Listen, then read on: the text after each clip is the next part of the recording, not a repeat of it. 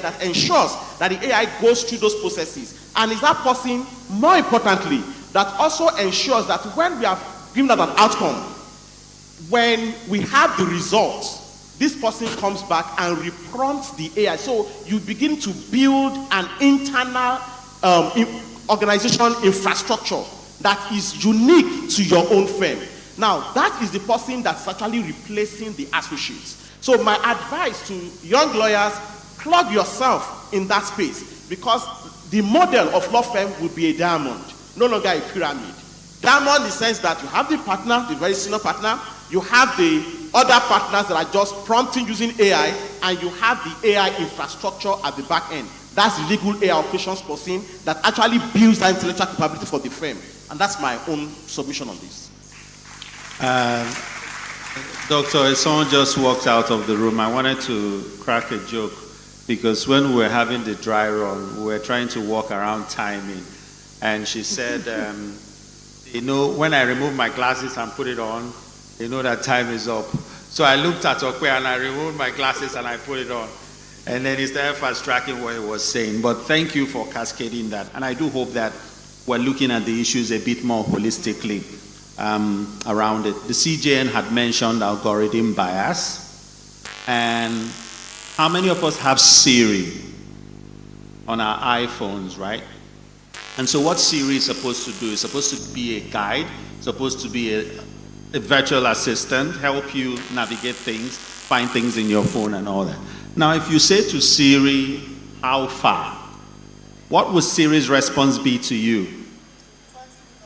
You say, okay, where do you want to go? It gives you some. But in African parlance and in the Nigerian parlance, how far is a form of greeting. Now, that challenge with those AI platforms are a function of algorithm bias. It's really not contextualizing our realities, and because we haven't put up enough information for it to contextualize our realities and work with us. So Rotimi, AI bias, algorithm bias is something everyone is talking about. But are lawyers really less biased than AI? The short answer is no. Thank you. Humans are not less biased than AI. The difference is that human bias is not auditable. Exactly. I would explain. Every one of us in this room, however objective we think we are, there are certain cognitive biases that operate under the frame. Confirmation bias, affinity bias, all kinds of biases. But we think we are objective. Now, but the difference with the AI bias is that it can be logged, it can be audited, and it can be called out. Right? So short answer, humans are not less biased than AI. Thank you, Rotimi. Thank you so much. I'll still stay with you.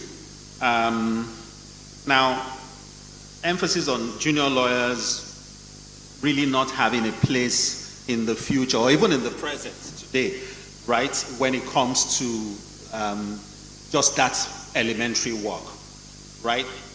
But is the reliance on artificial intelligence killing the foundational learning that is necessary for the scaling up of a young lawyer, right?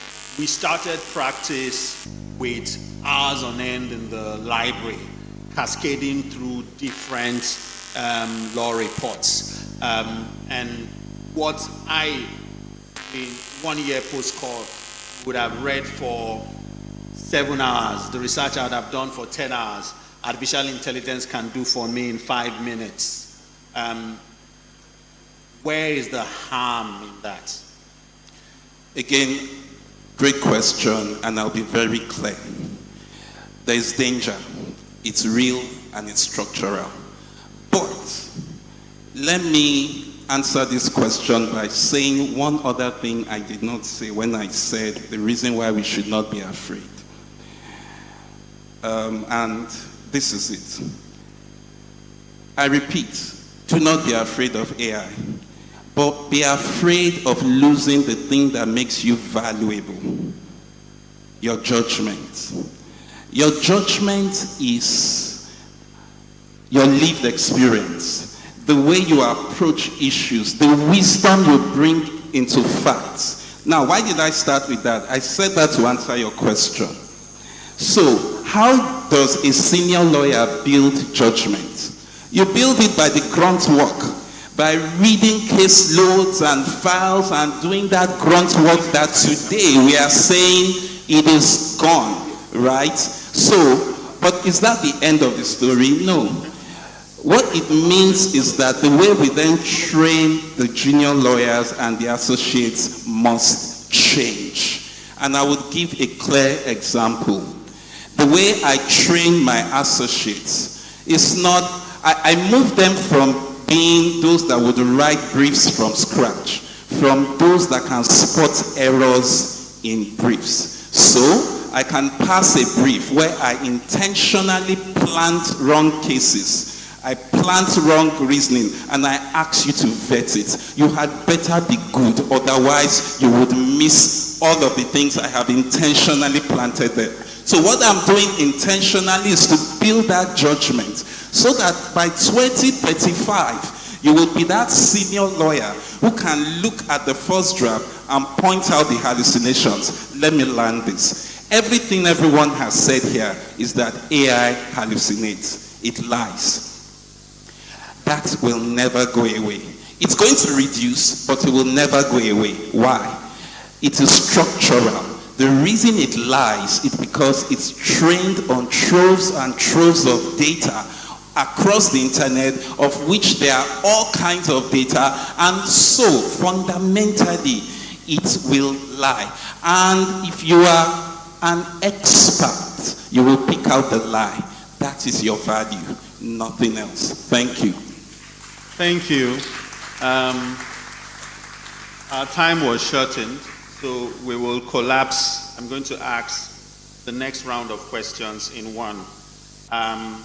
Okwe, prior to this, we again discussed with Mr. Debomir, and one of the things that I pointed out was the future of integrating APIs into closed source or open source platforms, and so people could work. Where does that see the future of Law Pavilion? And as far as research is concerned, as far as law is concerned, what's the future we're looking at? And just annexed to this is, in 10 years, what will clients really pay for, right? Would they pay for advice? Would they pay for relationship? Or would they pay for outcomes? Okay, thank you. Fantastic one.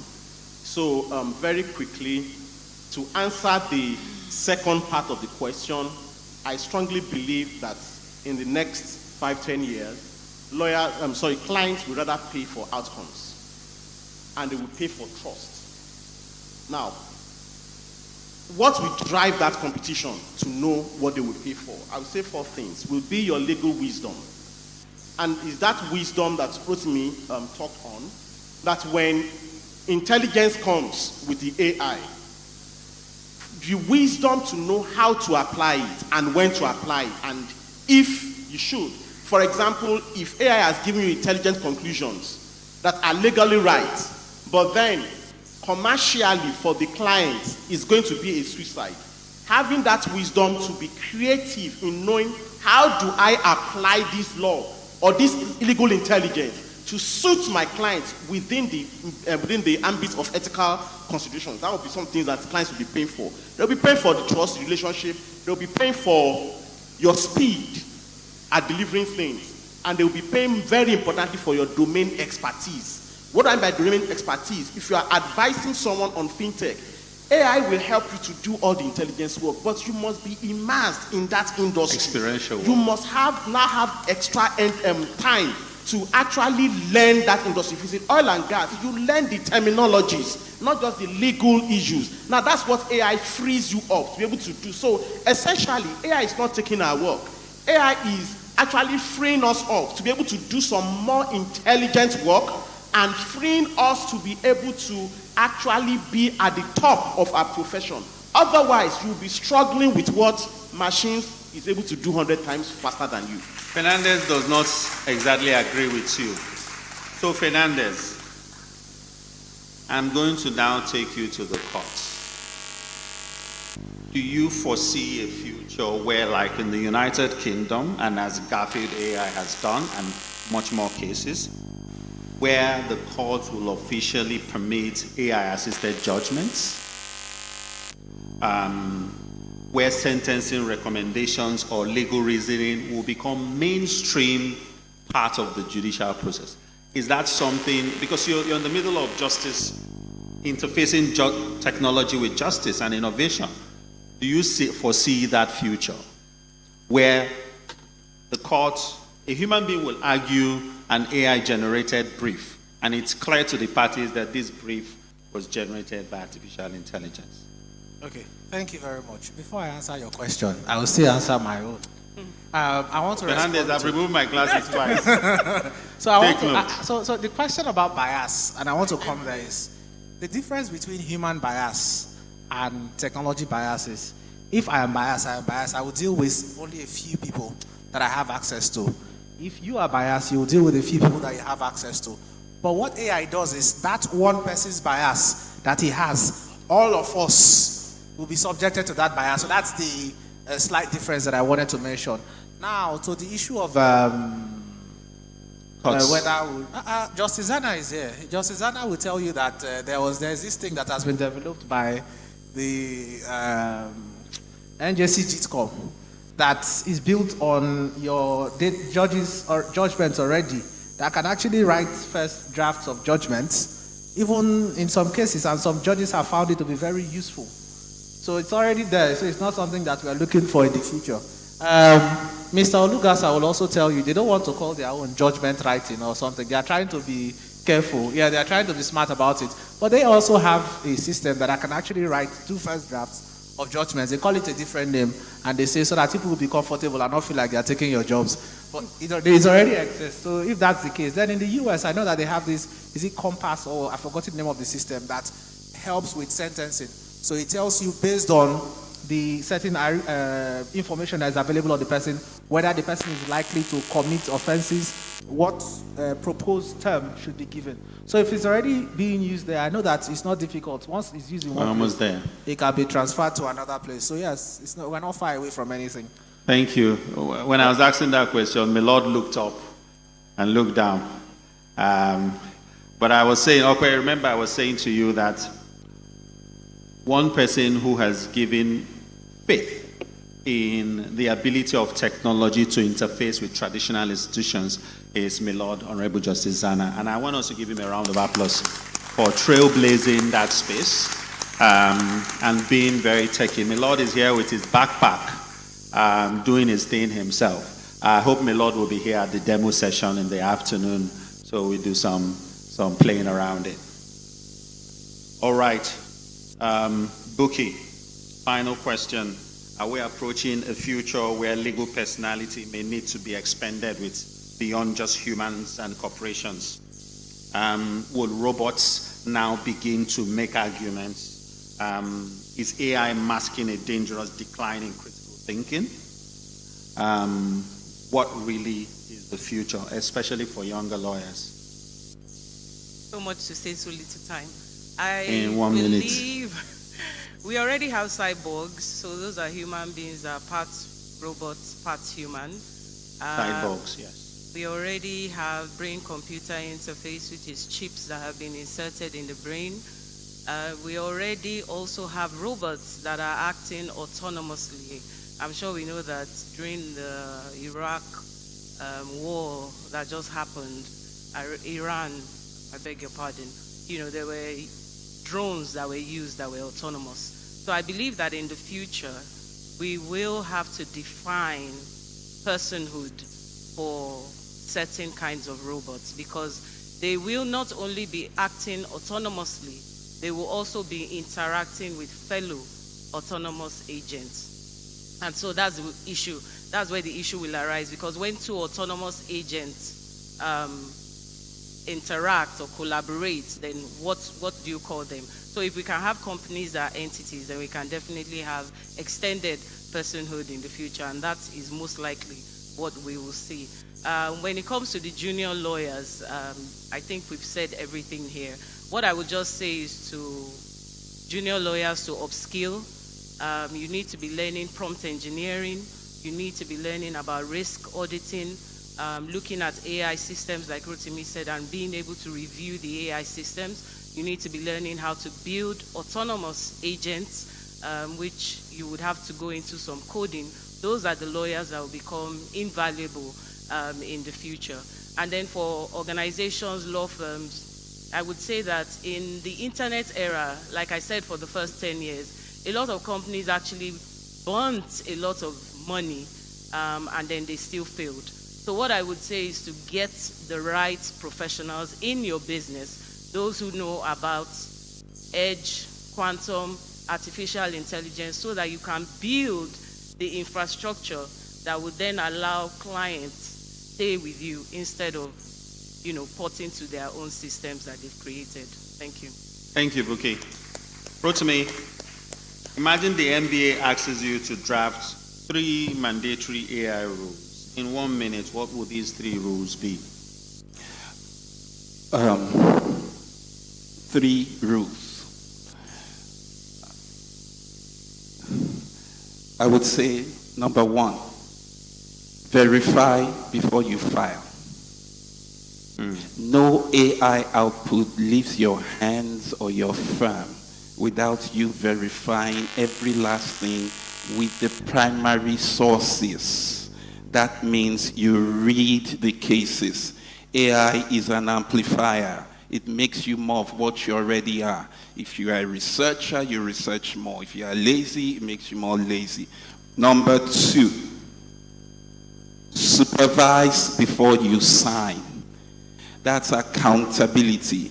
Today, Claude, ChatGPT, Gemini, whatsoever, how great they are, cannot lose a law license. You and I can lose a law license. When you put your signature across the AI-generated output, it belongs to you.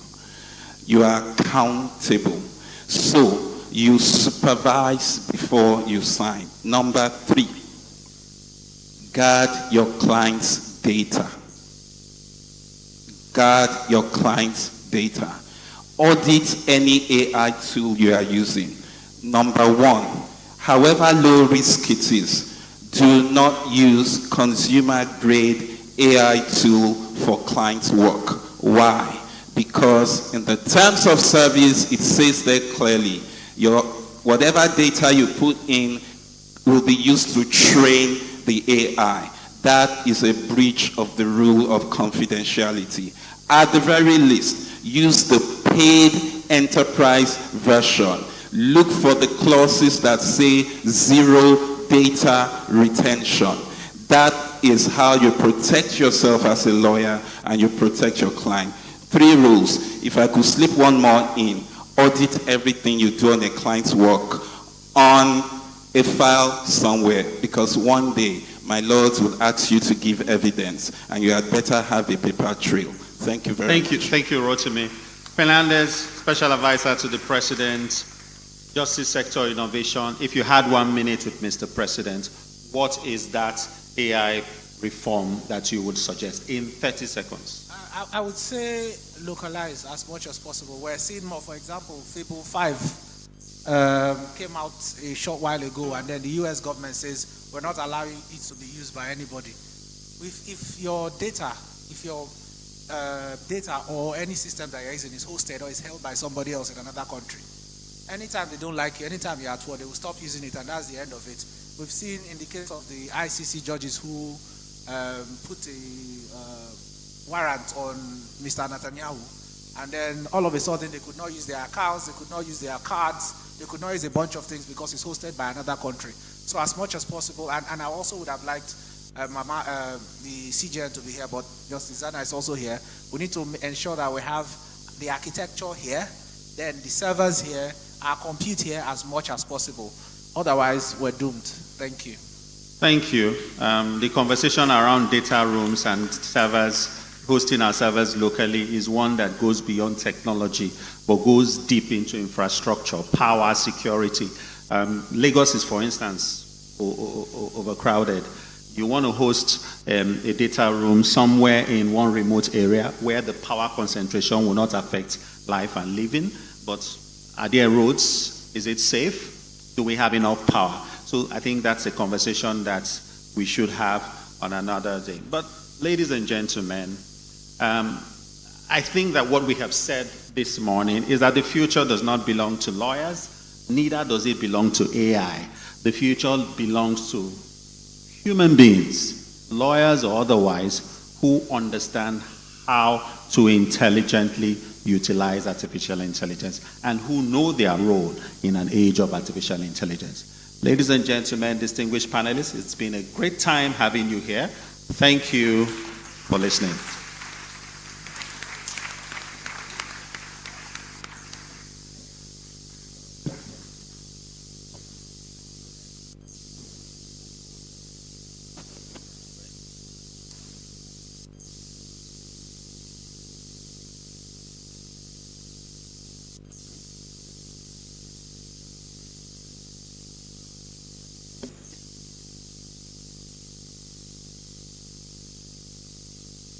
While they're setting up the microphone, okay. So while they're setting up the microphone, I want to do a bit of advertisement here. Hopefully in October, November this year, I'll be releasing my book, What on Earth is AI? Essentially, it tries to explain AI the way the average person on the streets can understand, both from the... Okay, you're ready. Get the point. Bye-bye. That's at the demo session. Demo session. And sorry to cut you short, but at the demo session, I agree with you. Please, a round of applause for our panelists. We'll have a short presentation. I'd like to call to the stage my Lord, Honorable Justice Hashim Zana, to kindly help with the presentation of gifts for this panel. My Lord, sir, thank you so much. We can have the ushers also very quickly bring the gifts so that we can have this process done. Can also have some help with the microphone at this end. We would appreciate that. Thank you, my Lord. My Lord, the gifts will be brought up very short.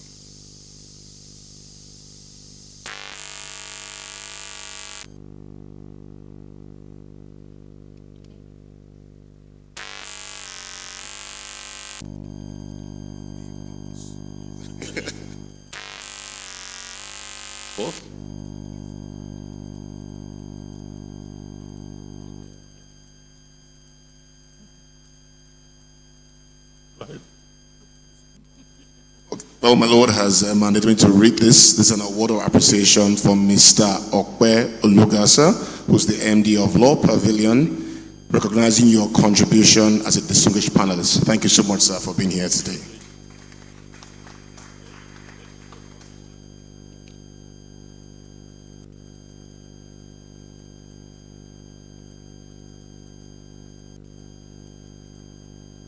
Can we have the next one very quickly, please?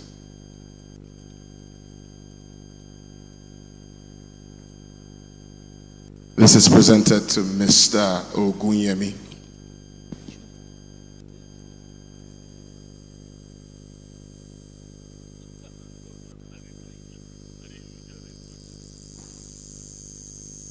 Thank you, Mr. Ogunyemi, for your time.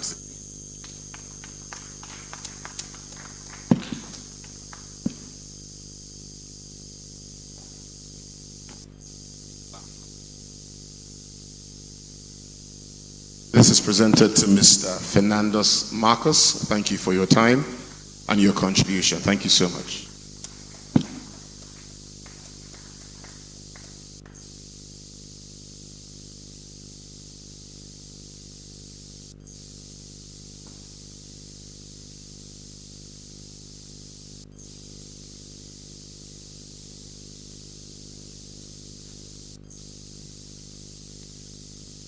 Thank you so much, Mrs. Olubukola Okunsaki, for your contribution to law. Thank you so much for being here today.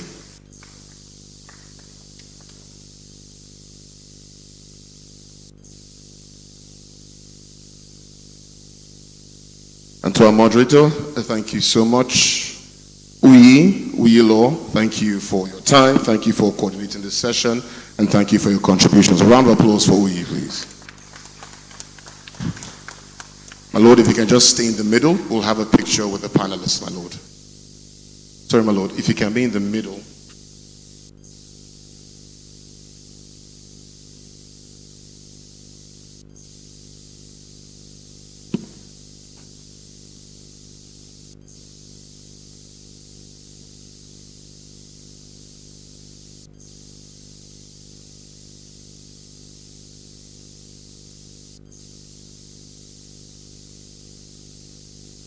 Thank you. A round of applause for the panelists as they step down.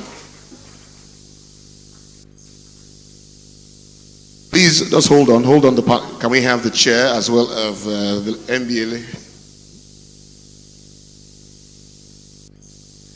Planning Committee Chair, Mr. Bosa Akwata, if you can join us, please, as well as the chair of the MBA Lagos. Thank you so much.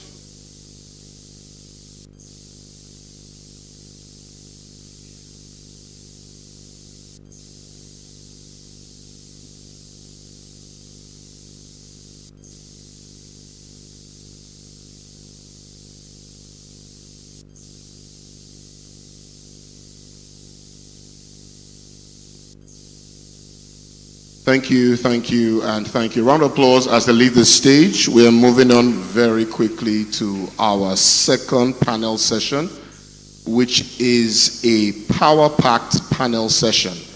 And you definitely do not want to miss this. This session is titled Enhancing Justice Delivery Through E-Filing and Virtual Hearing Opportunities.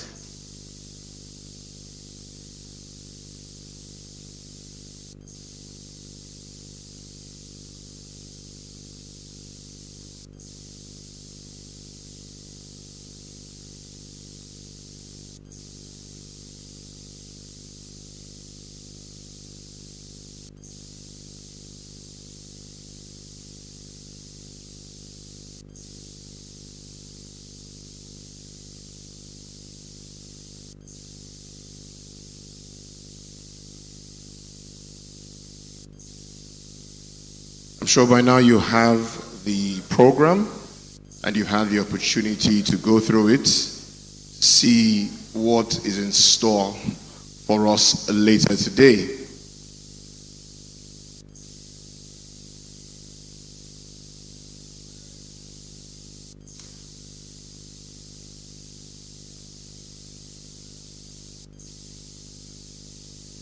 So before we move to our power-packed panel session 2, we're going to have spoken words, and I'd like to call on the stage Cynthia Ekeka. A round of applause for her as she comes up.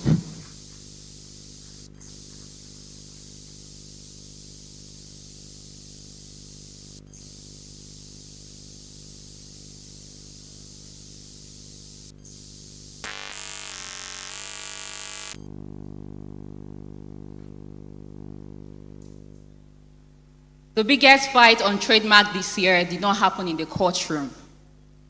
It happened on Instagram. Some of you might not know because you don't go there. A few lawyers who used this opportunity made videos explaining trademark and were able to get tons of DMs from people far and wide asking them to trademark their businesses in Nigeria. That's the power of digital age. Ladies and gentlemen, all protocols duly observed. I am Cynthia Ekeka, and I'm pumped to be standing before you today for my spoken words rendition on lawyering in the digital stage. From the fabrics that close the doctrines of this profession, you could tell that even in centuries past, we were groomed to be conservative in reasoning, in designs, in all means. So most times it's either black or white. We bow to the authority of the ancients, unbroken line, because the steadfastness to this line has been adjudged to be the hallmark of our nobility. Most lawyers still believe that professionalism means clients sending instructions via email, that TikTok is for crude and every unseriousness, that clients can be gotten through LinkedIn, but through Facebook or Instagram, the chances are quite skeletal, so no need of posting there. Bosses still hand down research work to juniors and strictly instruct, avoid ChatGPT. But calm down, boss. You might be missing out. But a new brief has been served on the collective legal mind. An automated summons that we cannot leave behind. Welcome to the digital age, where we no longer bow down to worship with our eyes closed on the altar of stereo decisis. Because if video evidence can be adjudged to be substantial from precedents, artificial intelligence is here to say that videos can be doctored and they can appear real too. So what then do you do when you don't know how to differentiate fake from real? When you're not AI savvy. The train keeps moving and it waits for no one, nor begs anyone to join. So if we lawyers do not hop in now, we would not relate to these trends. But this phase is the intelligence frontier, where the future isn't coming. The future is here. This intelligence is beyond impressing judges and other lawyers in the court of law with legal maxim. It is the innovations that meet up with the changing times in the changing society. Innovation that meet up with the changing time in the changing society. It is the breaching of gaps of 10,000 miles through one Zoom call. Our precedents are not just on the pages of Nigeria Weekly Law Reports. It is an Instagram algorithm tracking data from afar. The filing system is changing. Hence, less of files missing and justice being measured by the stacks of hard copies stacked high down the eyes as evidence. And this is not the time to have the conversation of avoiding ChatGPT. It is the time to discuss how best to prompt it, to review it, to optimize it for speedy, efficient, and excellent delivery. We must brace up to the matters arising and the manner at which they are arising. Innovative criminals can only be brought to book through innovative ways by innovative lawyers. Section 84 of the Evidence Act was the mountain to climb, but now it is deepfakes, blockchain, cloud-stored crimes. We must not play the ostrich, burying our heads in the sound as these tech disruptors reshape the laws of the land and then chanter, we run the town. No! We lawyers must run this town continuously for the common good of the common man.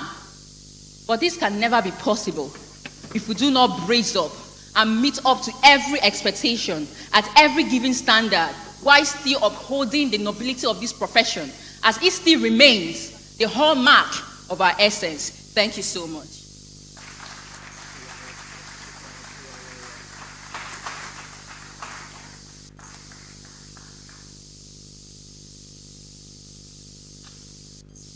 A round of applause for Cynthia. That was fantastic. Thank you for the spoken words. Before we proceed, I would like to thank our sponsors, for without you, we would not be here today. We are moving on to a very, very insightful session, a power-packed session. The importance of this session, we can tell by the caliber of people who will be speaking us today. The session is called Enhancing Justice Delivery through E-Filing and Virtual Hearing Opportunities, Challenges, and Implementation. I was hoping to call out the panelists one by one, but they are here, but I also recognize them. I'd like to start with my Lord, Honorable Justice Kashim Zana, the Chief Judge of Borno State. Thank you so much for being here with us. At this point, I'll hand over to Dr. Kubi. Kubi, thank you so much. Thank you. Your Lordships, distinguished guests, ladies and gentlemen, good afternoon. My name is Kubi Udofia, and I am the coordinator of this session. The topic of this session is enhancing justice delivery through e-filings and virtual hearings, opportunities, challenges, and implementation. This topic is critically important because it sits at the intersection of law, justice, and access to justice, or technology and access to justice. And to do justice to this topic, we have a very experienced panel of distinguished panelists, both from the bench and from the bar, who are already seated here. The session will be chaired by my Lord Honorable Justice Kasim Zana, Chief Judge, Borno State. Round of applause for my Lord, please.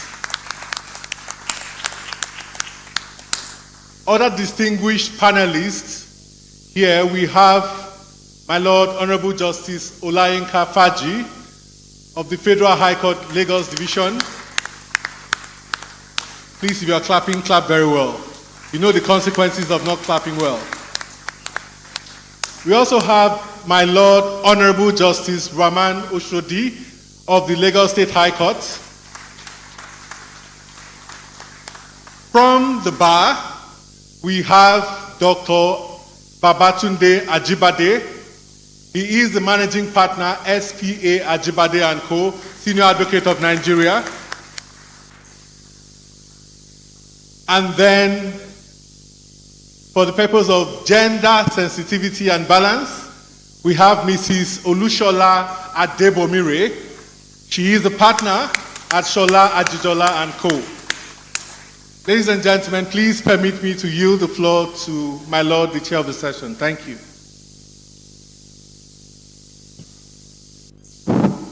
Thank you very much.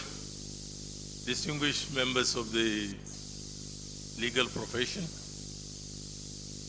I must say it's going to be a hard act for a panel to follow the sexier panel that preceded us, talking about artificial intelligence, which is more or less at the cutting edge. However, I am sure you do understand that right now, in our own justice sector, what we are facing and have interfaced with is the question of actually electronically managing our cases, filing and managing them. And many of you have already had some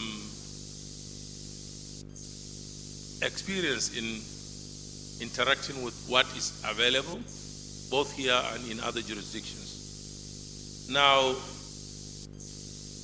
for that reason, you will see that we'll adopt, and I have to tell you up front, a slightly different approach, whereby we have reserved time for questions, comments, and contributions from the floor after the eminent panelists have discussed some of the issues.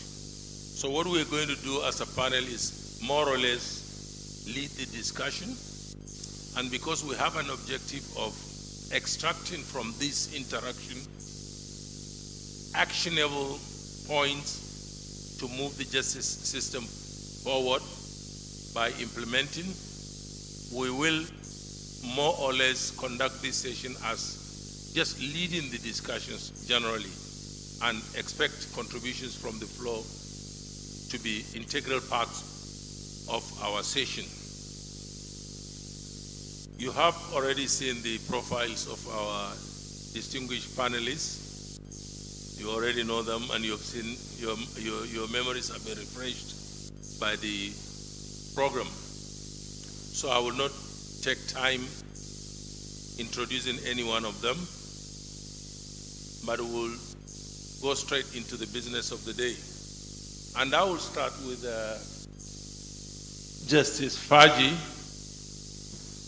because as we all know, recently, I think April 27th, the Federal High Court, Lagos, started electronic filing of cases and also managing the cases that are filed electronically via the Nigeria Case Management System, NCMS. This is the first time that the Federal High Court is onboarding on the NCMS. And Justice Faji has been the champion and the moving and leading light that has now started pioneering it for the Federal High Court. I wonder if we would have been able to roll out at the Federal High Court, but for the fact that Justice Faji has been very tenacious. We have had 3 attempts before we could succeed to get to roll out. Not because we were not ready or not because Justice Faji was not ready, but because of so many obstacles that may even come up in our discussions. But now they have started. So my question, my Lord, Honorable Justice Faji, how far has it been for you? How far has it eased your work? And how has your experience generally been so far, receiving cases electronically and managing them at the Federal High Court, Lagos? Thank you very much, my Lord, for those kind words. And proceeding from a member of the NJC, I suppose that will affect my performance evaluation. I accept them all with a lot of humility. Let me thank the NBA Lagos for inviting me to share my thoughts on this issue. Yes, it's a paradigm shift. It's like a disruptive approach, but it's an approach that is going to lead to better things to come. To borrow the words of my chief judge at the Go Live session on the 27th of April, my Lord said, this is moving with the times, and technology is very crucial in establishing an objective and world-class judicial system, which the Federal High Court hopes to achieve, strives to achieve. So within the technological architecture, the e-filing is just an application that's used to assist in ensuring that cases are filed very, very efficiently. Personally, I found it very, very interesting assigning cases from my phone. I found it very, very encouraging hearing what lawyers have to say about how the system has worked or not worked. Mrs. Ikwagu is looking at me. I just want to share something a lawyer shared with me. She said, "Good morning, sir. The new NCMS process is terrific. It is marvelous. We filed 2 charges 7:30 p.m. on Friday, and it was assigned a suit number before midnight. And the juiciest of all, it was assigned by 4:50 p.m. on Sunday via notification to my phone. This is good, sir. This will minimize contacts with the registry and avoid unnecessary issues." Then the next day, "Morning, sir. One of the cases filed on Friday night was arraigned this morning and convicted, sir. The system is really working." So between 5:30 p.m. on Friday and 1 p.m. on Monday, a criminal charge had been filed and disposed of. This is the best testimonial I can give about the e-filing. Embedded in this testimonial is the fact that gatekeepers have been substantially eliminated. The issues of payment and carrying physical documents about has been eliminated. The issues of the administrative judge having to get to his office in the morning and have so many files brought to him and then he starts flipping through files is no more, at least for the cases filed since 27th April 2026. So apart from the convenience, it's also an accountable system because there's an audit trail of the files, the cases that have been filed. It also gives us an idea of the cases that have been processed, the cases that are pending for assignment, and the cases that have been assigned. And I want to say, like I said in the goodwill speech by the Chief Judge this morning, that between the 27th of April 2026 and this morning, 630 cases have been assigned on the e-filing platform of the Federal High Court. We are very proud of that. We take our flowers for that. And we can only thank the NJC, Mr. Mahmood is there, our IT team, and of course, all the NBA branches in Lagos. They have been so supportive. We went through at least 12 training sessions between July last year and February this year. That shows the hard work that went into it. So we are able to track cases. And of course, my personal experience, I've already said. As we said, this is just to start the conversation. But for me, it's a step in the right direction. I wish and pray, going forward, that the entire justice ecosystem will be digitized so that we can then have a case management system. We can have a situation in which a conviction is entered at the Federal High Court and the prison services are aware of it immediately. We have a case where a charge is filed at the Federal High Court, and of course the prosecutors get their cases assigned on their telephones. Thank you very much, sir. That's what I want to say for now. Wow, this is really music to my ears, that the years of labor in trying to produce an indigenously developed and incubated, developed not in the technical sense, but in the conception, system for Nigeria. And I must say, I wouldn't have been here actually, but for the fact that the NBA branches in Lagos have played a critical role in making sure that we rolled out at the Federal High Court. So when they asked me to come, despite the fact that I am severely stressed, it would be improper for me now to say I cannot have the time. And I'm glad I came to hear these remarks from Justice Faji. Now, we have again on this panel a leading light, I would say a star boy of the justice sector and of the judiciary in Justice Rahman Oshodi. Judge, I am so proud of, and I will say openly, I will even start filing pressure on Justice Alogba. I've been trying to drag him to a higher level, in the international level, where he will, I know, make us proud, and he will learn more and benefit not just Lagos, but the Nigerian judiciary more. But that's an aside. Now, my Lord, the Lagos State Judiciary has had actually a longer period managing its cases electronically, using a case management system, and also filing.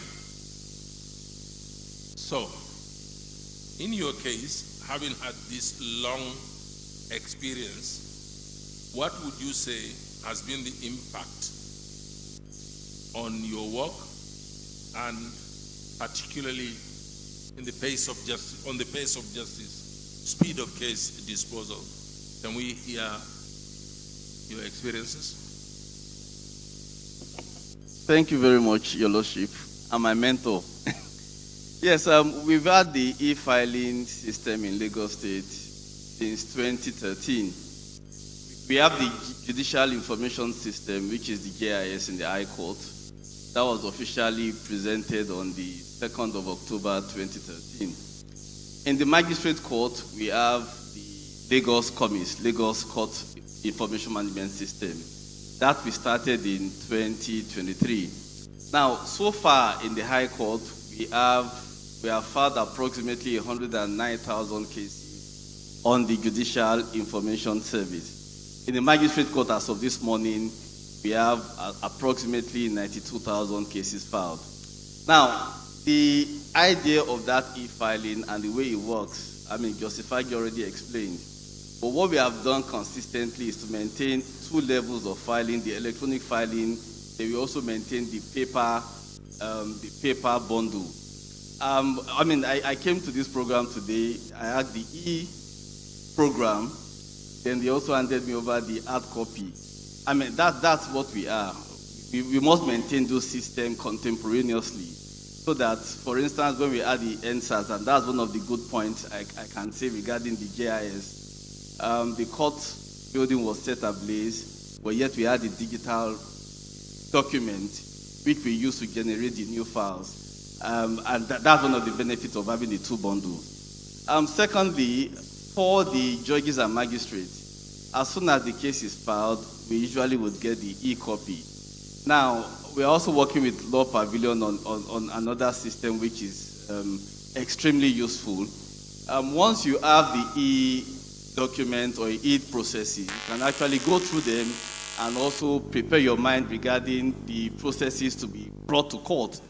What sometimes the glitch really is that it usually takes some time to get the hard copy to the court, but that doesn't exist in the magistrate court, because the magistrate court system, the paperwork in the magistrate court is not so voluminous, and so they deal with it quickly. For instance, in the small claims court, the maximum number of pages is approximately 3, 4, 5 pages. And that way, the magistrate begin to preside over the cases as soon as they are filed. But sometimes in the high court, you see volume 1, volume 2, volume 3, up to volume 7, and the lawyers file them in big bundles. Most of the lawyers come to court with their files, but yet they still have to sift through the bundles of documents they filed. And so we maintain these two processes on the same scale, contemporaneously. How it has helped the work of the judges, we are able to use the e-copies of the documents filed by the lawyers. And so I don't need to get to court the next morning. I've seen the documents that were filed in my court this morning, and I can prepare and work on them even when I travel, before you arrive in courtroom to work with the hard copies. And I think that's the best thing. You don't, those days of, you don't get to court and be surprised with the documents filed because you've already had time to look at it. And that has helped to accelerate and fast track cases. And even when lawyers come to say that they are filed and they've not transmitted the e-copy, but we usually get the e-copies first to work on before the case is actually called in court.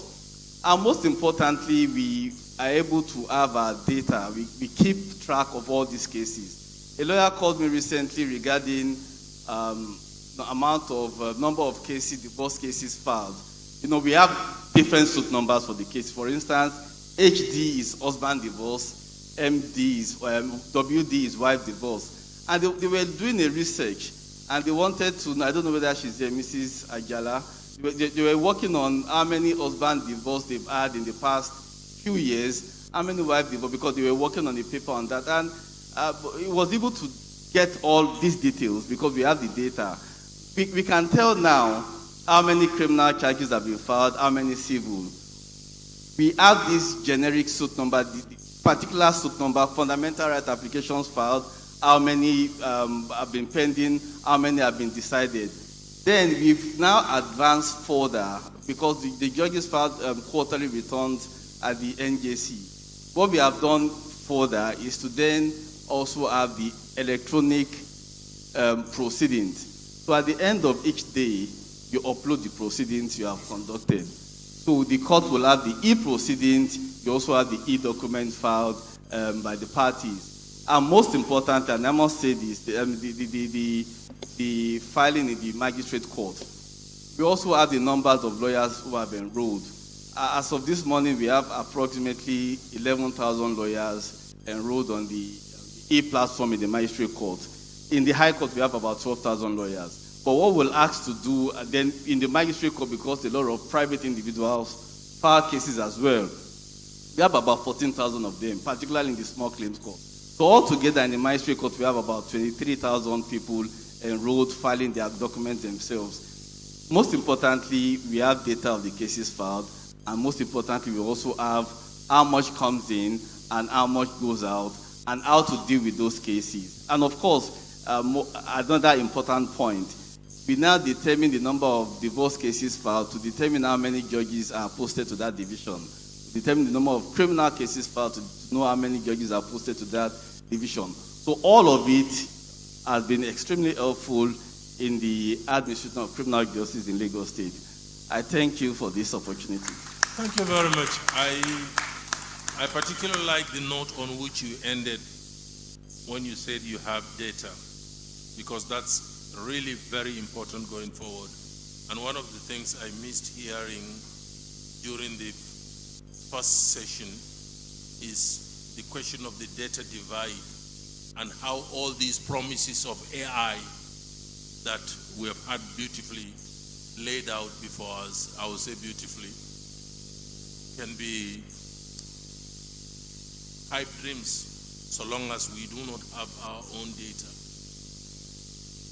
and sufficient enough to train whatever systems that we come up on, and we only rely on publicly sourced, internet source data that is very much weighed in favor of the world that is not ours. But sorry, I digress. I am particularly intrigued by one statement you made. You mean you still have paper filings? Yes, we do. Okay, one thing, let me add. That's okay, that's okay. But on the NCMS, we are averse to paper. And I would really, we have paper allergies. and that's why Faji would not see any paper. And there is nothing to fear. I understand the NSAS incident that you referred to, but we had our own similar one in Borno when we had a flood disaster that completely wiped out all the paper. Because our, particularly High Court headquarters, the ground floor is where the registries are, and the chambers and courts were upstairs.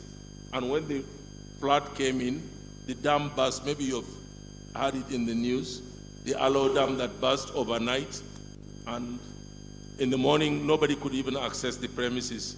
And worst part is, we are next to the zoo, where crocodiles and serious animals were there. And most of the crocodiles actually swam to the High Court premises. We never knew that they had grievances and they wanted to file their own cases. They should have known that they could have filed online, but they didn't know. So, but we didn't have any incident. We never had paper since, we stopped paper since 2020 during COVID. And we just went on. In fact, our experience led to one development. The NCMS, we prescribed having a server room per court. We realized that we don't even need the servers anymore. All we did was just give laptops to one or two staff, and that's it. And we now eliminated it from our checklist. When states want to roll out, you don't need any server. So but I can understand also the volume of work you do, but I think this is something that is worth looking into. Paper has its own issues. But then, let's now go to the how, and I'm really impressed by your use of data to already do your postings and see how judges could be effectively deployed. But we want to know how the bar now also is impacted by the technology rolled out. And I would first actually ask Dr. Ajibade SAN whether he has filed in both courts well, definitely Lagos High Court, you've already done that. What about the Federal High Court, the newer one? You're not yet filed. Oh, sorry, we wouldn't get that experience. But by and large, what's been your experience with the Lagos State system that you have experience with, and how has it impacted your work? How easy is it, and what do you want from it? Thank you very much, my lord. And let me first start by congratulating the Lagos Branch Exco on putting this very, very important topic on the table for us to discuss. And at the risk of sounding like because I don't want to rain on my lordship's parade, the account of e-filing from the judiciary has been so positive, I'm hesitant to say anything to the contrary.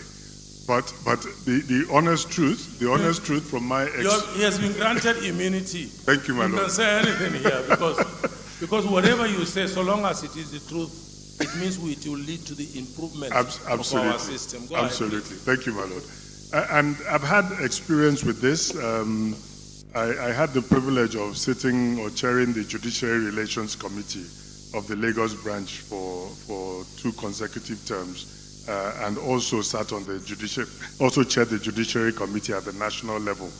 The problem that I see, both from feedback from my own office, obviously most senior lawyers in the audience, we don't file, so we have to get feedback from those who are using the system. But the feedback has remained that the system has not delivered its promise, because the promise that we were given was that we would be able to file from the comfort of our offices and that we would not need to engage with the registry at all. Now, like I said, I haven't tried the Federal High Court, so I don't know if maybe the Federal High Court system provides that platform, but definitely the Lagos State High Court system does not. The JIS has not given us that ability to file from the comfort of our offices. And the challenge we see, we don't think that this is something that cannot be surmounted by the technology. What I perceive from the feedback I get is that is the human element that is making this not work. Because the people in the registry still want you to come and interface with them. So they would make what is designed or what was designed to work remotely, entirely remotely. They make it impossible. And it's not, it's definitely an improvement. And that's why I said I'm not trying to give a negative, totally negative report. It's a great improvement. Listening to what my Lord Justice Oshodi has said, it's clear that it's making life easier for the judiciary. It's providing records, etc. But the lived experience of lawyers, as I understand it, is that it has not given the ease that is required. I asked the head of our litigation team to give me specifics. And my Lord, I think I can't do any better than just read out what he said. He said, the remitter network for payment is not always available. You may need to come back the next day once the system is down. That's a technology issue. He said, it is not 100% e-filing. You still need to be physically there to initial your process, without which you cannot file. The staff manipulates this initialing to favor the person that gives money. That is the person who will be attended to first, and is not first come, first served. With this, you can stay in the queue for a long time. For the EO thing, after uploading your process, you need to call the officer in charge to come online for your court process to be authored. And if he says he's not in the office, you have to wait for him or her. The e-filing process needs to be followed up from one stage to another until your matter is assigned to a judge. So this is the experience in the Lagos High Court with the JIS. And like I said, it's a great improvement. Clearly, it is working very well by the time it gets to their lordships. But for those of us that have to interface with the registry to do the filing, it is still a bit of a challenge.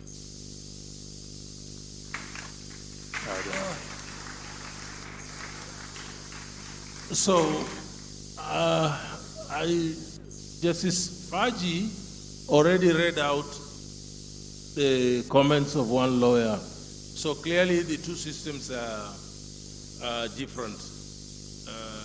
But one thing I want to state clearly is that the NCMS, the National Nigerian Case Management System, is run by the NJC, and all courts, all superior courts in Nigeria are entitled to it, including the Lagos State High Court. And actually the idea about the NCMS is to have a to be the backbone of the soft judicial infrastructure in Nigeria, whereby cases can start from the high courts and move on to the Court of Appeal and end up in the Supreme Court. And all of them now exist and fetch from the same database. So that smooth transition and operation in an ecosystem is the development philosophy that led us to the NCMS. So there's no need wearing any gloomy face. As soon as any time the Lagos State High Court wants to move to the NCMS, they are already entitled. But if I could just ask a question, because this question arose when we were interfacing with in preparation for the Justice Sector Summit. In a situation where you have some states like Lagos and I believe Ogun and a few other states that already have their own systems, is it possible for the NCMS system and their own systems to, I don't know what the technological term is, interface and speak to each other so that we don't have to start all over again? What happens is, in these kind of things, you design a migration strategy whereby it's all about the data. So the existing data can be used and migrated onto the NCMS, and it's doable. In fact, the most difficult thing to do is to take paper into the electronic world, right? So since it's already electronic, it's just about writing code and then migrating it. I understand, yes, it will take some effort, but our experience has shown that where there is an existing legacy system and it is not owned by the judiciary, unlike the NCMS, and that is one of our philosophies in the development, that it has to be owned. The CJN made a very significant statement that the tech must serve the ends of justice. And we cannot abandon the constitutional responsibilities and philosophies for the sake of technology. So ownership by the court is very important and is fundamental. So our experience is that when you come to migrate, if it's a business that owns the system, then businessmen will be businessmen. Nobody will want his cash cow to go. So, but these are matters of policy and governance that can be ironed out at the level that they should be. But all I want to just lay out clearly is that the NCMS already belongs to Lagos State Judiciary. If it wants it, then we can sit down and work out a migration strategy. We are already doing that with River State, which also have. And to be fair to you, to be fair to Rahman and the Lagos State Judiciary, our experience, we have done a lot, we've been on this business.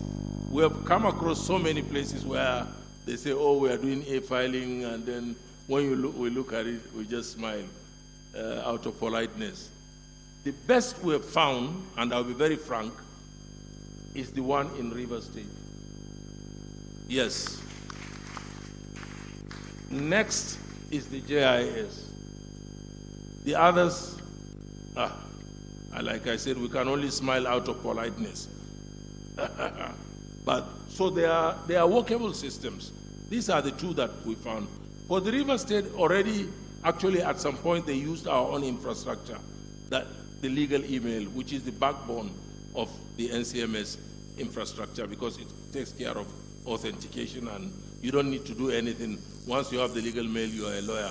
And once you can file in any of the states in the Federation, you can file anywhere. So that's why you find that lawyers in Bayelsa can now file in Maiduguri and conduct their cases without needing to do anything. Because with that legal mail alone, their access is granted automatically and they can do it. So these are things that can be ironed out.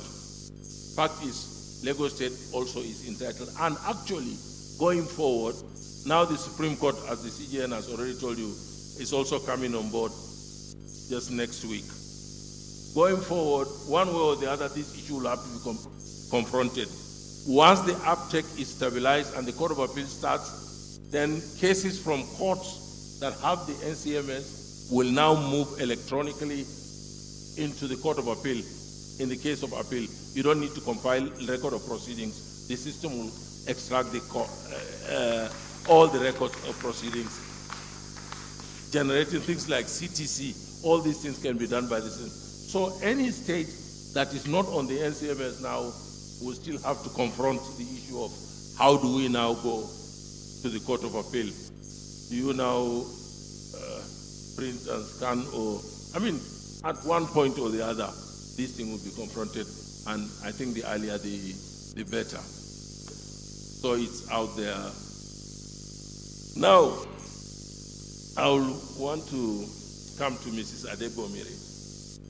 By your practice, which I have been able to hear a lot, and you're leading in that, I am sure the impact of virtual hearings is best heard from you. How has it helped the speed of justice and also access to justice? Positive or negative? And how far? Thank you. Thank you, my Lord. And thanks to my dear friends. Thank you for inviting me. Thank you to the other panelists. Virtual hearings flowing from the e-filing. And please, sir, permit me to just read something quickly on e-filing. The same thing I did. I asked one of my people, just give me a summary of what it has been like. And which one is it? The e-filing. At the Federal High Court or the state? No, Lagos State. Lagos State, okay. And just a very, very short summary. She said,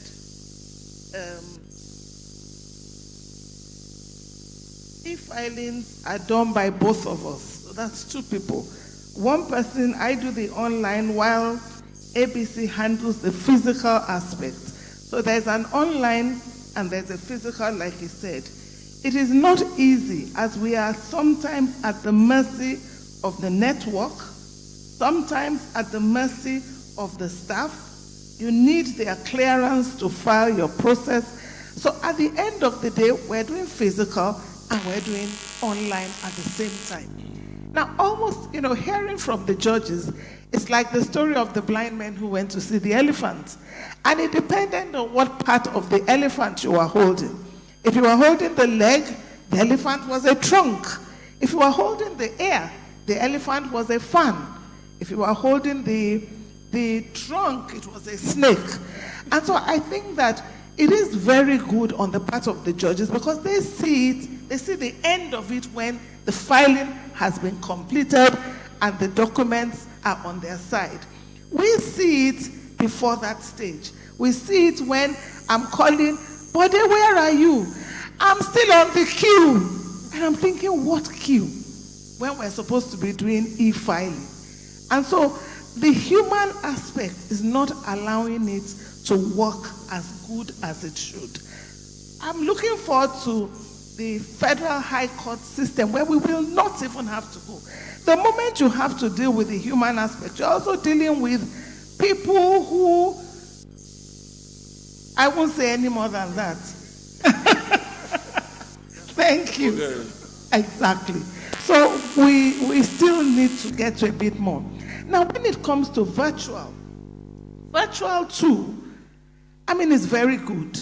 We use virtual hearings. It is helping speed to a certain extent. To a certain extent, because these days, my clients abroad, I tell them you don't need to come home to give evidence or do anything. We had a case in the past, many years ago. A woman came from Scotland 5 times before she could be heard on a simple matrimonial case. 5 times. And I imagine how much she spent each time, how much time off work, because she was a medical doctor. Thank God that is not going to happen again. But at the same time, we still have challenges with technology, serious challenges, because another client in a similar matrimonial case almost probably felt we just were not doing the job. And at some point she said, she was just going to ignore the case, because somehow, whenever she came on was when either technology was down, she was abroad, so her technology was always up. But our technology would sometimes be down, our courts will be busy, and they are busy. So when they say, come on at 12 noon, if the court is still sitting up to 12 noon, there's nothing anybody can do. But they sit over there and they say, oh, the time is 12 noon, I should be heard at 12 noon. It doesn't work like that. So at the end of the day, even though things are getting better, technology and all those things are still dragging us back a bit, dragging us back with virtual hearings. Also, with regards to these virtual hearings, there's a problem with many people. It's not everybody that can handle virtual hearings. It's not every firm that can handle virtual hearings. Okay. And so for this reason, you have one firm that is technologically strong on one side and another firm that is very weak on the other side. One will always drag the other down. And so where you would have expected the speed, you don't get it because they're not on the same level. All these things, judges are still very busy. SANs will still take their place. I think maybe at a point we may have to look at what arbitration does. We call it the chess clock method. And in the chess clock, everybody has their time. You can't go beyond your time. If your time is 30 minutes, 1 hour, that is it. So that everybody can be sure that when it's their time, of course, barring technology and things like that, you will get your time when it is your time. And I think it would encourage, amongst other things, it would encourage people more to use virtual. But I still think that this has been a very, very good development, having virtual hearings. It will get better. Thank you.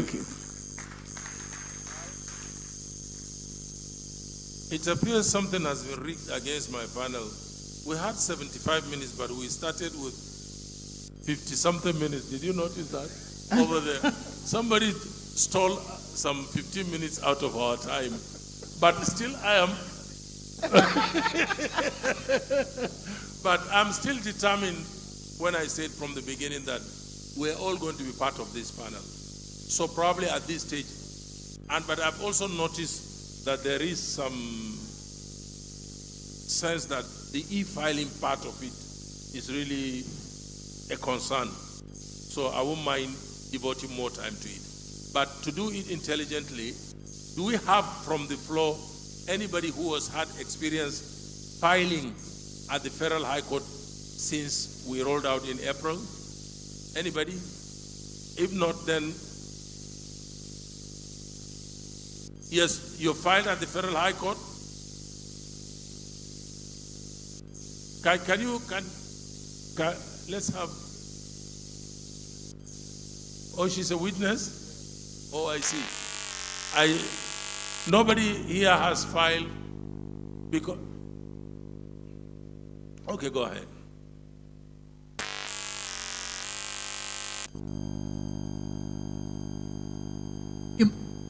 Thank you, my lord. I have seen proceedings where filing was done at the on the e-filing platform. And I actually mentioned to my lord Justice Faji before the session started. Okay. What my lord said was about the criminal. I believe what he was talking about when he read out those commendations applied to the criminal charges in the Federal High Court. The situation is a bit different when it comes to civil matters. Yes. For what I saw in court, the matters were filed on the e-platform, all right. But when the matter came to court, the processes were not in the court file, and the court could not make any progress. And the court actually asked counsel to bear with them that the e-filing was still experiencing teething problems. Okay. So that is not as smooth as it appears to be in Benue State. Okay, in the civil case that you yes, were my lord. A witness to. Yes, my lord. Any other person who has witnessed, at least, since we don't have anybody who has filed, maybe even the witness would do, so that we'll have a good idea of the experience. Unfortunately, we don't. Yes, like I said, the one on the NCMS, there's no paper. So So long as the judge too doesn't have internet connection, he cannot access it. Simple. But what we advise as a procedure is, as soon as the case is received, the judges should now create on their desktop, by desktop I don't mean the physical computer, on their own system, a folder for the case, and then download it as soon as documents come in. That way, when you go to hearing, you don't need to be online. And all the papers that are filed, you download so that they become native on your system. You have a folder name with the case number. So during the hearing, you just open it and conduct the, go ahead with the hearing. I have seen Fernandez is raising his hand, so I will give him the microphone, please. He says it's not a witness. Give him the, who is, I think he was over there. Where did he go away to? Fernandez is there. Go ahead. My Lord, I have to first start with saying I'm not a witness. You are not a witness. So if it's only witnesses that are speaking, then I will sit down. But I was going to say, isn't it possible that the saving should be automatic, so that even if, as long as you have logged into the system and you come online, they automatically save the newest processes on the folder. So these folders It actually is automatic, exactly. But for them to have a system that will organize it, you first have to create your own folder and then move it there. But of course, we could have it in such a way that a protocol whereby this could be done. Thank you very much. That's a very good idea. And I can already see Mahmoud taking note of that. But we have so many things to do right now. Okay, go ahead, please. Well, my Lord, sir, whether we're talking e-filing or we're talking virtual hearing, one thing that is clear to me from the comments that have been made here is that the greatest challenge is the technological infrastructure that we have. I've never had the pleasure of appearing in my Lord's court. It may well be that the internet service in Bono is a lot better than what we have in Lagos. The challenge we have here, because as Mrs. Adegbomire said, virtual hearings are fantastic when it's working. But then I have one I'm involved in at the moment where at least on 2 occasions, we couldn't go on because JIS, there was no internet connectivity, the witnesses were out of the country, they couldn't see them, we couldn't hear them, the matter had to be aborted. So if we don't invest, and this is, I wish the Attorney General's representative was here, we want these things, but we have to put our money where our mouths are. We can't have technology if we're not prepared to invest in the necessary infrastructure to make it work efficiently. Honestly, this is very interesting because we used to think that, oh, if we were in Lagos, things would have been much better. Sorry, I need to. So, but in all honesty, it's working without any significant problem. So I'm really confused as to really how Lagos can have that problem. Yes, go ahead, Raman, please. Go ahead. Let me quickly add. For the virtual proceedings, we started with 2 licenses. That was during COVID. Now we use 40 licenses across all the courts, including the magistrate court. As of today, we've scheduled approximately 6,500 virtual hearings. Now, what we've also done with the technology aspect, we've also, most of the high courts now, we are buying more, have interactive boards. And I think we use that for lawyers who have appeared before, Okunuje, they use the interactive board. Now, the interactive board eliminates multiple devices. And so and I also use that. Once you put that on, no other device is on, and it mirrors on it. And what we also use the interactive board to do is evidence. If they are tendering digital evidence, the witness goes to the board and display on the board. We use that all of the time. But the challenge we have, the internet is also good, depends on the court. So now it depends on the location. The Ikeja court, we have cable, we have backup court. Then it depends on the location for the internet. And we know these days, internet providers. I'm sure we all have 2, 3, 4 service providers. But so far, based on the report I have, we've been doing excellently well regarding the virtual proceedings. We take proceedings all of the time, and we can schedule 40 proceedings contemporaneously. What we had in about 4 years ago was a situation where if you schedule one proceeding, the time is locked. But now you can have multiple proceedings. But the only thing I must mention is that even members of the bar, they are not so encouraging in terms of, you see lawyers opposing applications for virtual proceedings. That's one. Then two, the weakness is somewhere in a village in Ogun State. Rather than have the weakness go to the nearest, that's why you have bar conferences. Bar conference, you meet colleagues from all over Nigeria. So you have members of the bar in Maiduguri, in Borno State, in other states. So rather than tell the witness to take the virtual proceedings from his house, tell him to go to the nearest chambers. You have Afe Babalola's chambers in Ekiti State. They have all of these facilities. That's the reason why you have that interaction amongst members of the bar. But the experience I've had is a good number of the times, the weaknesses, and of course, when proceedings are ongoing, the witness will wait for some time, usually 10, 15 minutes. And sometimes the witnesses who have not been to court before, they take that opportunity to observe. Then once their time is on, we connect them and they do the virtual proceedings. I'm not aware of where you have glitches, whether which particular courthouse, but many of the courts use this interactive board. No more echoing of voice when you are conducting the proceedings. Right. Lastly, the proceedings are also then recorded, then also transcribed for the transcript of the proceedings. Yes, thank you. Tunde is itching to say something, so go ahead. No, I was just on a lighter note, because I noticed that Justice Oshodi used Ekiti as an example of where there's bad connectivity. And as a proud indigene, I wasn't going to take that line low. But that aside, my lord, just in all seriousness, I mean, as Mrs. Adegwamire mentioned, I think the experience is patchy. I've had virtual proceedings that have gone very well, but we would like it to be entirely seamless. And one of the points I was going to make, which I think ties in with what my Lord Justice Oshodi said, is that perhaps we need to update our virtual proceedings practice directions, because the practice directions we have in Lagos State were prepared during COVID. They're much outdated, because really we should have practice directions now that stipulate what you've just indicated. If you're a witness in virtual proceedings, there needs to be criteria as to where you can be. You can't be in your farm and expect the virtual proceedings to go on smoothly. And I think it's an opportunity as well for the NBA, because maybe this is one of the few times that the multiplicity of branches we have will become an advantage.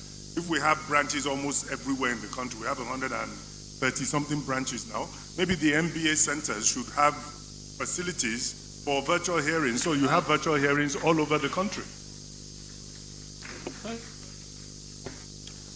I think I like that note on which you ended, and I'm even going to give you good news, which you can use next time Rahman uses Ekiti.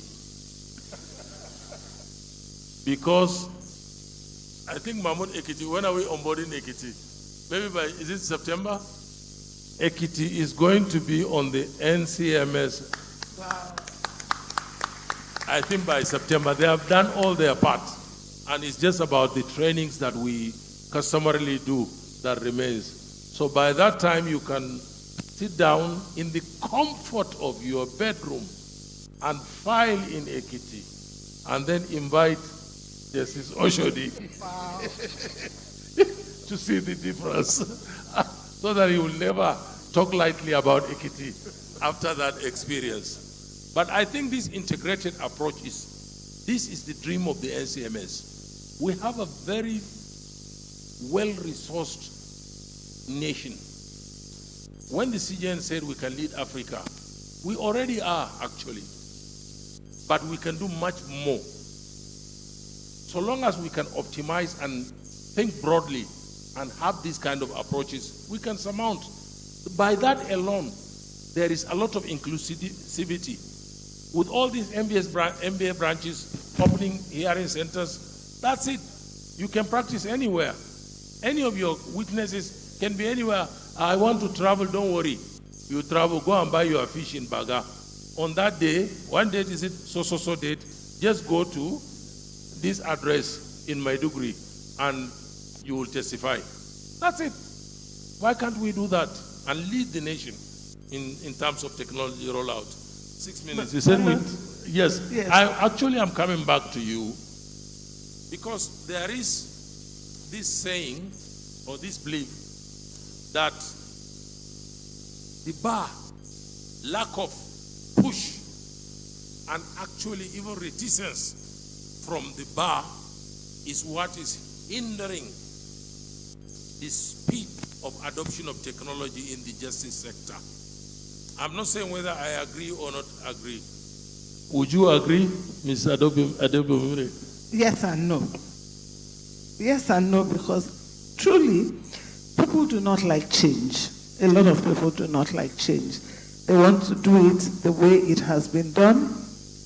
I must also admit that doing it the way it has been done sometimes gives the lawyers more time to charge on. So, we have to think about that.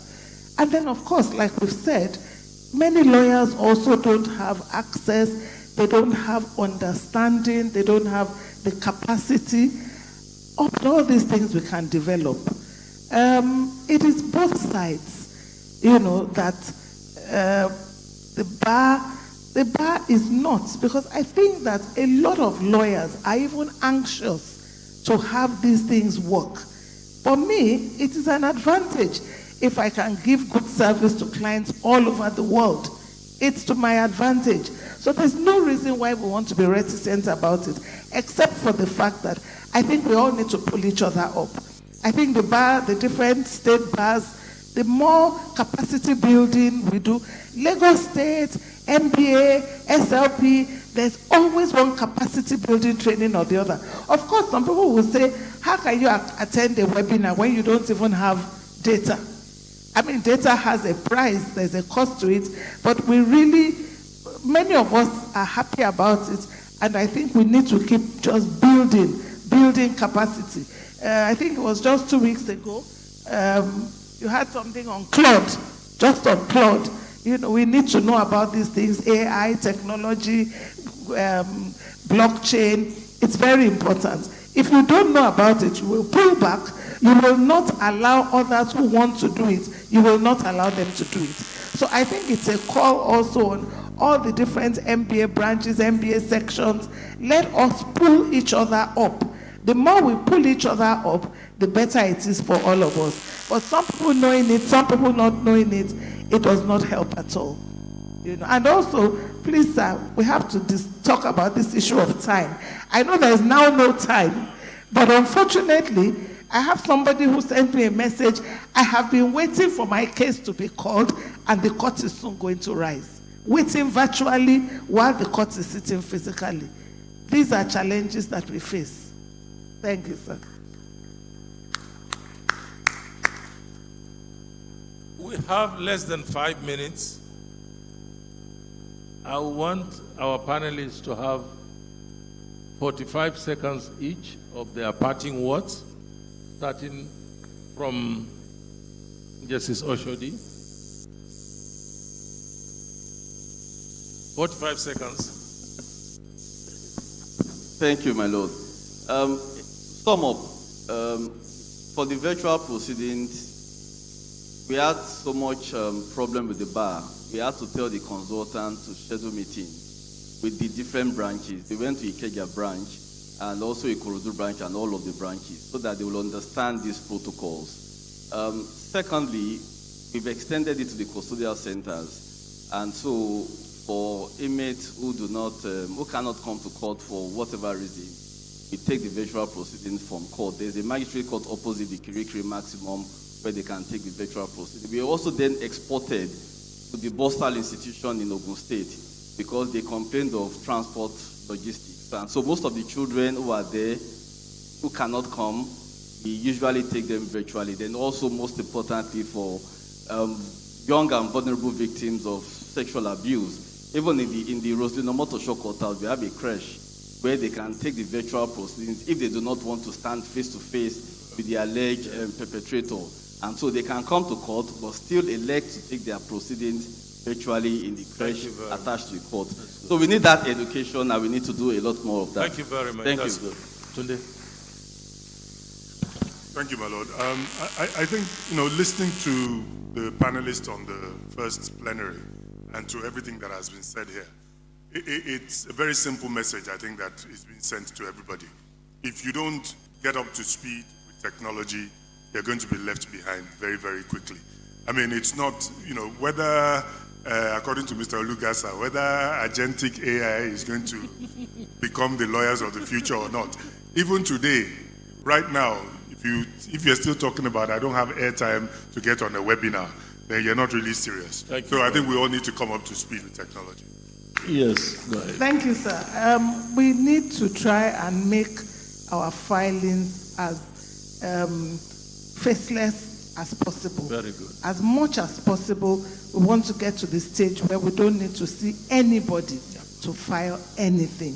And then hopefully also, like he said, we on our part as lawyers, we will continue to develop capacity so that everything can be seamless. The filings, the virtual hearings, we can do all these things without seeing anybody. Thank you very From the comfort of our office, I know we're going to get there sooner than we think. Thank you very much. Thank you very much. Yes, Desfaji?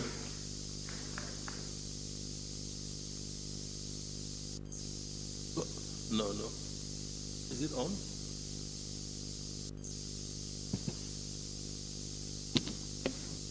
Well, we are ending from where we started, and that gives me a feeling of completeness. What I think we should think more about is how to make the judicial ecosystem more interoperable.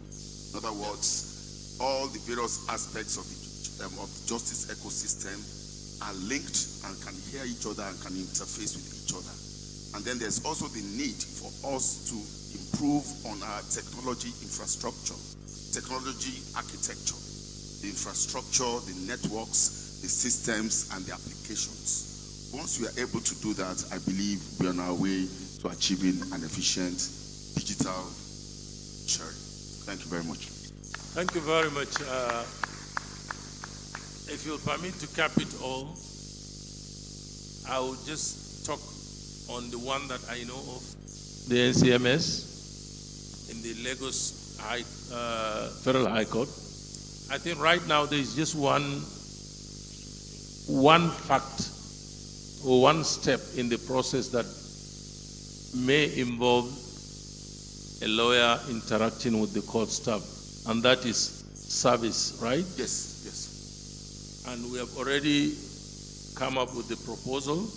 We can write it into your system so that the system can calculate what is needed for service. And the lawyer filing then files and pays that from home, and he won't have to come to court.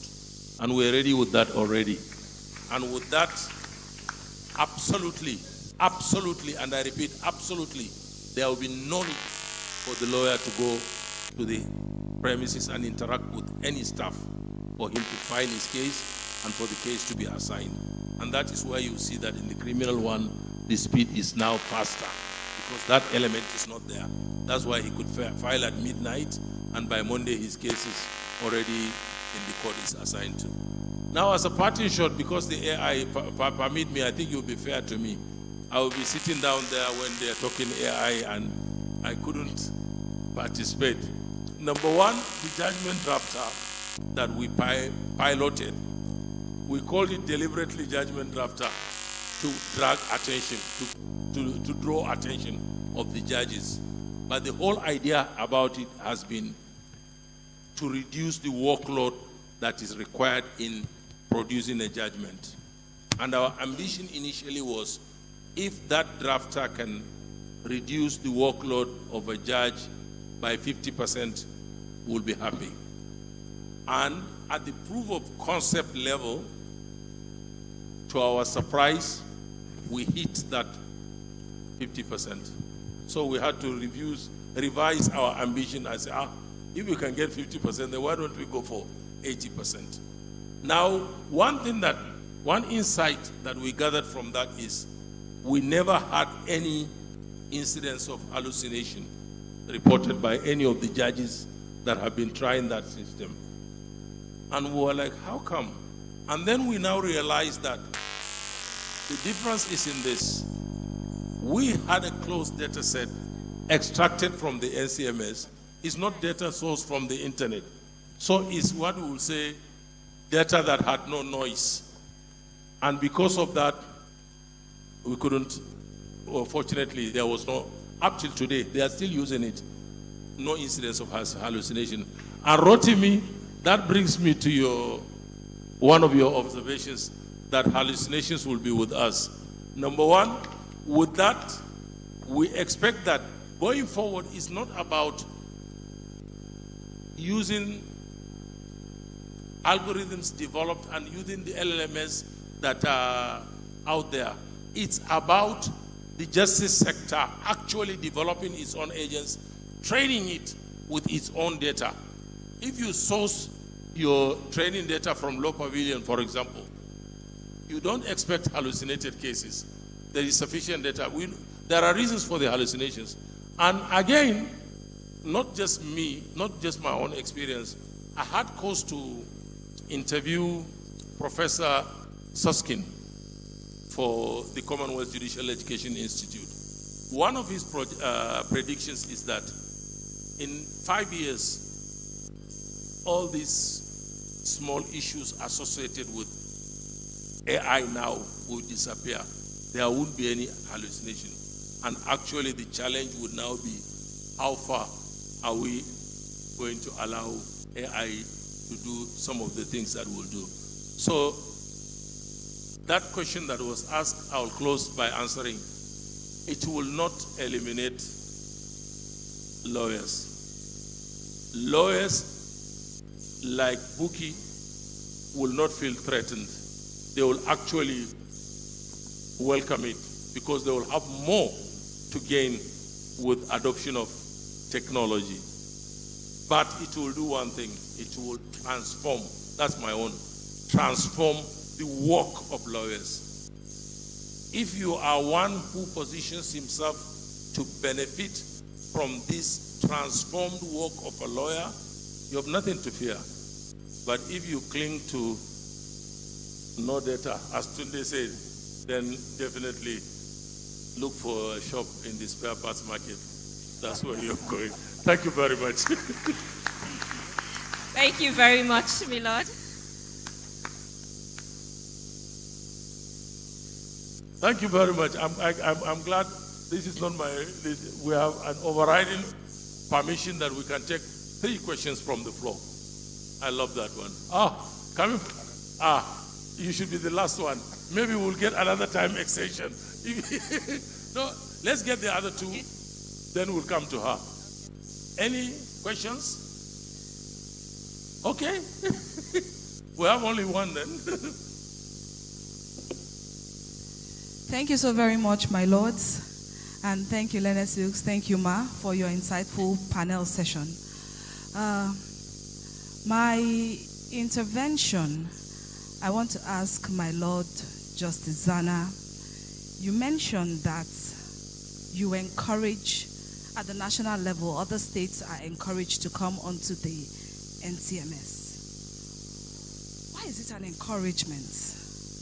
Why doesn't the judiciary now embrace making it mandatory for all states to come on board? The reason why Mr. Adegbomire said it's like the case of the elephants. You go to Federal High Court, you have a seamless system, which just started. Even in the Lagos, and then I'll now move to Justice Oshodi, the head of the IT for the Lagos State Judiciary. Even in Lagos State Judiciary, at the magistrate court level, it's a lot more seamless. I think they use the commis, if I'm not mistaken. It's a lot more seamless, but it's still, you still have to have human interface with the courts.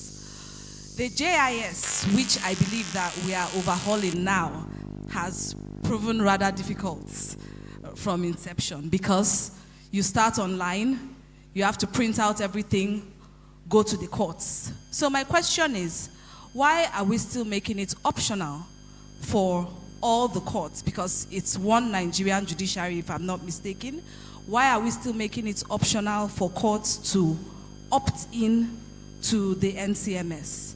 And for us in Lagos, we can attest to how seamless that system is, having encountered it from the Federal High Court. So why? Then my second intervention is to Justice Oshodi as the head of IT for the Lagos State Judiciary. So some of the challenges that we are currently encountering is the human element. Virtual hearings. I was surprised when we had to pay for a virtual hearing in my office. And my colleague, I asked him, where is the receipt? My colleague said he paid it into the registrar's accounts. And he paid an additional amount. And I said, you're not supposed to be doing this. You're actually supposed to get your official receipt for paying for virtual hearings. So, you know, when I hear some of these things, whether from my colleagues in chambers or from colleagues at the bar, I try to get to the bottom of it so that when we raise these issues at the bar and bench forum, we would have adequate facts to back that up. So I don't know if this is a practice that has now proliferated the judiciary, because that's not how it used to be. We would pay the designated amount. I think it was 25,000 initially. I think it's now 30,000. I stand to be corrected. But now we are paying 35,000, and I'm sure that 30,000 is the official amount. And then there was another incident that happened. We had a matter in February. The matter did not go on. We had already paid for our virtual hearing, and the matter came up last week or 2 weeks ago. And I was informed that payment for virtual hearing lasts for just 30 days. That after 30 days, it will elapse and you have to pay afresh. Again, I sent my colleagues to go back and fact check whether that is the procedure in all courts. If that is the procedure, my lord, maybe since this is a full hall, you can guide us as to what informed that decision, and also take back the feedback that we are making clients pay for these virtual sessions multiple times, and it's also not putting us in a good light. So if that is the norm, I don't know if we can find some sort of a middle ground where that would not happen again. So to summarize my points, why can't all the courts, I know that we have to take it gradually, but why can't all the courts come onto the NCMS so that we address it once and for all, have a unified system, and we know that we are moving forward. And for Lagos State Judiciary, I think we really need to check the human element, because I think the registrars are beginning to take discretion in terms of when we are filing for our paying for our virtual hearings, and for the 30 days cutoff.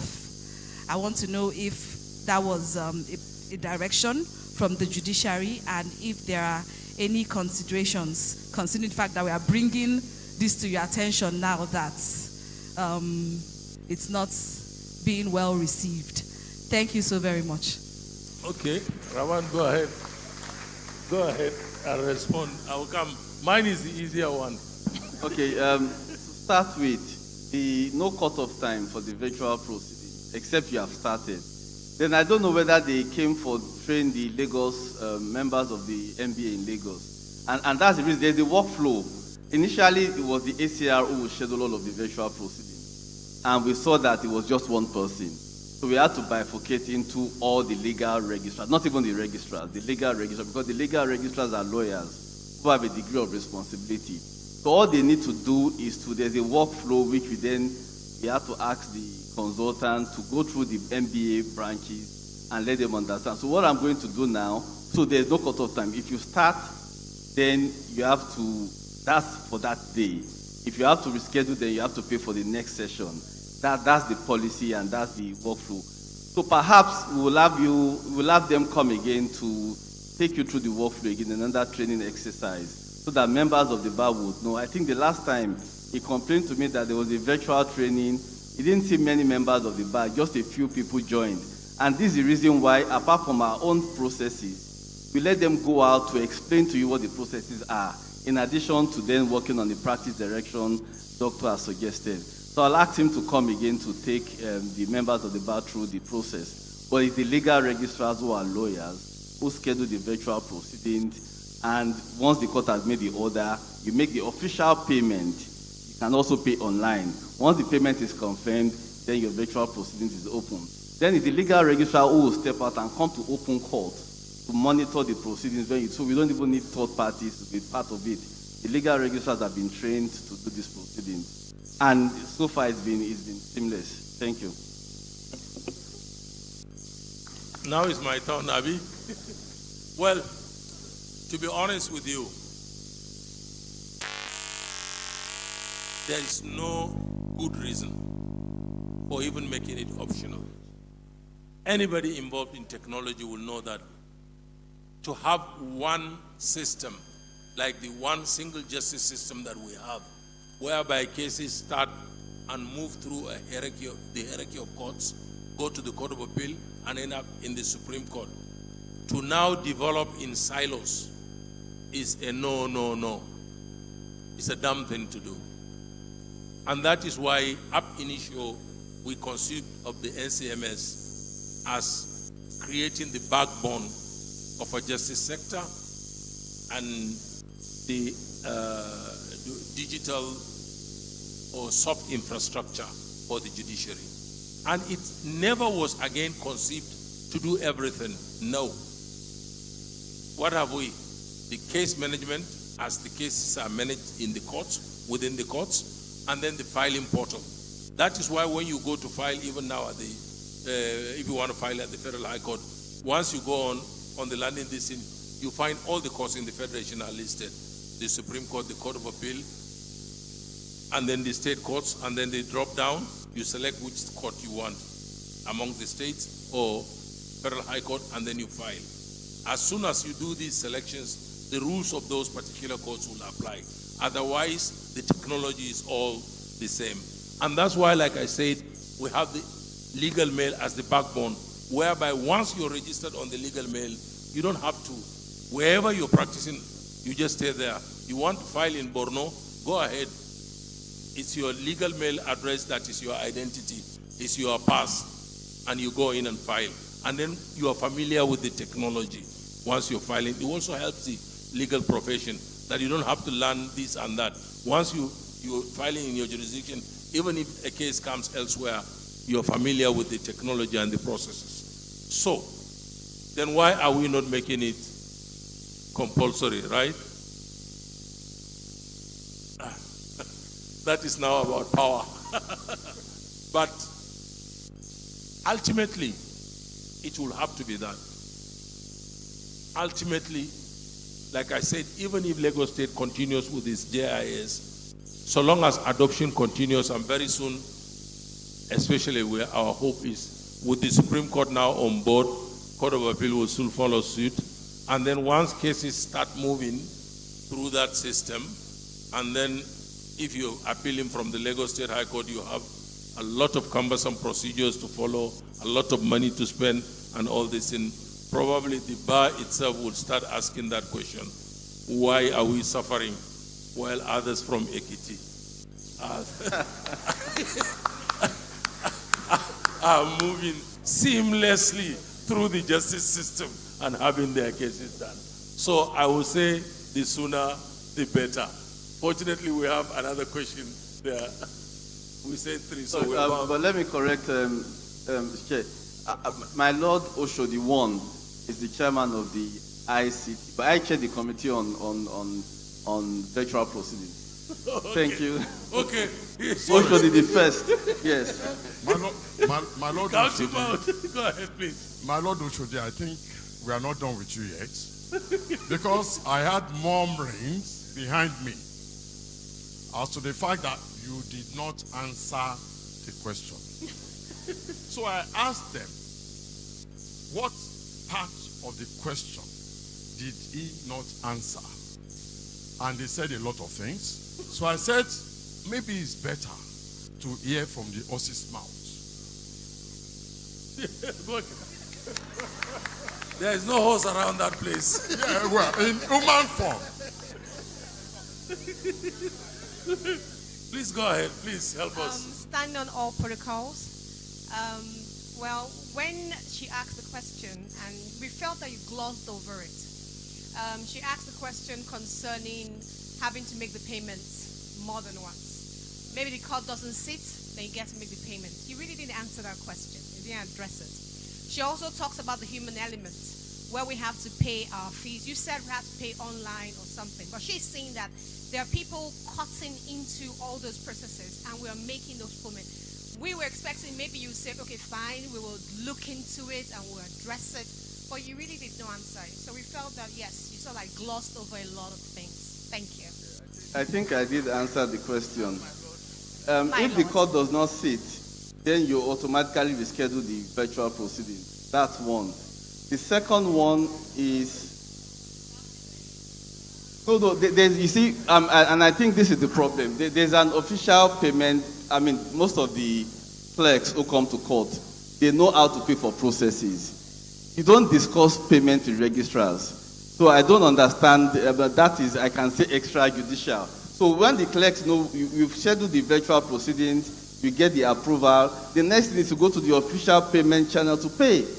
And this is the reason why it's always good to have the consultant then come and train members of the bar again, because we've been training and retraining. Perhaps when that training is conducted, you will now understand how not to fall into any error in these processes. But it's very simple. You pay, it's as if you've paid for a process and they're asking you to pay again. Of course, you shouldn't pay again because you paid through the official processes. And so I mentioned also that the legal registrars are mandated to do this.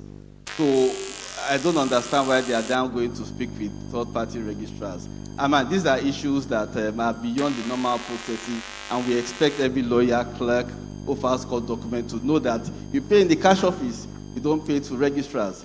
I hope I've answered your question now. Okay. Thank you very much, Milord. I think you have answered the question, and there is no other hand up. So I will finally round it up and say, like we've implemented at the NJC, there are certain, I'm talking generally, and if it applies to any specific situations that you encounter, then take it and use it. There are certain core functions of the court that are better left controlled by the court. Where services are being rendered by the court, of course, they can develop the technology through this, but the actual control, things like payment, then it should be online. And if it is the court that is in control, it should be a very simple thing. Nowadays, I mean, it's not an issue in this country. Collecting payment, your card transfer. I keep giving the example when we go to roll out in some states and they ask certain questions. I say, Haba, come on. Even on the street now, a beggar will come and say, Oga, and then you do like this. Oh, sorry, I don't have cash. You say, Oga, transfer, OPay. So let courts take control and stop rent-seeking behavior and insist that things should be done properly. Payment should not be an issue. Thank you very much for being with us. We're done. Thank you very much. Thank you very much, Milord. I like that we're ending on a very optimistic note. Please give our panelists another round of applause. It has been a very informative and very insightful panel. To properly thank our panelists, I would like to invite the chairman of the Council of Legal Education, Chief Emeka Ngige, SAN, OFR, to present our gifts to this set of panelists. Thank you. Madam Chair, please join us.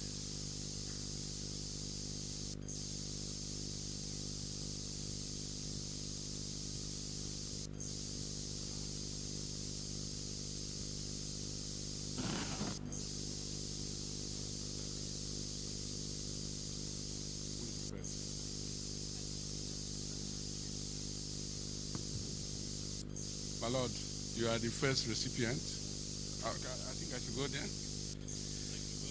Yeah, my Lord, on behalf of the Nigerian Bar Association, Lagos branch, it is our honor to present this award in recognition of your invaluable contribution as a distinguished session chair at the NBA Lagos branch 2026 Law Week.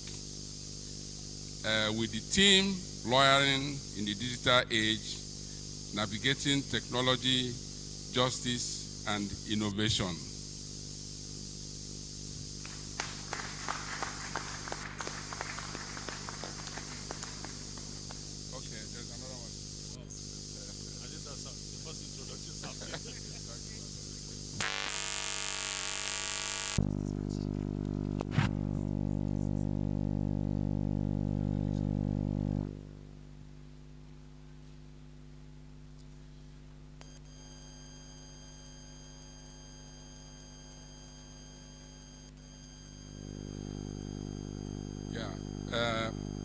For my Lord, the Admin Judge of Federal High Court, Lagos.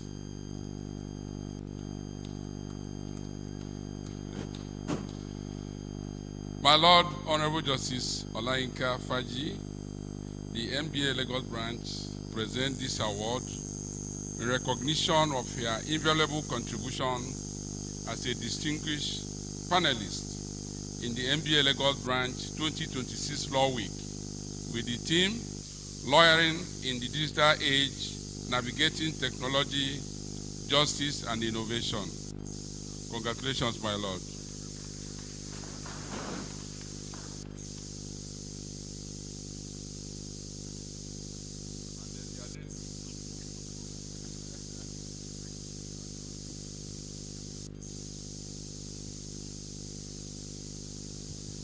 The third recipient is my Lord, Honorable Justice Rahman Oshodi II.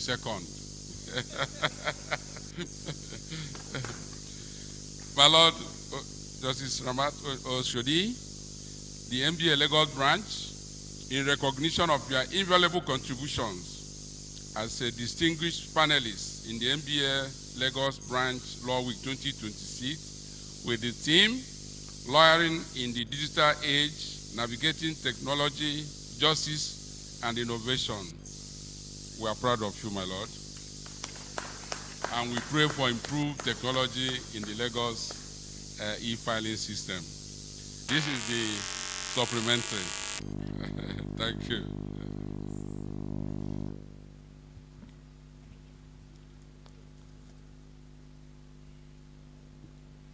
The next recipient is our international lawyer and former chairman of Judges Forum Judiciary Committee, Dr. Babatunde Ajibade SN, your branch, in recognition of your invaluable contribution as a panelist in this Law Week, is proud to present this award to you.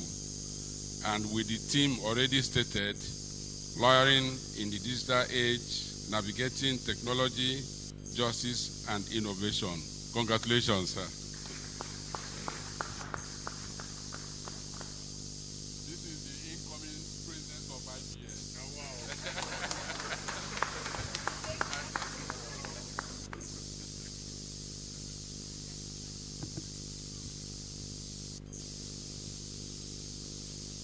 The last but not the least is my callmate and Nigerian Bar Association in our call to bar number, duplicated our number. So we are always having clash when we want to register online. So they now added A to her own number. So it's my honor to present this award to Mrs. Olushola Adebomire. C, is it MC or C? Okay, I thought you should be a fellow now.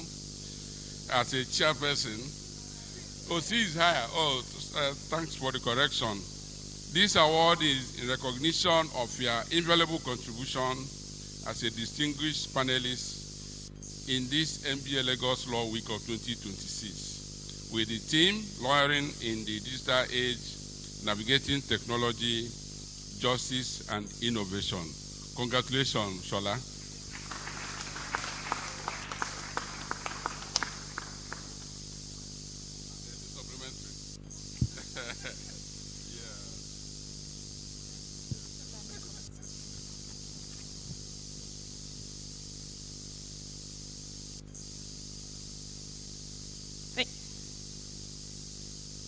Thank you very much, Chief Emeka Ngige. So we'll quickly take some photographs. Chief, please join.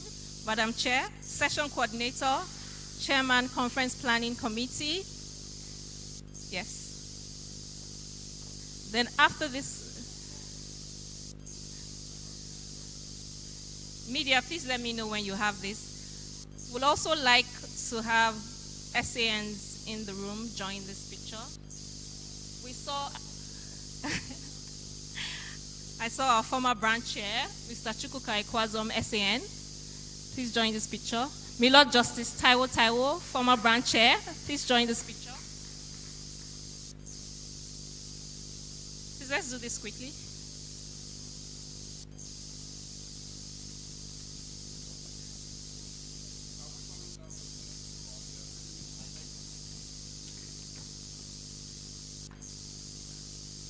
Media, please confirm that you can see everybody.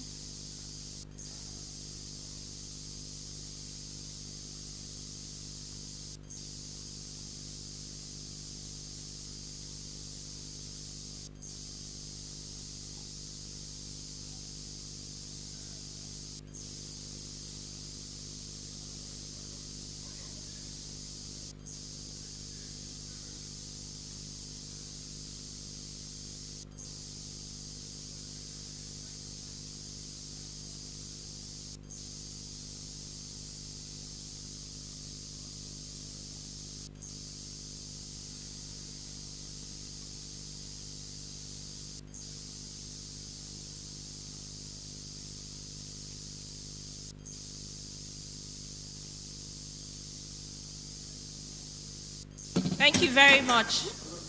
Please give them a round of applause as they go back to their seats.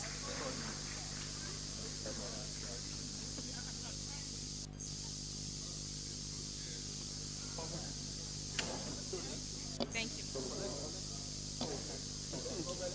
Thank you very much. Please note that we have an experience center on the first floor. Please make sure to visit there before you leave. We have an experience center on the first floor. Please make sure to visit there. Thank you.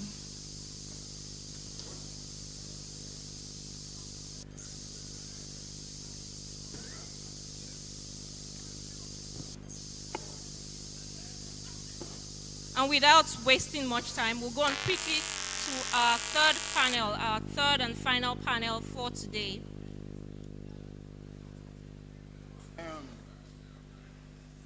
Can we settle down?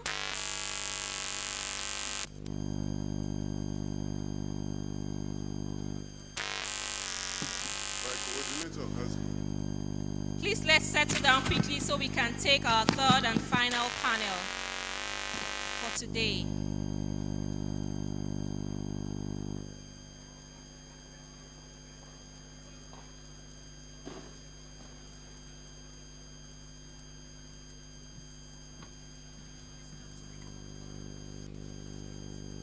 Please, if you're the owner of a Toyota Corolla AA152HM, we need you to repark.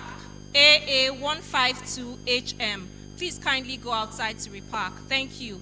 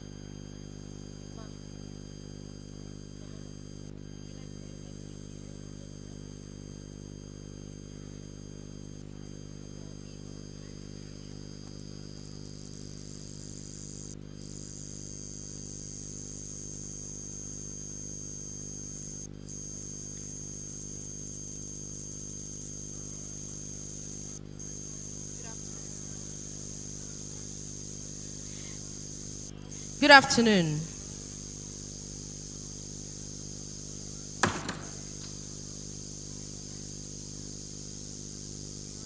Please, can we settle down for the next session?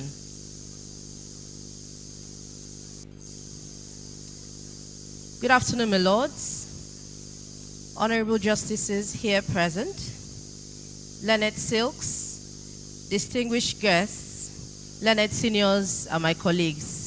Permit me to stand on existing protocol if I haven't referred to you in my introduction. My name is Adetola Bokno Taiwo, and I am the coordinator for this session. This is the third plenary session for the Law Week, and it is a unique one.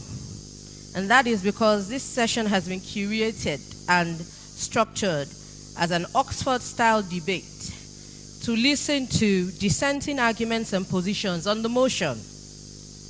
Digital innovation will fail to reform Nigeria's justice system if ethical compromise remains the bane of the legal profession. The debate seeks to interrogate whether technology is a structural catalyst for change, or if it is subordinate to the human element, which is the ethical character of practitioners. Could ethical compromise undermine or perhaps even nullify the benefits of technology? Our debaters will let us know today.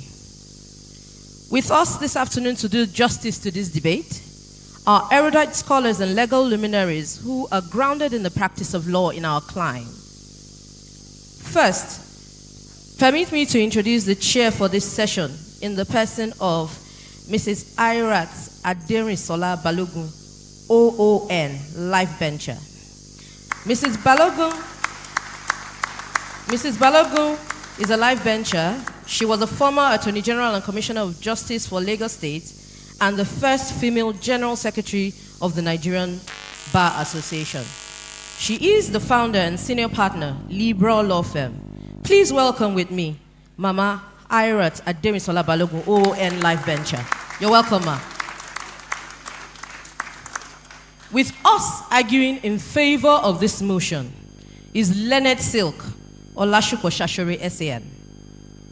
Olashukwu Shashore SAN is a senior advocate of Nigeria and has served as a former Attorney General and Commissioner of Justice for Lagos State.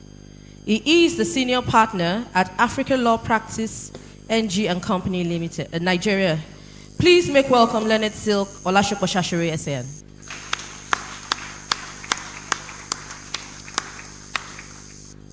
Also with us is Mr. Babajide Ogundipe.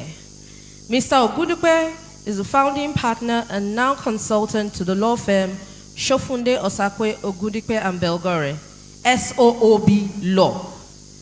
He will be arguing against the motion before us this afternoon. Please make welcome Mr. Babajide Ogundipe.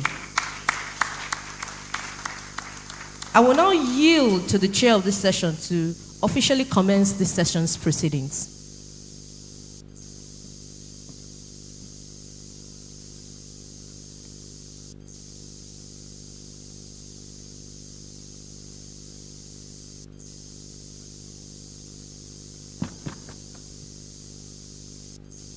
Good afternoon, distinguished ladies and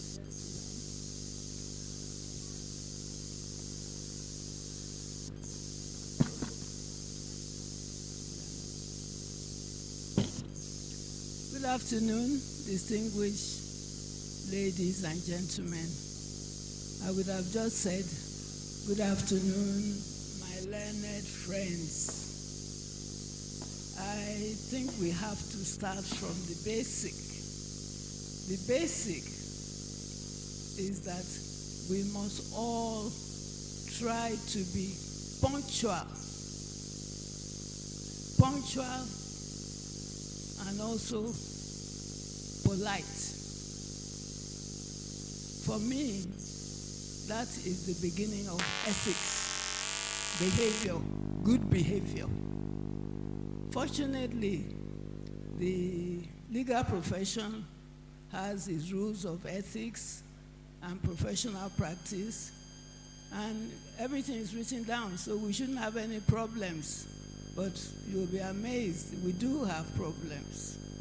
We have many problems because people don't start at the beginning. They think once they have been called to the bar, they're king of this, king of that. No, there are basics that you have to learn. And that basic is ethics. Ethics means arriving on time, being polite to everybody who is there. It's not a question of age. You may suddenly discover that the person you think is your junior is by far, is almost old enough to be your father. I remember when I first came, I said, everybody, sir or ma. There were not too many. Maybe there were about 12 women. Yes, I think so. A few more men. But you have to learn that is the basic. And the ethics for the bar is one. It's international. Is one. This afternoon, I think we're very lucky to have these two gentlemen.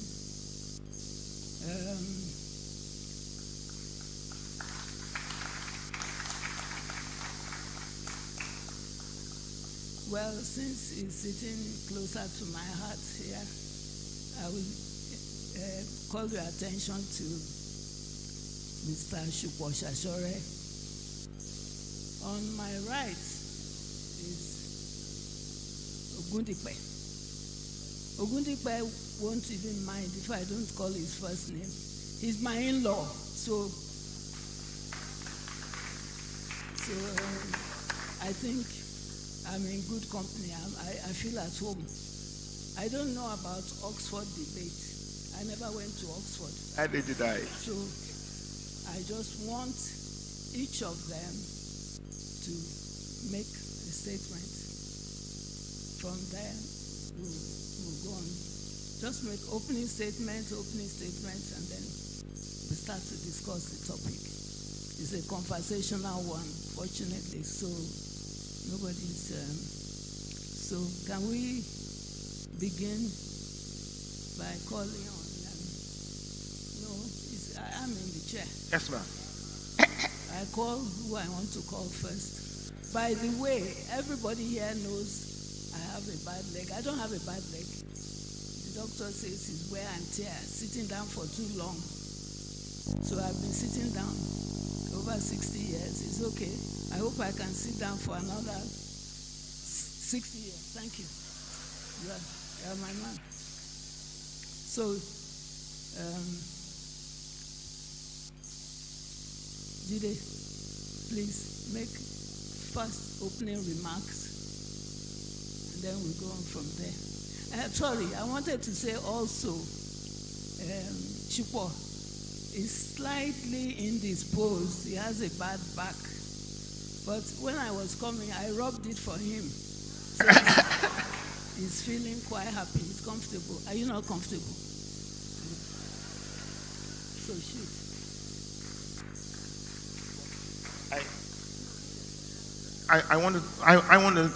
I'm the child of a real soldier, so I wanted to stand up.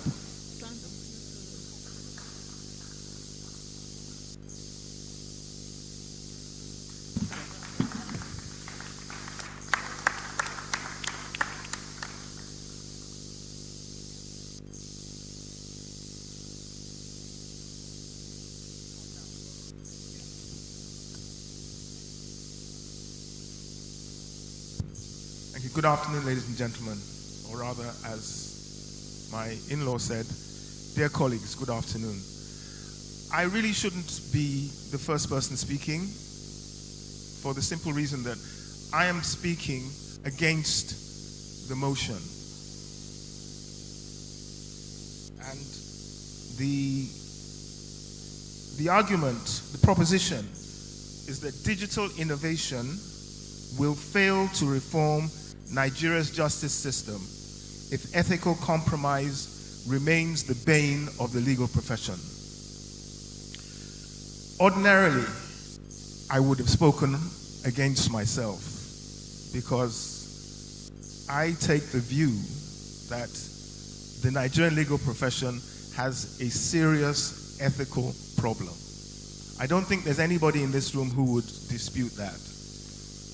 But having looked at the situation and having offered my friend, Mr. Shashore, the choice of moving or opposing, and he sought to move, I decided that I would do my best at what lawyers do, which is to argue a proposition.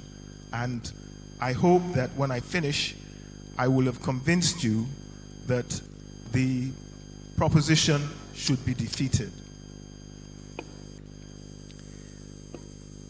Now, in addressing this issue, I intend to address 4 core questions. And these are the questions. Would digitalization in and of itself reduce opportunities for unethical practices, or would it invite more sophisticated, harder to detect forms of digital graft? The previous panel touched on this issue. The second question is, can a digitized system function effectively when the human agents operating it are incentivized to circumvent the rule of law? Again, the previous panel touched on this. Is reform a matter of infrastructure, that is digital tools, or one of culture, that's the professional code of conduct? And the fourth question is, would innovation privilege those who can navigate a digitized system while maintaining unethical practices, thereby widening the justice gap? Again, the previous panel touched on this. I defend the position that digital innovation can successfully reform Nigeria's justice system. Essentially, what I'm saying is this. If you have a system that operates properly, eventually the bad players are going to lose. That's my premise today, that it doesn't matter how bad the people are. Systems can be built that ultimately will defeat the bad players. And that technology is a catalyst that can and will reshape the legal landscape by eliminating the choice to be corrupt. So instead of waiting for an ethical rebirth, if you do that, we'll be here till the 23rd century. Digital innovation will alter the environment. It will remove human discretion. It will induce greater transparency and thereby force compliance. While a corrupt player may seek to compromise the case, an automated system strips away the physical touch points, the backroom channels, and the manual delays that are required to execute that corruption. So rather than a situation in which the human element drives everything, technology dictates and constrains that human element. Now, I want to address those 4 questions that I summarized at the beginning. It's my proposition that digitalization doesn't merely invite sophisticated graft, it fundamentally chokes the operational pipeline of low to mid-level corruption. And this is how it does it. First, there's an immutable audit trail. You have things such as blockchains, and at my age I had to read up on blockchains when I was preparing for this. You have blockchains, you've got automated document management networks, and these create permanent logs. Every modification, delay, or access request leaves a digital fingerprint that cannot easily be removed. Then you have algorithmic accountability, by which I mean it is far harder to hide digital graft because cryptographic systems, that's the blockchain and stuff like that, require multi-party validation. And then there's the element of cost, friction and cost. Moving corruption from handing over cash to a court clerk, or, as was indicated earlier today, paying a registrar more than the stipulated price for setting up a virtual hearing. It moves from that process to, if you want to disrupt a digital system and a really robust one, you're going to have to engage the services of a digital hacker who has the ability and the competence to hack a service that's provided by a governmental body. I suggest to you that in doing that, you're going to dramatically increase the cost, the risk, and the difficulty of being corrupt. And that in itself will prevent a vast majority of the day-to-day bribes that we come across. Then I also take the view that a digitized system can function effectively despite corrupt human agents because of its ability to bypass these human toll gate operators. Corrupt incentives only work when a human being has the power to say yes or no in an arbitrary manner. Automation, such as electronic filing and automated case assignment, essentially removes this power. Case file assignments can be randomized by unbribable algorithms, which prevent lawyers from choosing favorable or easily compromised judges. And algorithmic enforcement, if something is required to occur within a specific time frame and manner, the system can automatically and publicly flag the delay to some regulating body, forcing transparency regardless of personal intent and interests. Infrastructure, in my most respectful view, is the direct catalyst for cultural change. And as I indicated earlier, if we wait for cultural or ethical revival in Nigeria's legal profession, it's a passive strategy, and historically it has failed. And I predict that for many years to come, it will continue to run short because we are who we are. I also submit that behavior follows the environment. If human beings adapt to the systems that they occupy. An example is if a digital system makes it impossible to file a motion late without an automated penalty, the absence of any human intervention will make it impossible for bad actors to subvert the system. It will also force greater professionalism because digital tools enforce a new cultural norm of efficiency. Over time, and that's what some of us don't have a great deal of, the pace and speed of an objective, automated process will erode the old culture of delay and compromise and establish institutional transparency as the default expectation.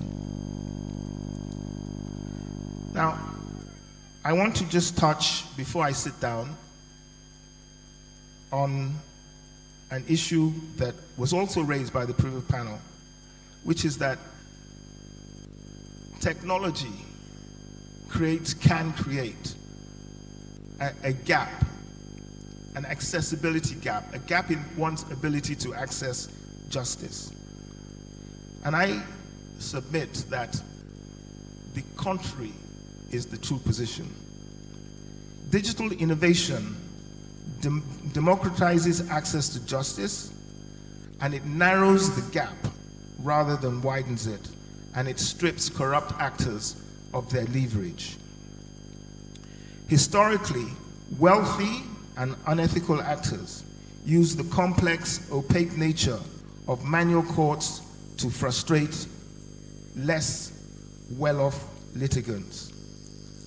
Digital portals put case statuses, cause lists, legal precedents, all manner of things directly onto one's individual digital tool, your phone. Your phone. On your phone you can get everything, and everybody has a phone.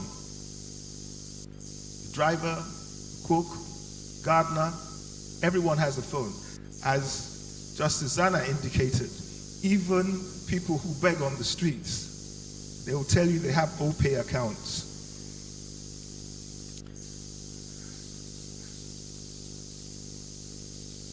One more point. So you've got open access legal databases that allow everyday citizens to monitor their own cases in real time, removes reliance on expensive, potentially compromised intermediaries.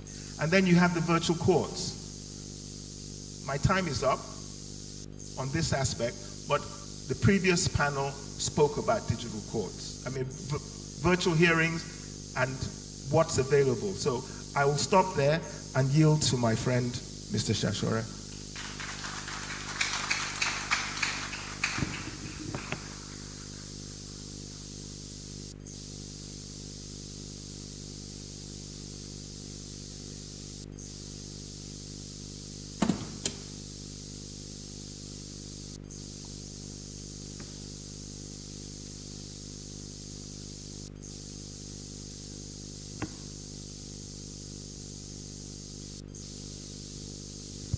Thank you very much, the first speaker. I now invite Chupo to join or join. Chupo, it's your turn.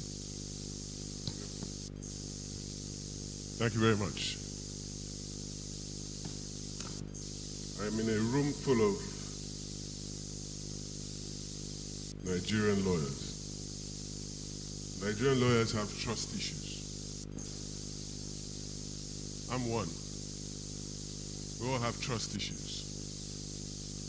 So I'm going to ask you, if you didn't have trust issues, I would have said all of you should close your eyes and imagine with me. But you're on trust. You're not trusting, so you won't close your eyes. But just imagine with me that there is a parallel universe where there's digital innovation in the Nigerian justice system. And that is maximized, where the use of technology has modernized all court processes with efficient digital solutions, not just e-filing and case management or virtual hearings, no, none of that stuff, but also the fascinating artificial intelligence, legal chatbots, legal case research, witness analysis, yes, even data-driven case assessments, to the point where you have judgments that are delivered just on the facts that are presented. And then judgments are delivered within a matter of 2 months. Appeals, they're delivered in 6 months. Oh, the Supreme Court, 7.5 months. Imagine, you can open your eyes now. I know none of you close your eyes anyway. I'm sure you can see this world where technology has driven our justice system. Well, I'm going to argue during this session that however smart our justice system becomes, there can never be a justice system properly so-called, because justice delivery will always demand human judgment by its very nature. And without human ethical conduct, there can be no justice. Good afternoon, ladies and gentlemen, Madam Chair. My opponent, my distinguished opponent, Mr. Babajide Ogundipe, my Egbon, he agreed for me to choose which side magnanimously. So I chose the easier side. Thank you very much. Madam Chair, she has, as the best arbitrator in the world, she's the first person I appeared before in any arbitration in my life in 1987. And she has disclosed to all of you that she is my opponent's in-law. So I don't expect to win this debate. But that's the tradition of the best of the best. Thank you very much, ma'am. We have a spirit de corps. I'm relying on that. She was Attorney General, and I became Attorney General many years later. So I'm hoping that will tip the... And I have only 10 more minutes. But, you know, I'm going to contend that it's important for you to distinguish between digital innovation and reform.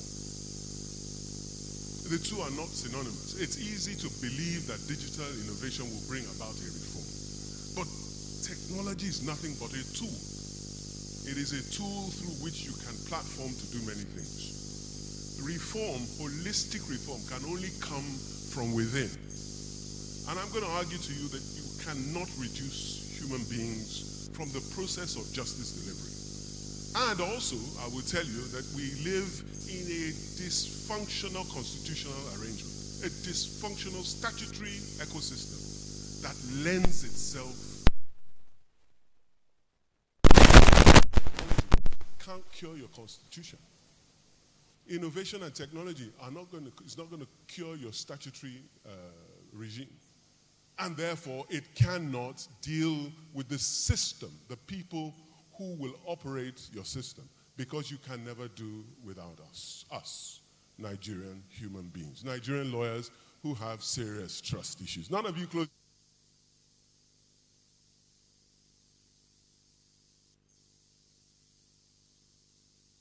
Can you see? Can you see? This is digital. See digital. Hello? Oh. I have trust issues as well. Anyway, I want you to be able to distinguish between digital innovation, technology, and what it brings from the reform itself. Technology can modernize process, but it cannot manufacture integrity, ethics, independence, accountability. And they remain fundamental to our human responsibilities. Those nuances, one of the things that chatbot and AI have not been able to, and will not, in my opinion, be able to substitute is the process of human thought. The nuances that are involved in justice delivery, right from the barrister, right from the registrar to the barrister to the bench. It will close the gap on speed, efficiency, accuracy. But I tell you, we still need to dig deep back into the basic ethics of this machinery of justice delivery that we have. And it is without that ethical reform, without us going back to the basics, it's not far away. And many people in this room, the chair of this session easily, will tell you there was a time when things were not so bad. So it is not impossible to achieve. It is not impossible to achieve the orientation of a barrister whose word is his bond. The orientation of a registrar who acts without impetus or encouragement, or I'm looking for other delicate words because you know what I'm talking about. And justices who deal with impartiality and independence. But guess what? We're all driven by one system, a system of the public. And we are part of the larger public. Without that systemized reform of the public itself. Tell me, how many of you have not heard, particularly during vacation period, I want an injunction. Please get me an injunction. The public, the clients drive lawyers to do the impossible. And lawyers are faced with cases which they know are loss leaders, which they know are unlikely to achieve the interlocutory or interim relief they want. But for the offer of money and the inducement of possibilities, they take the cases. And then they look for ways to achieve the impossible. That's the kind of reform. So the legal system and the legal profession and the justice delivery system is not an isolated entity. They're part of an ethical revolution, an ethical reform that belongs to all of us in the community called Nigeria. And the sooner we start to deal with that issue, the better. I say to my children, an app cannot solve everything. An app cannot fry dodo. Can I get a witness to that? It can't. So an app can't solve everything.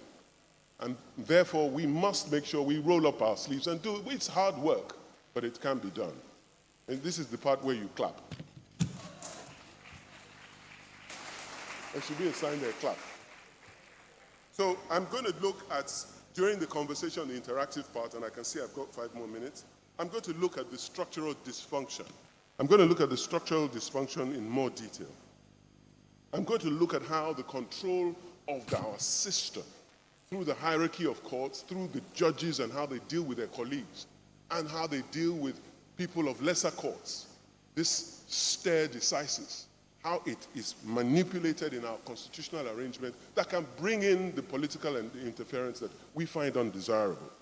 I'm going to look at a federal overreach in subnationals.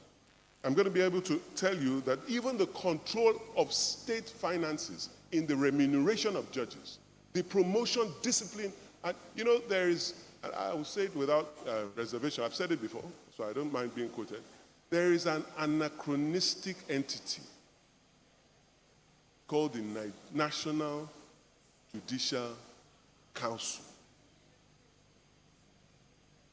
National Judicial Council. It disciplines state judges.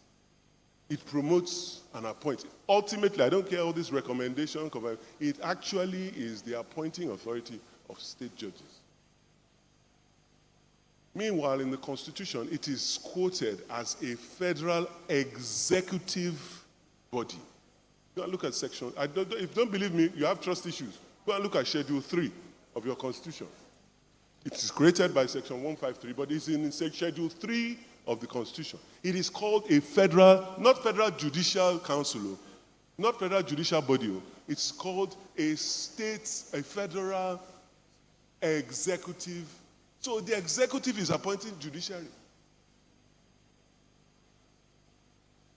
When the National Judicial Council sits, the chairman is the person of the Chief Justice of Nigeria. I understand she was here today. But she's also the chairman of a federal executive body. Those are the structural dysfunctions. Those are the things that lend themselves. And I know today's Chief Justice is a woman of impeccable character. But imagine offering that office to somebody who lends him or herself to political interference. The stage is set. Who budgets for the National Judicial Council? The executive. So, ladies and gentlemen, I'll be interrogating these issues in our exchange. I'm going to look at examples, live examples. I'll talk about Indonesia, I'll talk about Ukraine, and I'll talk about Nigeria. Examples of instances, and the chair, my lady, the chair, is telling me to get out. But I will just, before I go, I would also look at how we can do these ethical duty reform. What we owe clients, what we owe colleagues, what we owe the community, what we owe financial integrity and the trust in accounts. And then I'll give my summation with some evidence and some proof and some examples. Thank you, ladies and gentlemen. I wish my opponent good luck because I know I win.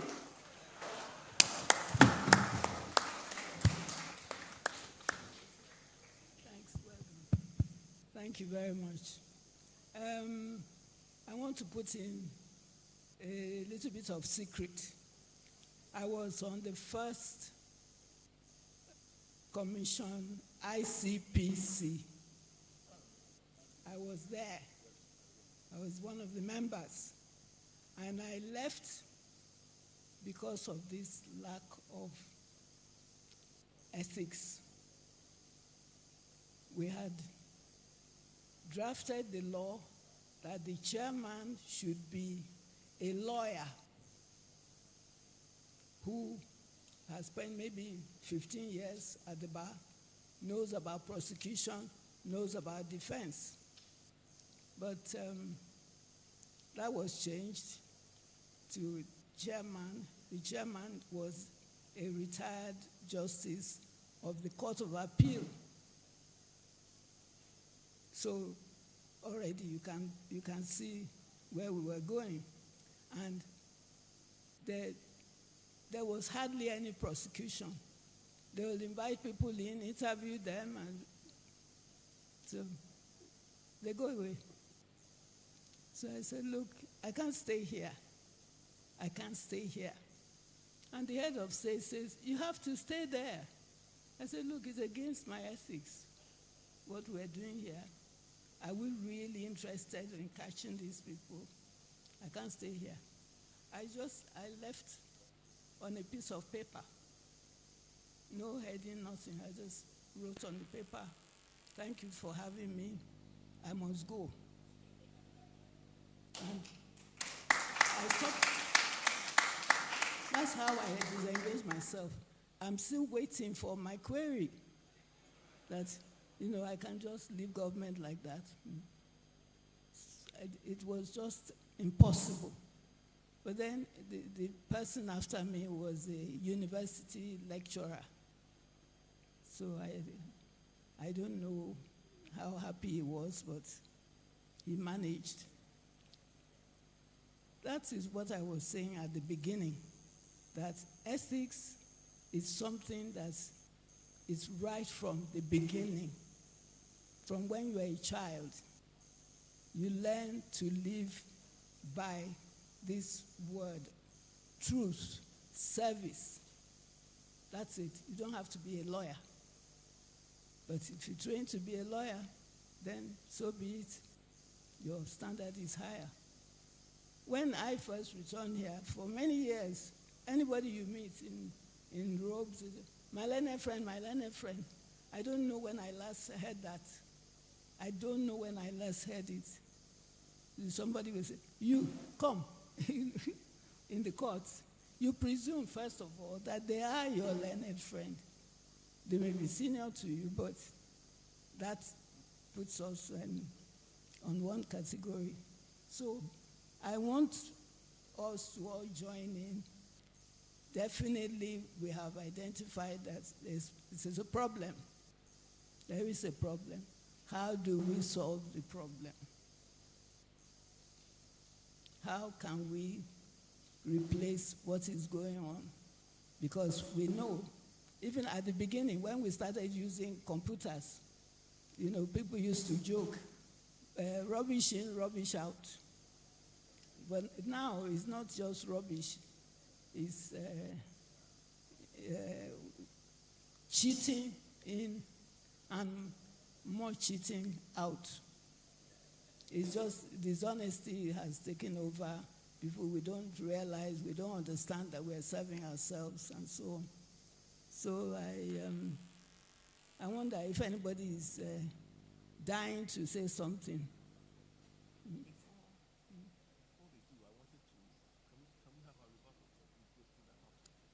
Don't you think it would be better to take it with? He said he wants you to have it.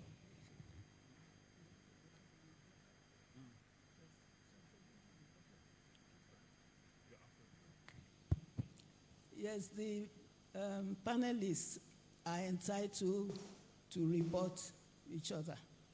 So, but I think it's better if some of us speak so they can add it on to whatever they want to say. Yes, ladies first in Nigeria.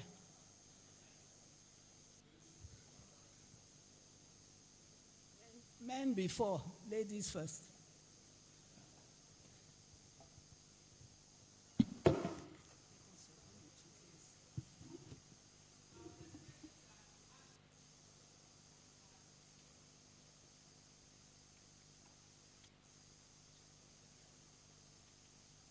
We are really eager to know about the Oxford style debate. Whether what they have done is the Oxford style. No, it's not. So, since this is a debate and we want to support or oppose. I think I will support the learned Sikh, Olasupo Sashore, that digital innovation will fail to reform justice system if ethical compromise remain the bane of the legal profession. Because when you say garbage in, we see now that it's no longer garbage out. It can be compromised, and we have something else coming out. Thank you.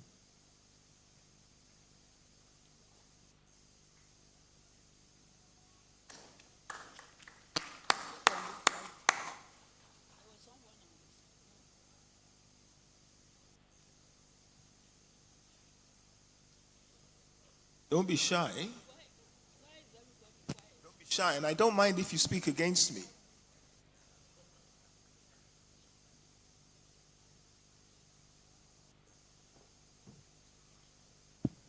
Don't be shy. I promise to protect anybody who is attacked or about to be attacked. Because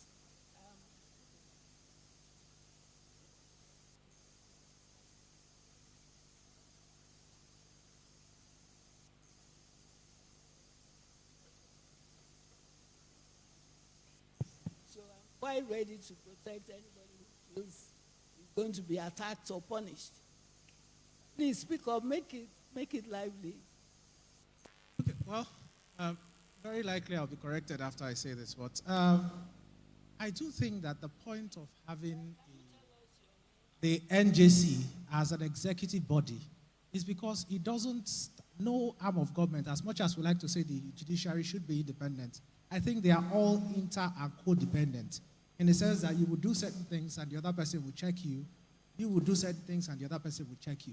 And I think, and I'm not sure, maybe Dr. Ajibade or will tell me whether I'm wrong, but I think even in the UK, His Majesty's the Courts and Tribunal Service is an executive body. So I don't think it's far off to think that we have something similar in Nigeria. Thank you. May I respond to that? Just quickly. I think my friend's point was that in Nigeria, we have a system where you have the division and a separation of powers. We are a federation, and I think the objection is to federal institutions being in a position to direct an arm of a state government, because there are 3 tiers of government, that a federal executive is in a position to dictate to the judicial arm of a state government. That is a philosophical objection. And it's not the same. The United Kingdom government is completely different. It's set up different. They don't even have a constitution. But I must reveal to you that many times the state government, Lagos state government, they carry themselves there when they should sort out the particular problem by themselves. They have power to do it, but it's like, oh, I won't do it because I'm here. Maybe they will attack me when I'm going home at night. But when they do it in the federal, they won't know who did it. But many times, things that the, let me say, chief judge should do, put it in the board, they will report to them. So they're transferring their powers. So what do you do with that? How can you remedy that? Digital innovation is the solution to that. If there is a prohibition online, a situation comes up that requires to be determined at the state level. Everybody knows about it. It's there for everyone to see.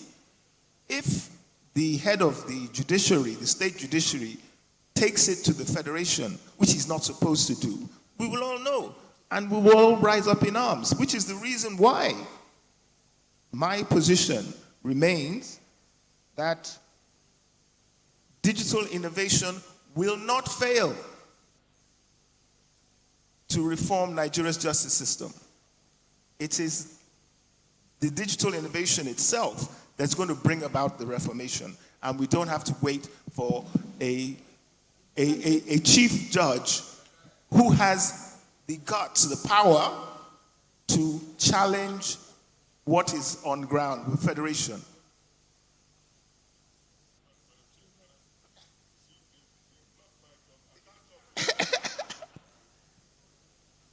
No, I'm sorry, you didn't identify yourself, but and Mr. Ogunekwe is absolutely spot on about where I was coming from. But just so that you get a flavor of the nature of federal executive bodies named in Schedule 3 of the Constitution: National Population Commission, Federal Character Commission, NYSC. Do you understand where I'm coming from?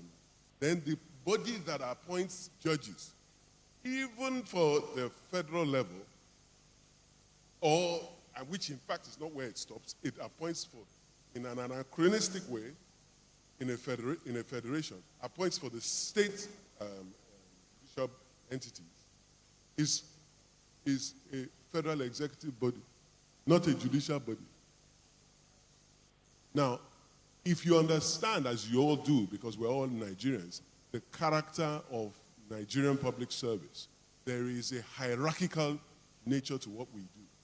And my argument is that that hierarchical nature in a federal executive body that is involved in judicial appointments, in the delivery of the entire judicial system, opens itself to political interference. Interference is what pollutes anything. Anything that pollutes through interference is corrupt. Corruption is not just about cash and bribes. To corrupt a system is to add an impurity to that system. And I'm saying that our constitutional arrangement lends itself to corruption. I would tell you that even in the judicature, because the Constitution doesn't mention judiciary, even in the judicature, the hierarchy of judges is even imaginarily imposed by judges themselves, where the chief judge of the High Court of a state, when I was growing up in the bar, we called them the chief judge of the High Court. Now they call themselves the chief judge of Lagos State. I don't know, there's no such position inside the Constitution. You are the chief judge of the High Court. There's a speaker of the House of Assembly. He's not the speaker of Lagos State. But the hierarchical nature of how they operate, the chief judge imagines he is the boss of a non-chief judge in the same bench. And I'll go as far as to tell you, I've seen with my very two eyes, judges directing magistrates to go to the market. Magistrates who carry the bags of judges at public functions. Yes, I'm saying it, I saw it with my two eyes. And magistrates, I'll have you know, are state judicial officers. They are state judicial officers. Magistrates are not clerks. They are state judicial officers. The difference between a magistrate and a judge is that the judge is appointed by, the magistrate is appointed by the House of Assembly. So, I'm sorry, man. I get worked up. And so these are polluting. No, I have to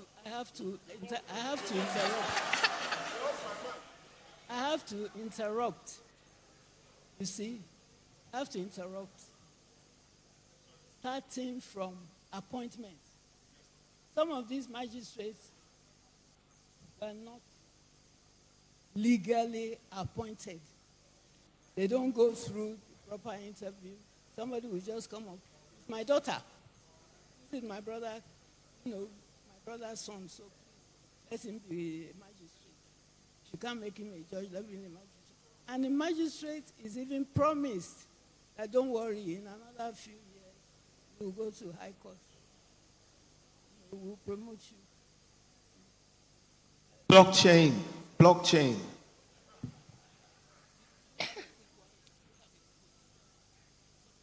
Rebecca. It's one there. Tim. Lady Chair.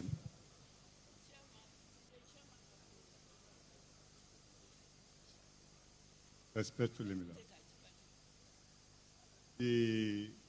the two panelists, they talk about ethics and ethical issues as if they're not talking about the Nigeria ecosystem. We are talking about Nigeria ecosystem. And I wonder how the digitalization will cure the ethical issues we are having. And I want again to refer us to what happened in Singapore with in Kuala Lumpur. The 16 of them, they decided that there should be a turnaround. They decided there should be a turnaround. Judiciary is part of Nigeria. It's part of the Nigeria ecosystem. And I wonder how digitalization will alter things, if you may address it, please. Thank you. Well, I'm not clapping.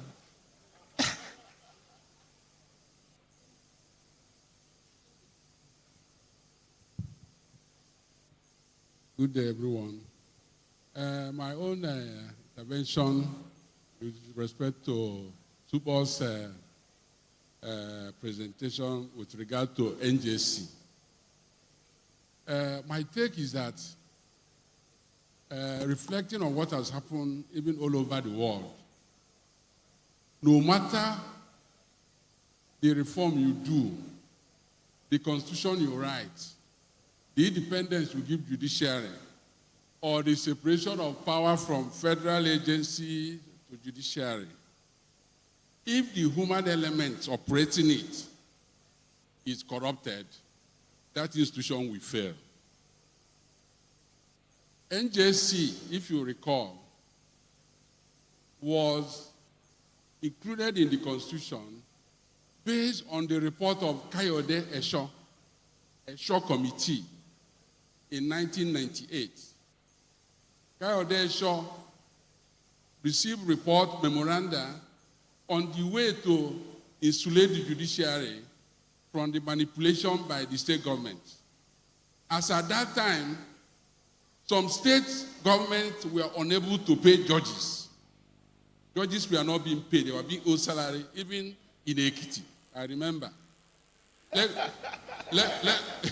Lagos could pay, Rivers could pay, but some states, like my own state, Anambra, they were owing judges.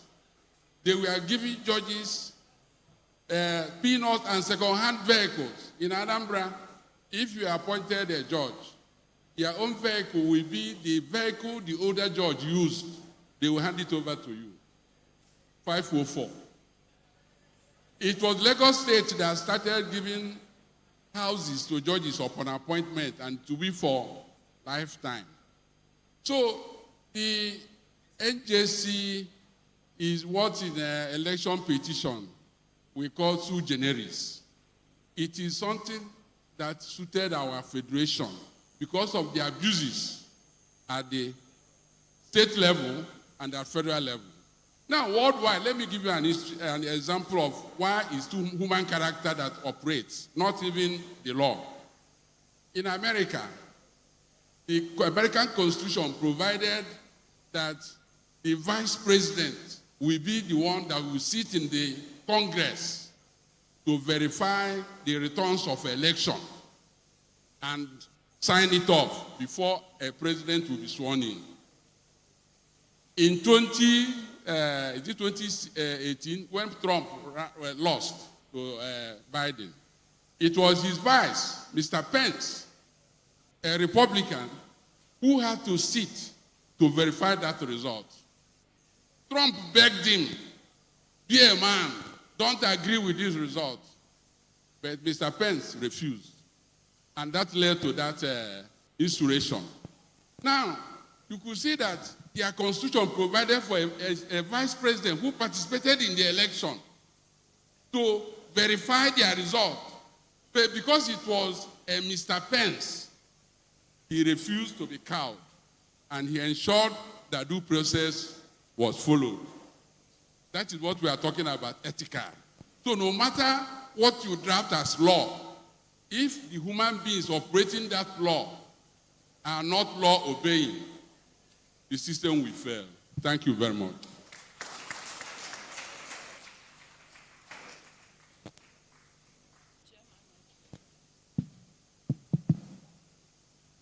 Chairman of conference.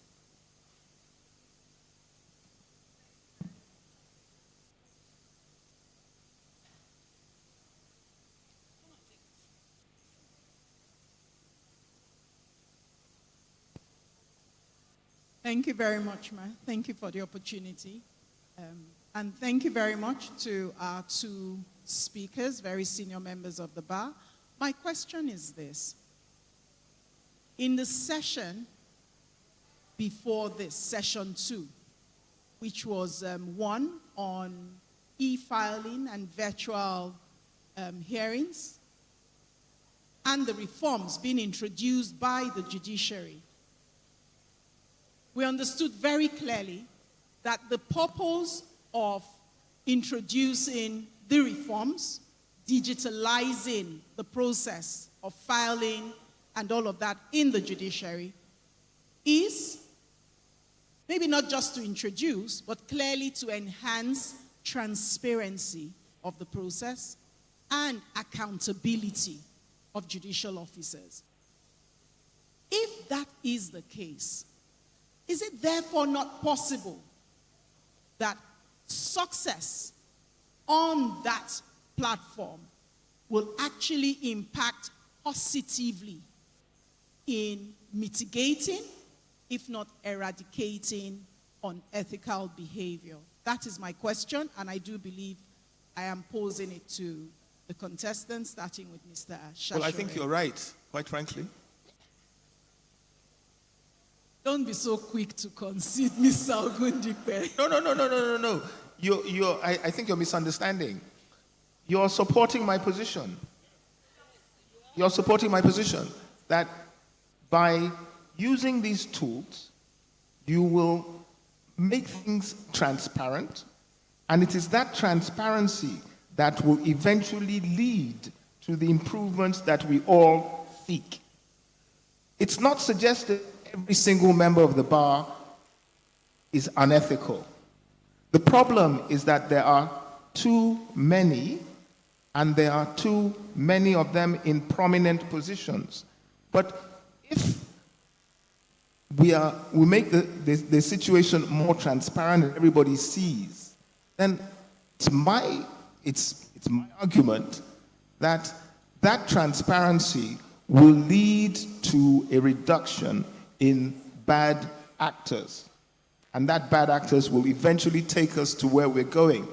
And the converse is that if we wait until we cleanse the stable, the damage will be too far, and that you will not succeed. So let's get on with the digitalization and not wait to clean up everything, because you're not going to succeed to clean up everything if you don't go ahead with what needs to be done. Let's do it now. Let's not wait to cleanse the people, because the fact of the matter is human beings are human beings. There are devils and there are angels amongst us.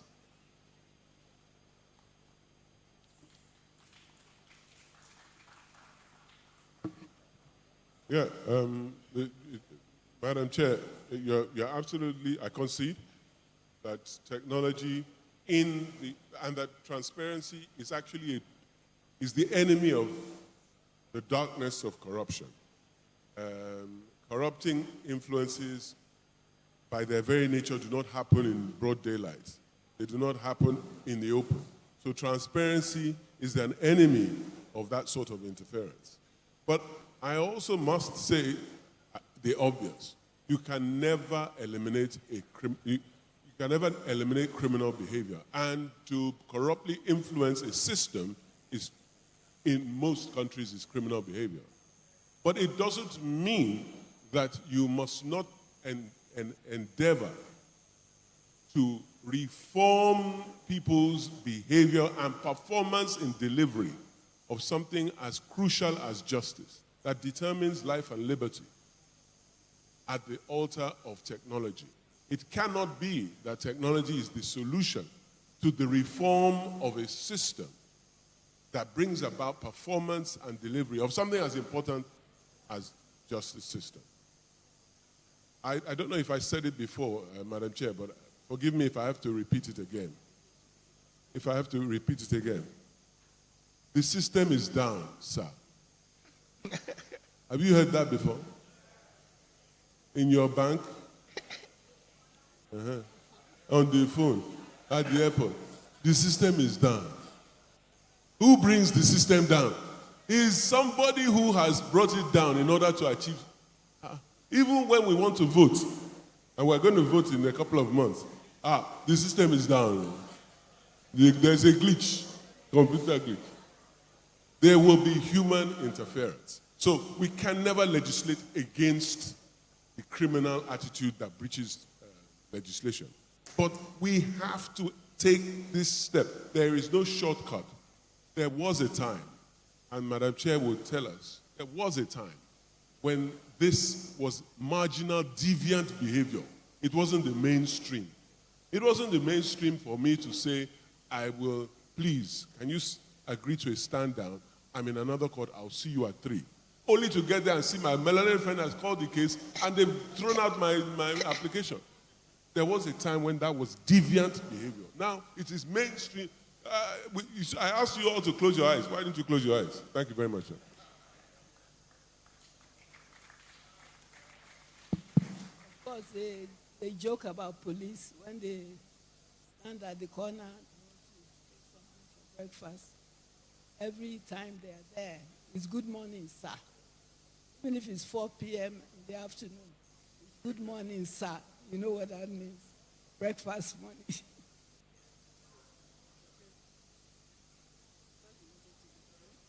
Yeah, well,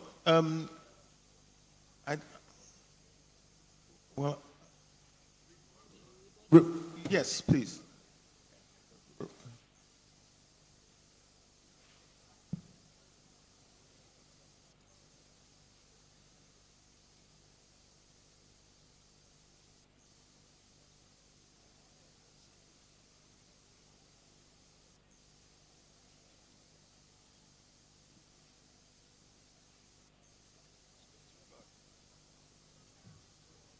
My computer was disappointing me. A glitch. The system was down. So just to rebut and sum up my position, we've been told to round up. So I'm saying to the audience that a system of unmitigated legal technology, as innovative and game-changing as it portends to be, stands in the risk of undermining what is at the core of the product that we all live for. We all live to produce justice. We create the law. We create the law. We aspire to bring about justice. There's only one person who knows the truth, and that is God Almighty.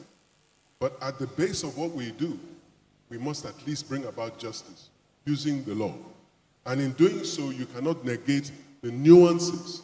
There is an infinite number of possibilities in any factual situation. That infinite number cannot be determined by any algorithm. That infinite number might bring about a circumstance which could need and require mercy, which could need and require grace, equity, those nuanced feelings and emotions that only human beings can bring about. And I say to you that as long as that is at the core of our delivery system of justice, as long as that is at the core, only humans can deliver those nuances called mercy and equity. And as long as we need human beings to bring about what is the core product of justice, we cannot rely on technology alone. We can't leap over what is at the base of the bane of our judicial system, of our justice system, not judicial, sorry, I take it back, justice system, because it concerns all of us. and that is proper ethical performance and conduct in our everyday lives, in the profession of the bar, in the conduct of the bench, in the administration of justice in the court system, and from the general public in what they request and demand from the system, the impossible. Restrain the election tomorrow. Go to court and get an injunction. Those are corrupting influences to the mind of an independent, an ordinarily independent-minded person, somebody who is trained to do only that which he can achieve through the law. He is then influenced through the promise of all sorts of things to start to imagine the impossible. That is a corrupting influence. And some that you will all agree with me that I've won, despite it all. And I thank you very much for your attention, Madam Chair, and my most distinguished and most erudite opponent. Thank you very much.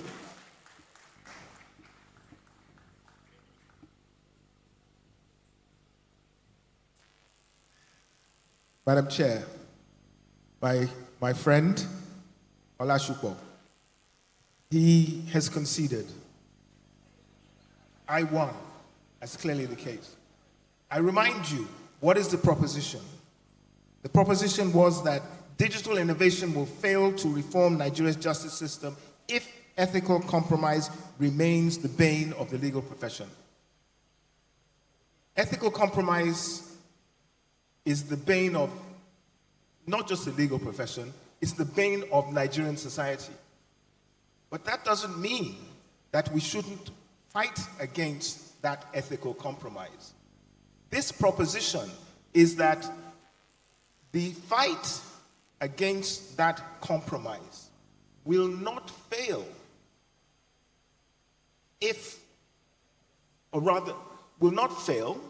that fight will not fail if digital innovation doesn't accompany it, or if digital innovation goes before the efforts to tackle the ethical problem. Because it is that digital innovation that itself will assist in tackling the problem. As my friend said, corruption doesn't happen in broad daylight. Digital innovation will shed the light on it, and we will see. And then we, members of the society, in this instance, the legal profession, the general society, will be revolted by what has been exposed, and we will stand and fight against it. But what makes us stronger in our fight is the fact that these terrible things have been exposed by the digital innovation. And that is the premise of the point that I put to you. And upon that premise, I have heard no contrary argument. Thank you very much.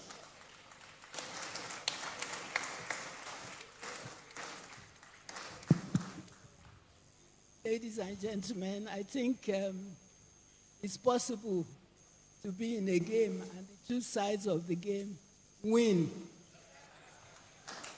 So I think that is the conclusion for this. I'd like to thank everybody because I could see even those who didn't speak were listening with rapt attention. Thank you so much for your attention. And we'll take something away from here. We're going to change Nigeria by all means, even little. Thank you so much, Ma, and thank you to our panelists. A round of applause for them again, please. Please, Ma, we're having a presentation. I'd like to call on Mrs. Obosa Akpata, the chair of the planning committee, to help with the presentations.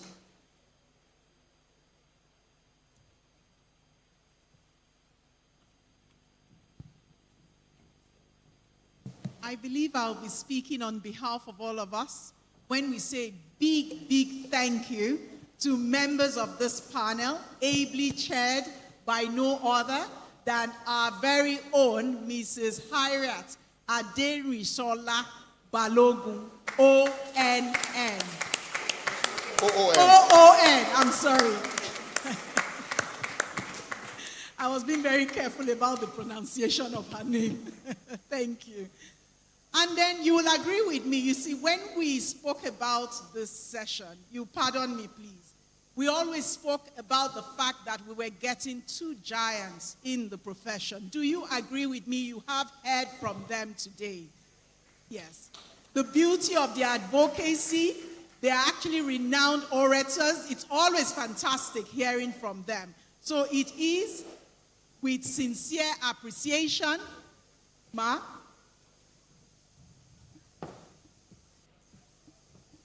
that we give you this award on behalf of the Nigerian Bar Association, Lagos branch.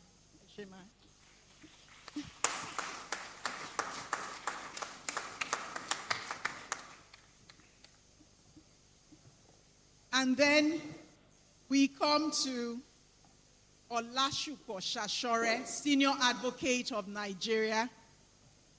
I have heard Mr. Shashore actually debate before, and sincerely, I'm yet to see him lose a debate. He goes the extra mile, you know. So, Mr. Shashore, thank you very much, sir.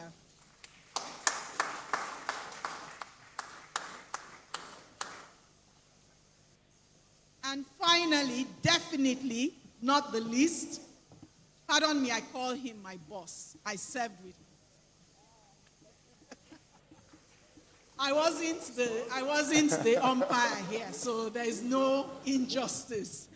To Mr. Babajide Ogundipe, who will always hold a point. I think I'll leave it at that. He already told us that he conceded to Mr. Shashore, right? Senior Advocate of Nigeria, taking a position first. So we'll leave it at that.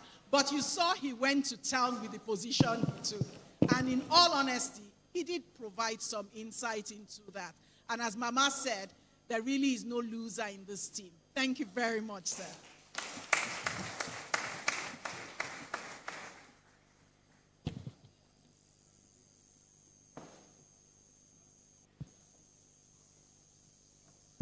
We'll take pictures very quickly. If Uche now, please, the chair of MBA Lagos, kindly join us. Also would appreciate if Chief Emeka and Gige SAN kindly join. And my Lord, Honorable Justice Zana, to kindly join them on stage. Thank you so much. Mrs. Akingbade, if you can hear me, please, your presence is required on stage.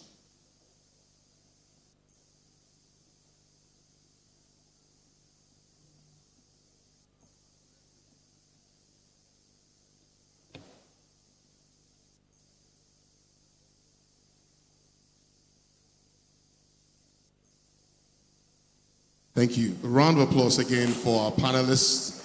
That indeed was quite interesting. Mr. Shashore whispered that he was really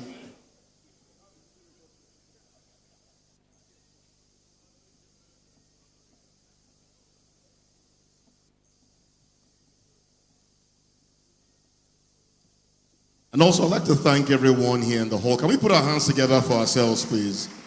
It's past 3, the hall is still very full. We just have 2 quick items, and I understand that lunch will be served. We're going to have a demo very quickly, as well as a raffle draw. I understand that exciting prizes indeed are going to be won. If I can quickly have Uyi to please come to the stage to help us with the demo. Let's have that quickly. And once we're done with that, we'll have raffle draws, which I understand won't take more than 5 minutes. Round of applause for Uyi as he comes up to give us the demo presentation. Thank you.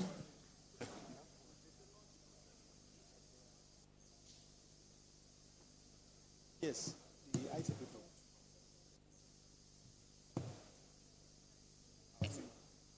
So,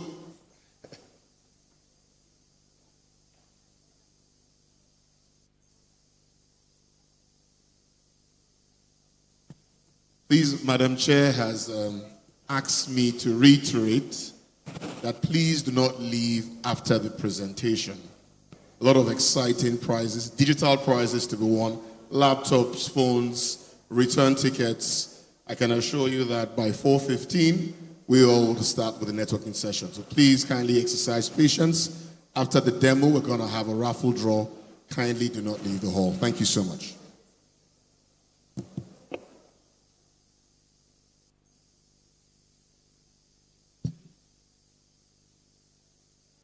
Good afternoon. I'm back in your faces again, this time for just 20 minutes.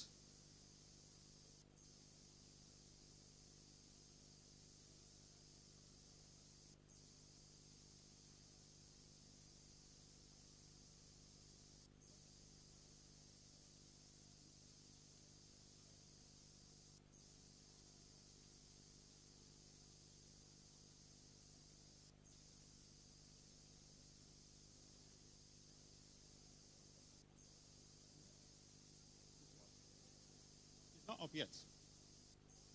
Chief. Great.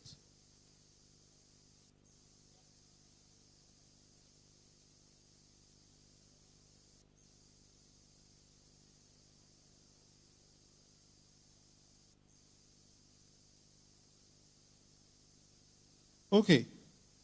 So, just a short poll. I think the advice was that you come with your laptops, and so we're going to, it's a practical conversation. So this is not a talk shop. We want you to have a practical feel. So if you have your laptop, please raise your hand, come forward, open your laptops, and let's go on a journey together. Fernandez, come now, come up. So interestingly, yes, while we're setting up the technology, the Supreme Court team on the legal mail and anything related to your Supreme Court online e-filing process, they have a team downstairs and they're ready to address all your concerns. So if you have any issue after the session, please make time to go down and join them. All right. So do we have our laptops open?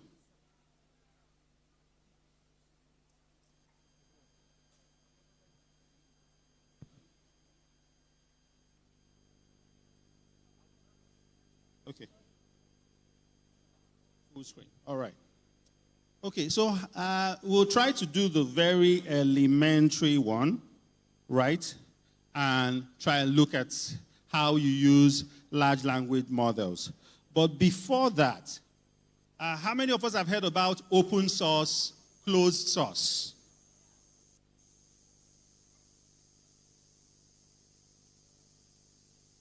How many of us have our laptops? This is supposed to be a practical conversation. Thank you. Please come forward.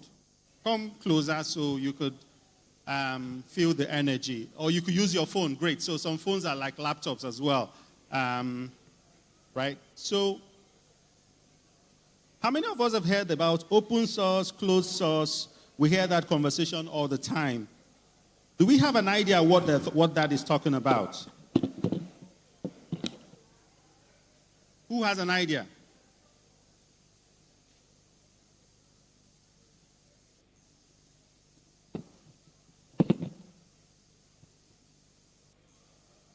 So, don't forget me. While we were speaking earlier, are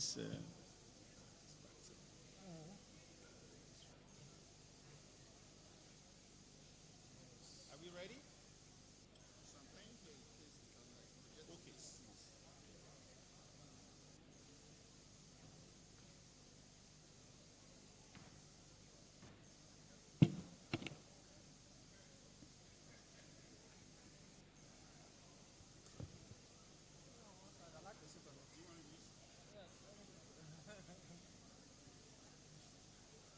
Well, while the technology is being worked on, interestingly, Fernandez and I'm chair, he's alternate chair of the technology committee of the NBA Lagos branch. So after this conversation, if you want to engage on technology, please let's talk about it. I know someone who's looking at me and I have left her on red. And I apologize for that. I ensure that we'll treat it once we end this conversation. Please, there is a bit of noise in the room. Can we settle down, please? Thank you. Carry please keep in mind that this is one of the most important conversations you will have today. And the reason I say this is the only session that will give you a practical feel of something you can actually practice in your law firms and take forward. So take it a bit seriously and try to see what you gain from it. And our time is very short. So I wanted to give an analogy as to open source, closed source, and all that, so we can have a bit of an understanding of what that means. So, media, can you put up the slide on the open source and closed source? That's not in the demo, but if you can put that up. Not this. Not this. There is another one. But while you're trying to get that, so it says, treat your LLMs like your smartest junior lawyer. Tell it who it is, tell it what you want, why you need it, and exactly how you want the answer. Right? So if you look at the side screens, it's a large language model. Do we know what a large language model is? Right? So it's a large language model. If you have ChatGPT, Gemini, Claude, and the rest, right? So what I was trying to talk about is, so when you have these large language models, take it as a human being and then tell it what you want it to give to you. And that's what we're going to do this afternoon. We'll tell this what it should give us, and we'll see what it will give us, right? Because it's critically important that in artificial intelligence, it's really garbage in, garbage out. It's what you give it that it refines and gives you. The instruction you give it is what it gives you. So while if you give a very basic or mediocre instruction, it gives you a very basic or mediocre result. So one of the first hacks is how to prompt. It's critically important that you know how to prompt. Can we go back to the slide that you shared before this that has the instructions? Media. Sorry, I'm putting you guys on the spot. The slide before this. Right? So basically, the reason before we go into the demo is that you understand how to prompt properly. Right? The practical approach slide.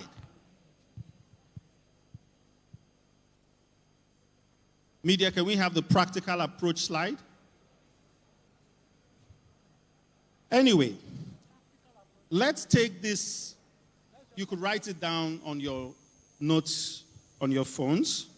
In giving a prompt to a large language model, you want to first ask yourself, what is the role you are supposed to play? Not this. The first that talks about a practical approach. Yeah, right? You want to ask yourself, what is the role you're trying to play?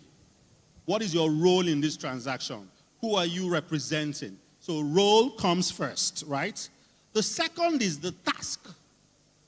What have you been tasked to do? Are you drafting? Are you reviewing? Are you analyzing? Are you providing an advisory based on a document? So you need to understand your task. Then the third is the context. And I think context is one of the most important components of using large language models. Our contexts are critically important to the results we get. So Fernandez spoke to it during the session. If you use a typical large language model, most of them are generated in the West, the US, right? So they have an American context. So if you check, for instance, when you're writing, you see words like tapestry, you see words like county, you see words like bounty. Those are not contextual words to our own realities back here.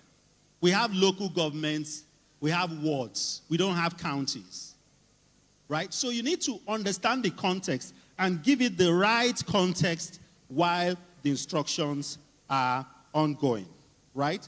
And then after context, the next is what? Output, right? So once you've figured out your role, you know what the task is, you've given it the right context, then you feed it the instructions, you get an excellent result. Yes. But not on the first try, Fernandez. Yes. Another way that I like to put it, to make it easier, is to use proper short acronym, RACE. So in that RACE system, this task becomes action. It's still the same thing. And then this becomes execute. So role, action, context, execute. Still the same thing, but so that it's easier for you.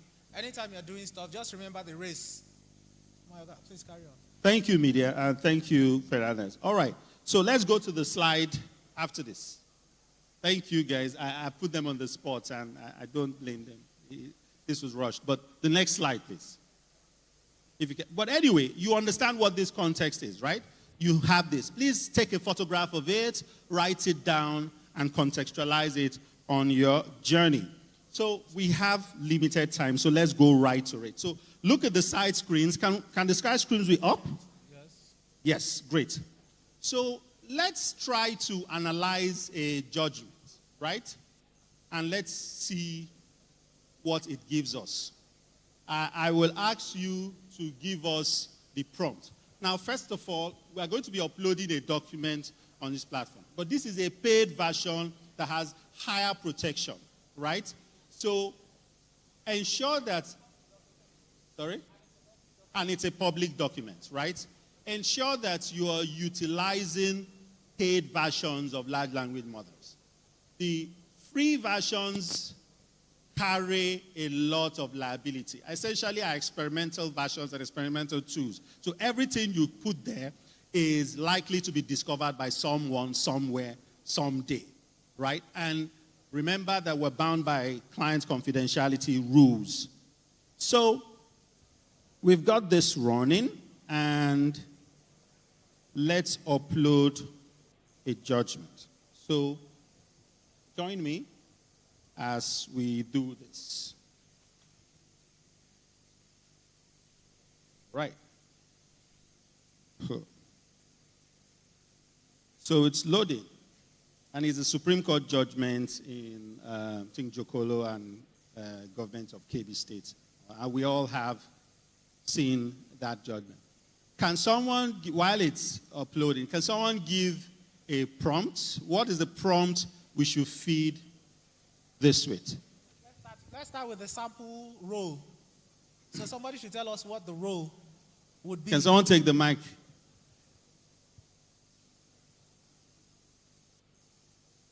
Somebody, anybody.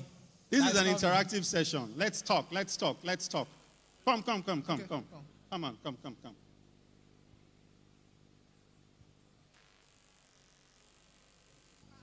I thought you were coming, sir.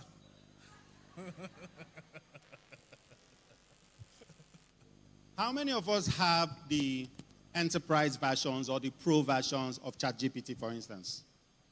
Come. How many of us use the free versions?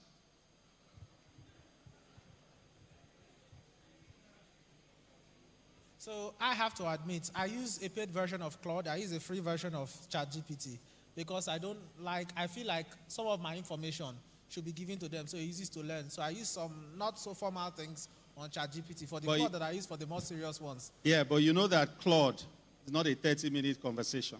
Yeah. And so you must approach Claude with a lot of caution, and you must have an intrinsic understanding of how large language models work. Because what Claude does is that Claude more or less clones you, begins to study you and understand you, and in no time can start taking decisions for you without your prompts. So you don't want to wake up one day and see that Claude has responded to your emails, or Claude has uploaded on your social media platform, or posted on LinkedIn, right? The essence of Claude, really, is to replace the human component. So I can be chilling in Santorini, and my clients are getting documents, and everything is going as planned, and no one is stressing me out. Because what Claude has done is that it has understood me. It knows how I'm going to respond to client A. It knows how I'll respond to client B. It knows how I'm going to respond to client C, and it will just do that exactly for me. Now, before your Claude can understand you, the Claude has to understudy you. So for many of the learned silks here, who have worked with juniors for 5 years, for 10 years, for 15 years, you'll find that most of them understand you and can more or less finish your sentences, right? And that's what AI is supposed to do, to understand you, get to know you, and finish your sentences. So before you jump to use it, be careful. Are we ready? Okay, yeah. So for me, if I want to prompt to this document particularly, a senior advocate of Nigeria with 20 years experience in that particular field where this judgment was made, that's how I position myself as role. Senior advocate of Nigeria, 20 years experience in... You are prophesying. What is your role in this transaction? Are you advising, right? Are you advising? Are you critiquing? Are you using it as an authority? Yes, so when I put that, I put myself as an authority, then I tell it what to do. It depends on what the ruling or the judgment, or what I'm seeking from it, whether it's advising or critiquing. Or We understand that. What is your role in this transaction? Okay, an advisor maybe. I don't know what exactly. So, an advisory role. Yeah, okay, so as an advisor, someone has said, we need to have an analysis of this judgment to understand the implications of it, right? What is the prompt you will give? Okay, so I will put... As you speak, I'm going to type into the system. Can the screens come live? The implications. So I'm going to put like... give me a high opinion for high, the legal, high opinion. No worries. Give me an enriching opinion for the legal profession. An enriching opinion. Yeah, an enriching opinion for the legal opinion for which I'll be respected.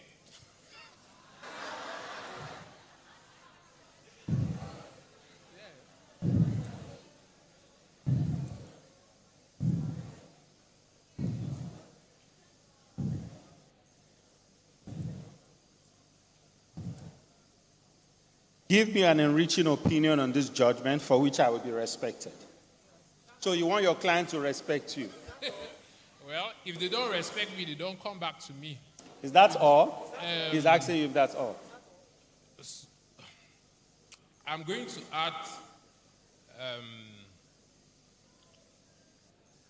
contextualize it to the Nigerian. It's a Nigerian judgment already.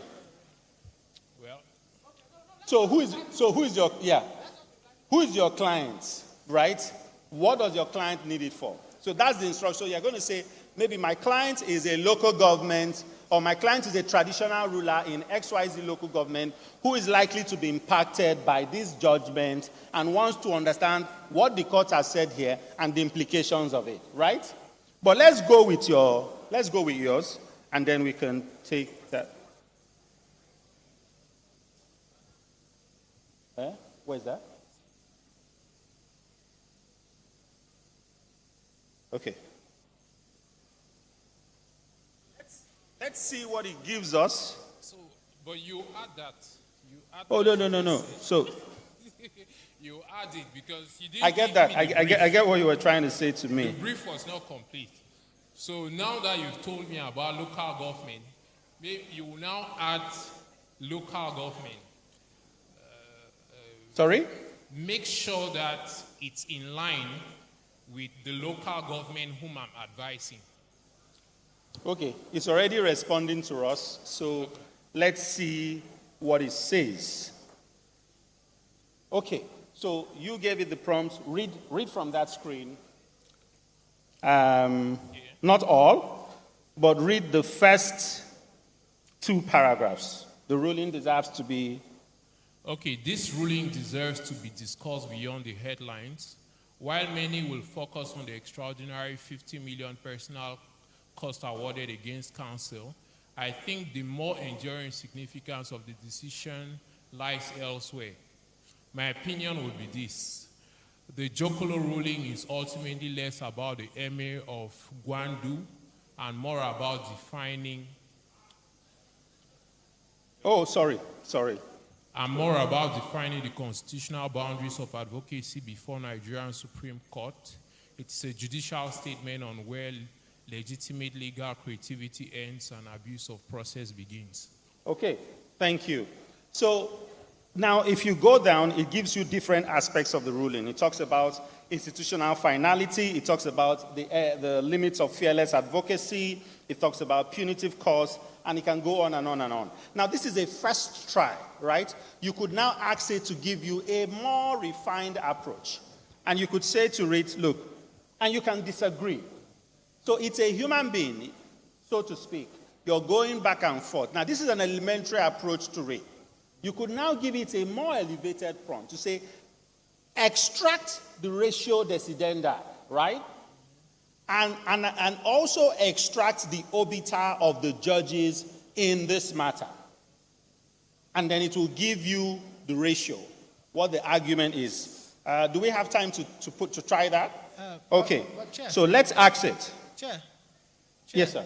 let me, I want to make a point. He gave a prompt that is okay, but remember we have talked about a few things. We have talked about your role, we have talked about the action, we have talked about the context, and we talked about execute or output. Now, if I were the one that was doing this, I probably have said, as the prompt, I am, or you are a senior associate in so firm, you are representing so. You are to draft so documents, blah, blah, blah. Then provide the context of the nature of the document. This document is a judgment, is required to be used for the claimant, defendant in Nigeria, this kind of matter, blah, blah, blah. And then you finally go to expectation, which is the output. You're saying, I want a 5-paragraph document which indicates the obiter or any dissenting judgment of the court. What is an obiter? What is the ratio? Specific. It should be concise. Each paragraph should be no more than 5 sentences, depending on what you're looking for. Each paragraph can be 1 sentence, 2 sentences, something like that. So that has detailed the thing. So when it comes out a lot more structured than this output. So in your case, in another case, I'm a partner, you are a partner in a law firm. You're a partner in a top law firm in Nigeria. You are advising a client on so. You are to provide review the following judgment, and then you upload the judgment. The review should contain blah, blah, blah, blah, blah, blah, blah, blah, blah. That makes it easier because, again, even when you're using paid versions of any of these models, some of them have limits. So if you are going to spend the time reviewing and overviewing, it might take a longer period and your tokens will be finished. And what even happens is that by the time you give it too many prompts, it just starts making mistakes and giving you the wrong thing.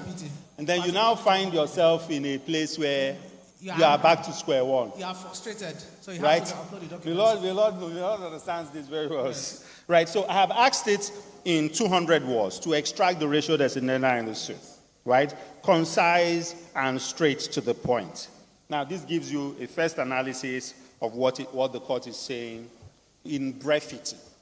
Remember, so for instance, at E&C Legal, we are about clear, concise advice. Our clients don't want to read 300 pages, 20 pages, 30 pages. They want to read it in 3 paragraphs, 2 paragraphs, 1 page, and they understand what we're talking about, right? So you also have to use these large language models to enable you get brevity.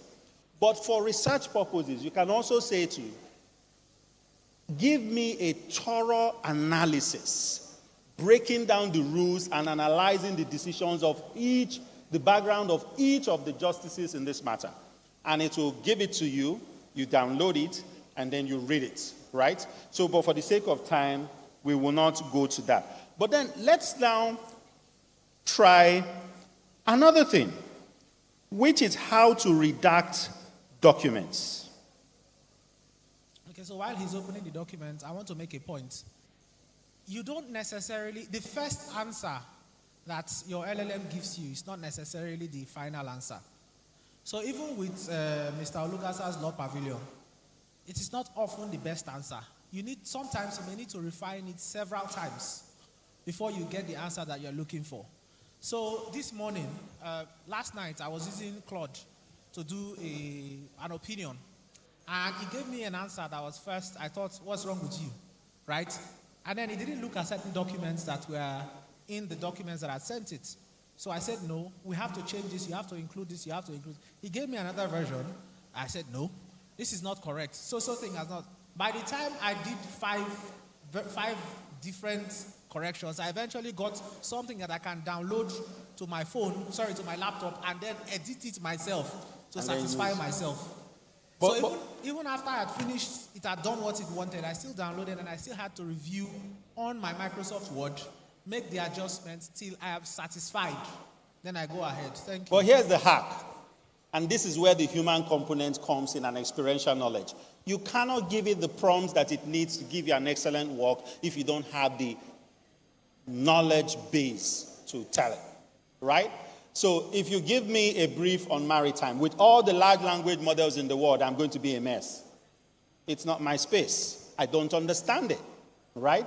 But wake me up from sleep and just tell me a word in the startup ecosystem, I'll go to town with it. So you need to build knowledge, experiential knowledge, so that you're able to adequately give it the right prompts, query certain things. Again, everything you see in the large language model space is a product of what people have fed it at some point in time. Now, the chances are that it may not have been fed some information that you are privy to.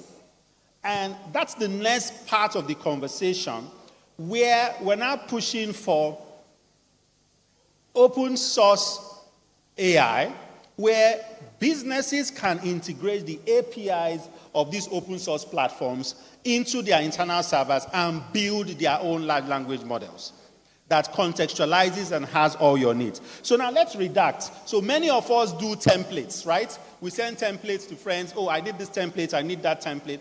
But in between that, we are passing across a lot of sensitive information, and we are trusting our colleagues or trusting third parties to be able to protect that information. But that's not always the case. So you find that one template you send to somebody and said, oh, please, oh, don't change this, ends up in 10 other hands with the same instruction. Please, oh, don't change this. So why don't you redact? So with Apple, it's quite simple. So you look at the document, and there is a tool button, and there's a redact column. So when you click on redact, it gives you a prompt, and it tells you that anything you redact is permanently removed. So you click OK, right? And then let's say I want to redact the name. Now, what does redacted mean? Remove, so that the other person does not have knowledge of it. I click on it, full stop, and it's redacted.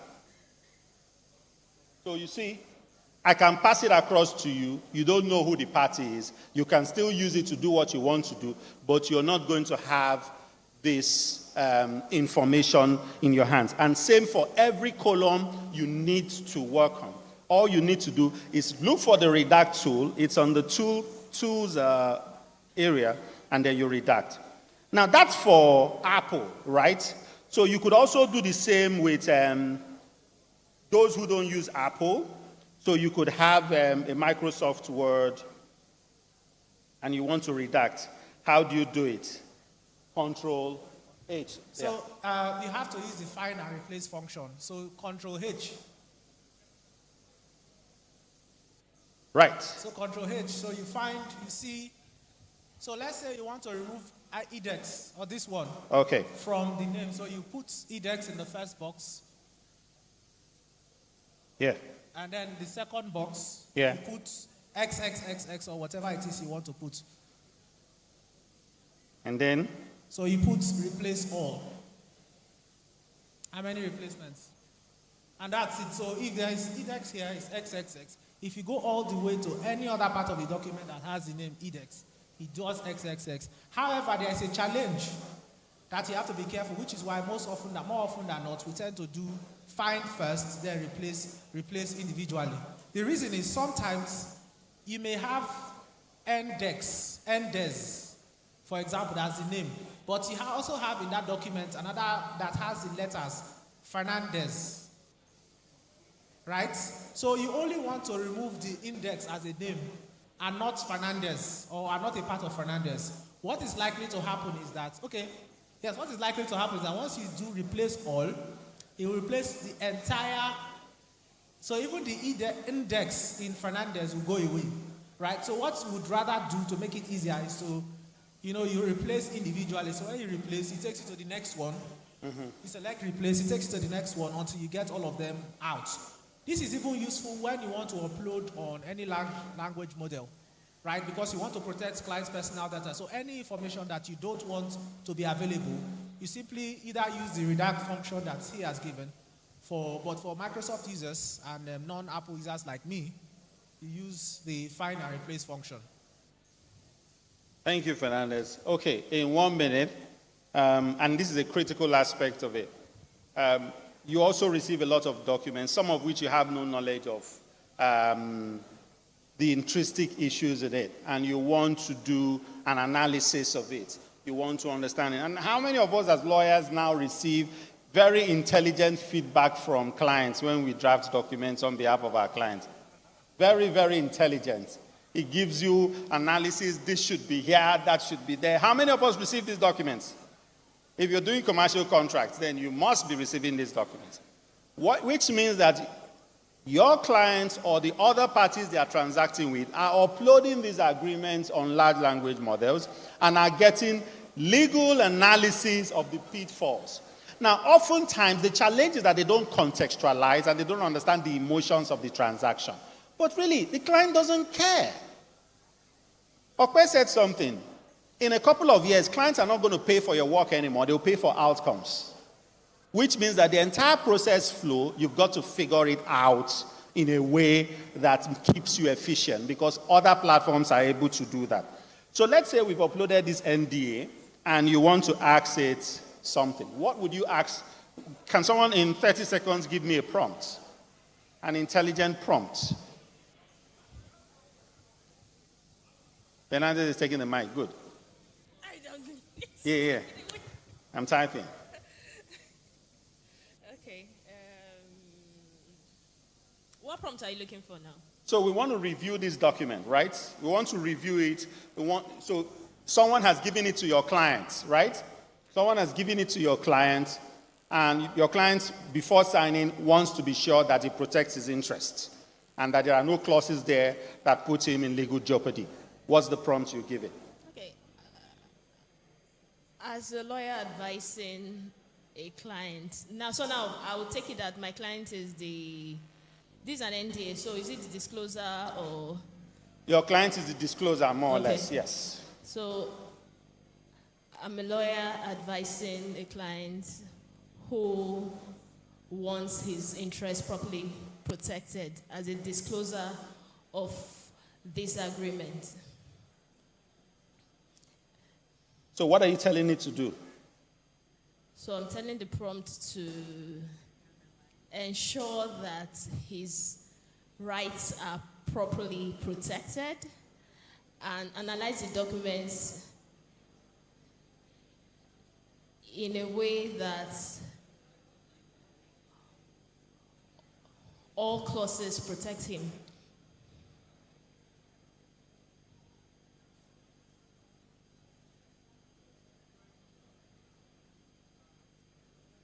Now, before you finish, there's something that, this is... So what I have done, sorry, Fernandez. Okay. I want to add. So you have not told us one thing that you can add to make it better. If you want brief bullet points, you can actually say it should be in bullet points. If you say you want one paragraph, you can say at this point so that you give it the expectation for the execution. So tell us, how do you want it to be? Let us just do that part and then go ahead. Okay. Okay, maybe a one-pager. Okay. One-pager document, so it's concise. Okay. So let me just add to that. To make your work easy, you can tell it to itemize the issues, highlight the clauses that are problematic, and give you and recommend replacements. Right? So let's start with itemize the issues, highlight problematic clauses, and propose replacements.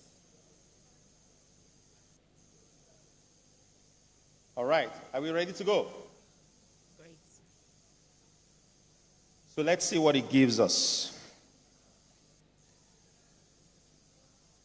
Okay, so I have reviewed the NDA from the perspective that your client is the disclosing party. Overall, the agreement is a reasonable mutual NDA, but it is more balanced than protective. Several provisions should be strengthened if your client's objective is to maximize protection to its confidential information. Now, it gives you an executive summary. What are the strengths of these agreements? Broad definition of confidential information, restriction on use of information, return and destruction obligation, blah, blah, blah, blah. It gives you key witnesses, no survival period after termination, no obligation to notify before compelled disclosure, no audit or inspection rights, and it goes on and on and on. Now, it now gives you the review you asked for. Parties. It tells you what to do. It tells you the risk in what you have now, and it recommends what you should do. Right?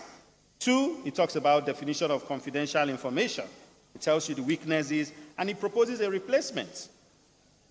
Now, you are to look at these replacements, compare them with what exists, and compare them with the transaction in question. And if they work for you, then you can now impute them. Sometimes not hook, line, and sinker, but you must ensure that you curry them a bit to reflect the realities of your client. And it goes on and on and on and on. So, ladies and gentlemen, I think that this addresses the issues in finality, right? The quality of your prompt determines the quality of your legal outputs.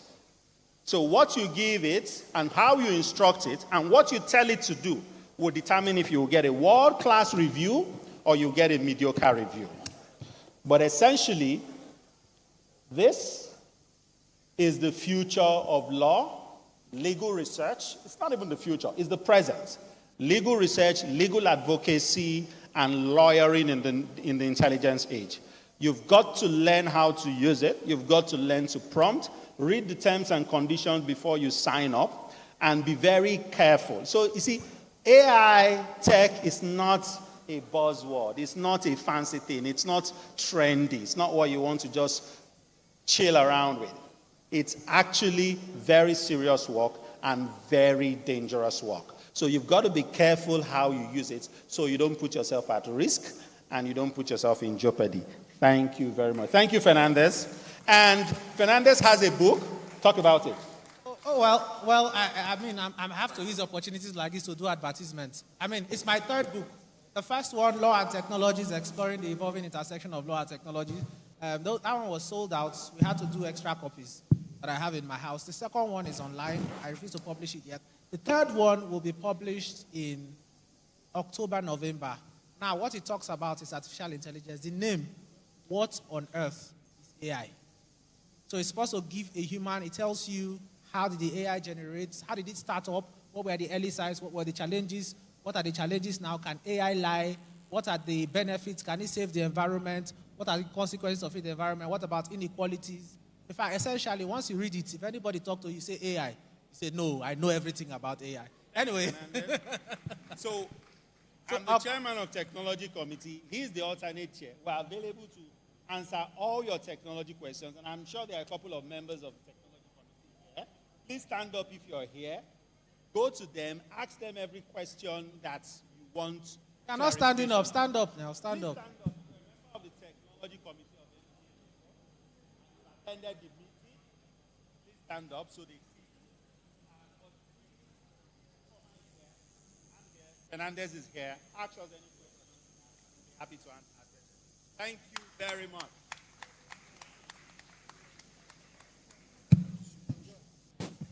Round of applause for Uyi and Fernandez. Round of applause, please. We can do better than that. Because if we were to pay them or go for a paid program, we'll be paying in millions. We're about to move very quickly now to the raffle draw. I would like to call on the chair of the Lagos branch, Madam Chair Uchenna Akingbade, who will say a few words, and then we'll proceed very quickly to our raffle draw. Thank you, sir. Thank you very much to all of those who are still in the hall. It's 4:30. We've been here since 8 o'clock. So thank you very much. I want to take this moment to, I think we should have done it a bit earlier in the day when the hall was still quite full, but regardless, I want to take this moment to specially appreciate our sponsors.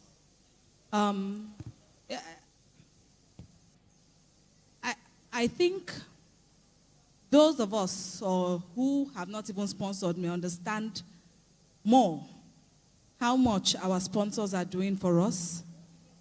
To put up these events are not cheap. We go to them time and time again, and they respond to us. So I want to take this time to just specially appreciate each and every one of our sponsors, starting from our headline sponsors. The law firm of Starting from our headline sponsors, the law firm of the Equity Temple. And to put in context, our headline sponsorship is 20 million. So our sponsors did a whole lot. The law firm of Equity Temple, the Equity Temple, we thank you so very much for your generosity and for making this conference, this Law Week, a success. We also want to specially thank our second headline sponsor, the law firm of Kekere Ekun, Salami and Co. Thank you very much. Yes, I can see them. Thank you, sir. Thank you for your generosity and for making this Law Week a success. Moving on to our Sapphire sponsor, Mr. Femi Bajami Amila. Thank you very much for your generosity, sir. We now move on to our Elders Night sponsor, the law firm of George Etomi and Partners. Thank you very much to Uncle George and your law firm for sponsoring the Elders Night, which will hold on Wednesday. We also thank our gold sponsor, the law firm of Babalakin and Co. These sponsorship categories that I'm calling are not very far off from the headline, to put in context the level of their generosity. So thank you so much. These are people that we go for dinner again. They headline dinner. They are headlining Law Week, to put in context. So please, a round of applause for our headline, Sapphire, Elders Night, and Gold sponsors. Thank you very much for your generous donation. Moving on to our bronze sponsor, Patrelli Partners. Our Patrelli Partners did not only deploy all their personnel towards the success of this law firm, but they also brought out money that we deprived them from earning while they were working on the Law Week.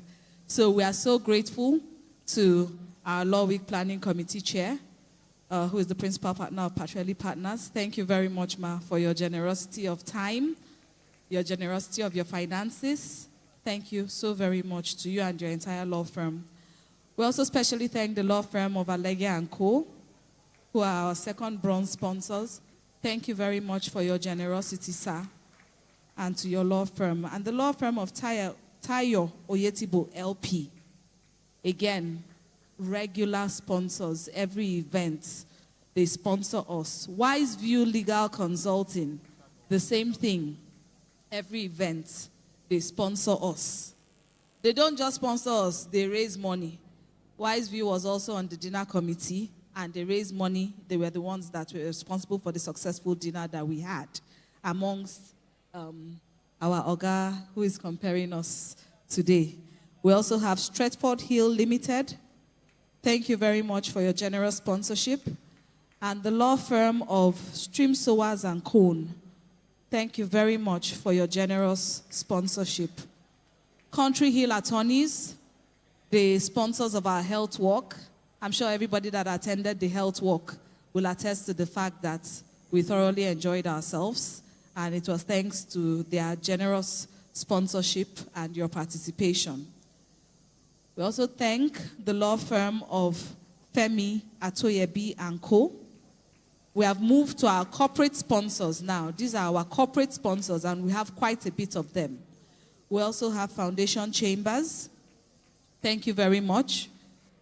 First Cardiology Consultants, Sub Law, that is Sofunde Osakwe. Maybe I should have stuck at Sub. Belgore, what's the O? Ogundipe and Belgore, yes. Thank you very much. We have IHS Towers of Strength. IHS always supporting, whether it's for Law Week or for dinner or for prison decongestion, they are always coming through for us. Or for women law mentoring, thank you very much. We have Baron Architecture, Seplat. Thank you to Seplat. They are always coming through for us as well and always sponsoring very generously. The law firm of Oguntoye and Oguntoye, thank you very much. Gab Sterling, Zrosk Company Limited, thank you very much. Paid HR, thank you very much. These are our corporate sponsors and we are very grateful to them. And our session sponsors, we have Law Pavilion, thank you very much for sponsoring session 1. And we have Penwell Prime Limited, thank you very much for sponsoring session 2.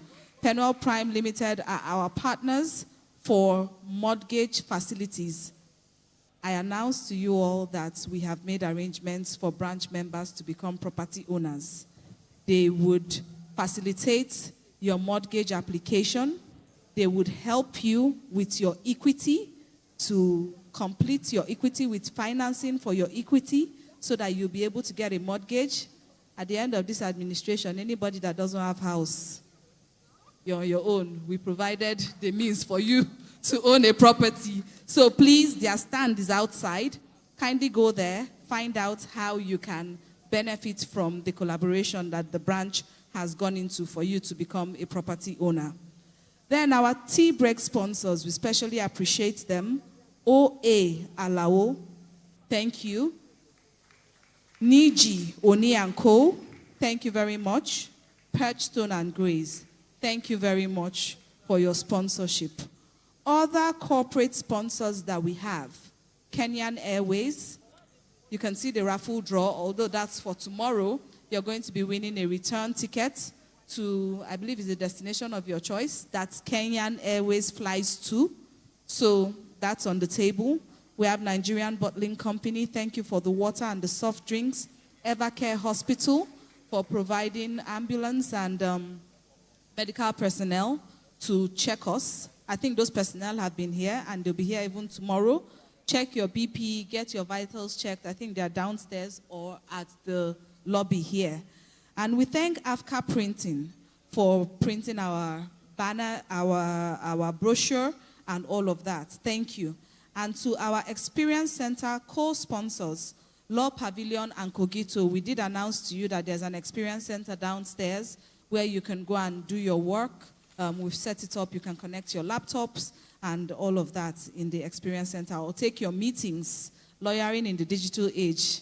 You don't have to go physically for your meetings. Go downstairs. We set up the place for you. And we especially thank our individual supporters who gave us Libra Law Office. Thank you. Uwensui Edosomwan and Co. Thank you very much. Ekweme and solicitors, thank you very much for your generous donation. Shola Ajibola and Co., thank you. CLP Legal, thank you. Dwale Ovia and Alexa Dedipe, thank you for your generous donation. Esha and Macarius, thank you very much. And now to our friends of the bar, thank you. We have Nine Wells Law Practice. We have Ngige and Co. G.O. Shodipo and Co. Nicom LLP. Moshood Abiola. Doyin Rhodesvival and Co. SPR Ajibade and Co. Ada Ikendu and Associates. Akinwumi and Busari. Adetunji Shoyoya and Associates Law, Legal Practice. Ayodele Akintunde and Co. Thank you to our friends of the bar. And then the final sponsorship category, gifts to the bar. You see, in this whole thing, at all, 9 bad pass. So anything you give us, we will accept it and recognize you. And we have Sadiku Momo Ilejueno. Thank you, sir, for your gifts to the bar. IOLA Legal Services, thank you for your gift to the bar. Sethage and Partners, thank you. And to the Law Week Planning Committee and to every other person, there are other people who have sponsored in different ways, and maybe we may have omitted. Sponsorships are still coming in. So when we check today's accounts, we would add you to the appreciation that we will do tomorrow. Thank you so very much. We cannot appreciate you enough. Thank you. Yes, and I want to especially thank my Lord, Justice Zanna, Chief Judge of Borno State. My Lord has been here. He has stayed with us all through, and he has stayed till the end. Thank you very much, my Lord. You can see he's the true champion of technology. Anything that has to do with technology, my Lord is at the forefront of it.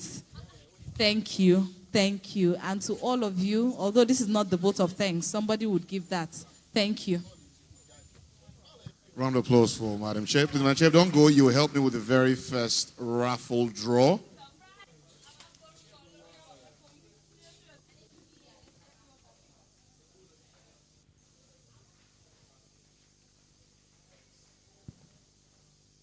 So, the Law Week Planning Committee Chair emphasized that we must be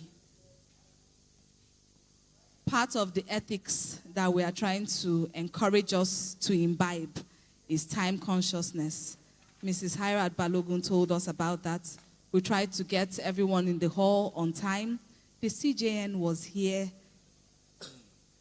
CJN was here before 9. She was here by maybe 8:40. So, what's our excuse? And we communicated to you all, and we tried to provide incentives for those who will come early.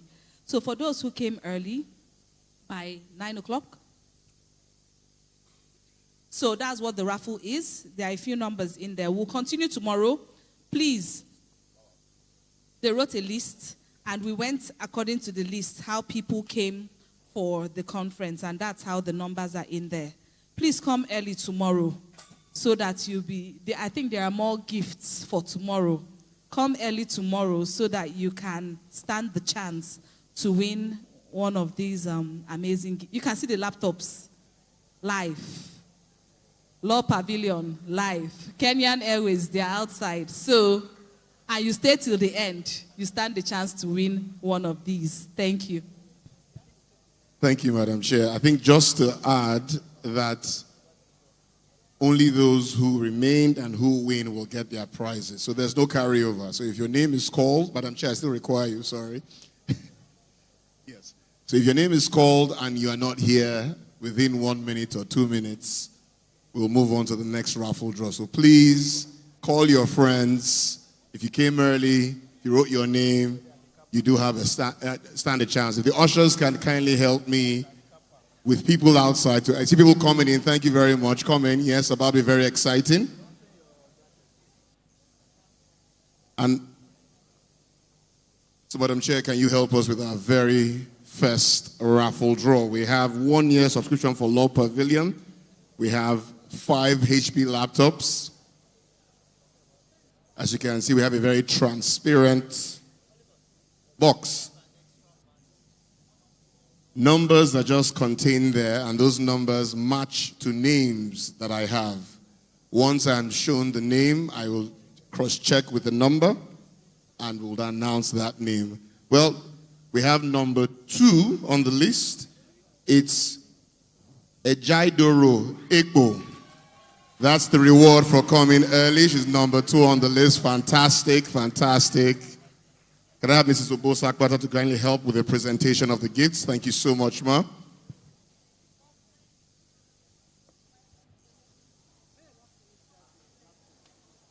Thank you so much, ma'am.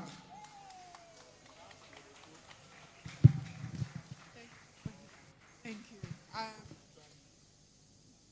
I'm glad. I'm just glad. Because, of course, you exhibited ethical and good behavior by coming in. Congratulations.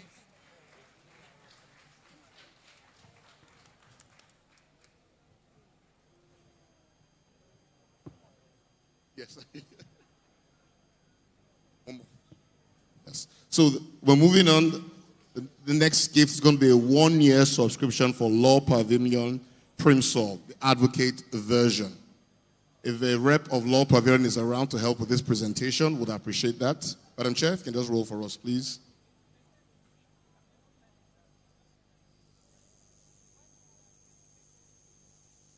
I see everyone is very interested.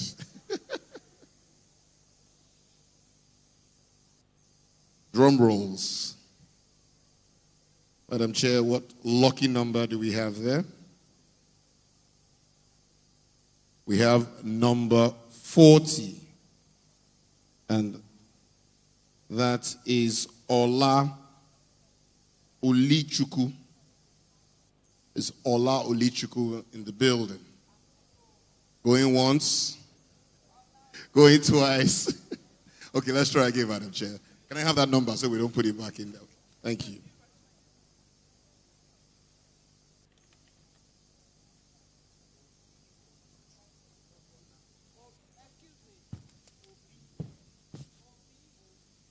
Obi? Okay, sorry. It's Obi Olichuku. 0809-244-6583.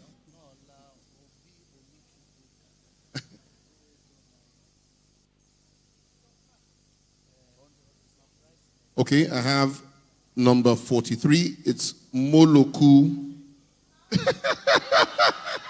What's your surname? Two-factor. What's your surname? What's the surname? Yes. Round of applause for abundance, please. Can we have a rep from Law Pavilion? Anyone from Law Pavilion here? Or Madam Chair, you can do. Presidential override. This way, abundance. Thank you. And the laptops are sponsored by Charles Adeyorinju, Esquire. He donated 10 laptops for this raffle draw. HP laptops, 10. Thank you so very much, Mr. Charles Adeyorinju. I think he's here somewhere. I think he's outside. Thank you for your generous donation and for putting a smile on our branch members' faces. Thank you. Yes, Mr. Bosa is here to present. Thank you, ma'am. It actually gives me a great deal of joy to hand this over to this young man. He's one of the very many committee members who has been extremely, extremely supportive. Congratulations. Plenty of abundance today. Congratulations. Madam Chair, I think I'll just keep you here. Just kindly help me, please. So we're going to another laptop, HP laptop. We're doing 5 laptops today.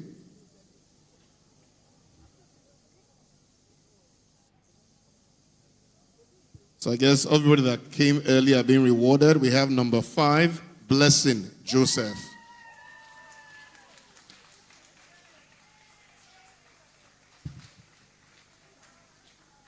Mr. Akwaza, if you can kindly help us, please. Thank you.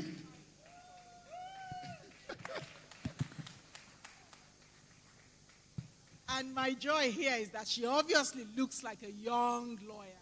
So, congratulations, Blessing.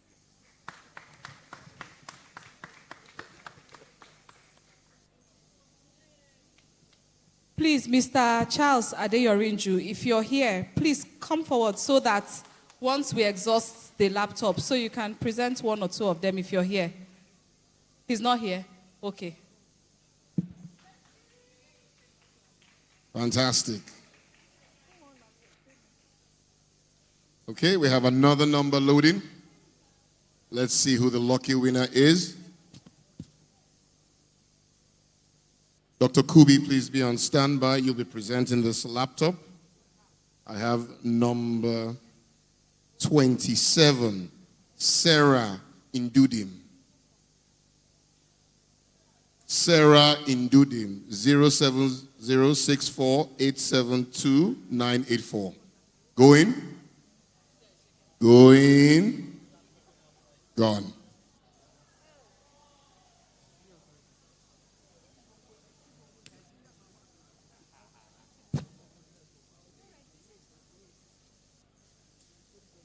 Another number to take Sarah's place.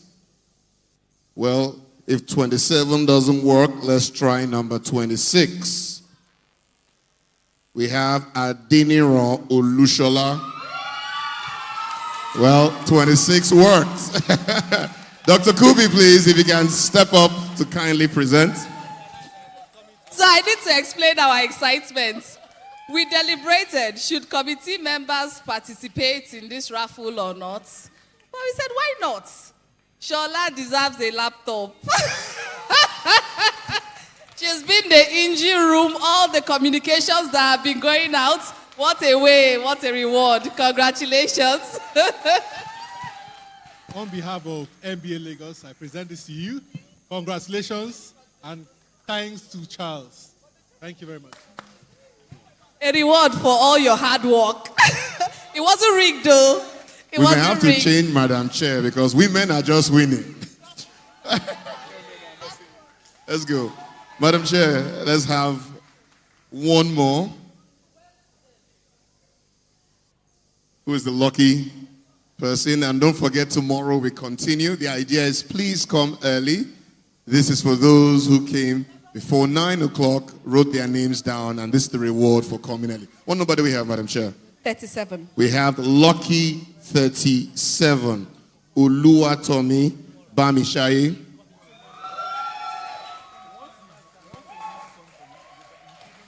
Now we have a man coming up. Congratulations.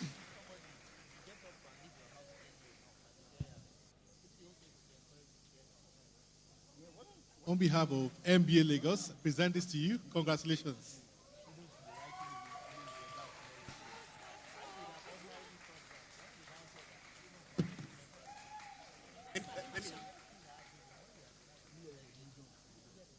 Can I have Mrs. Anima Shaun, please, the second vice president, to kindly continue? Thank you so much, ma. We hope that a few male names will come from this draw. We're just going to present 2 Law Pavilion subscriptions for 1 year. Madam, you can kindly roll. Oh, sorry, 3 Law Pavilions. So please roll and pick a number and announce the number.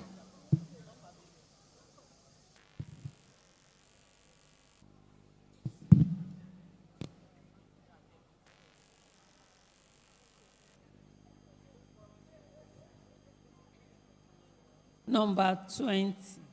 And lucky number 20 is Aminu Boa. Ahmad Aminu Boa. Has he gone? Can I take his place? Going? Okay, madam, can we move on? Let's try again. If 20 doesn't work,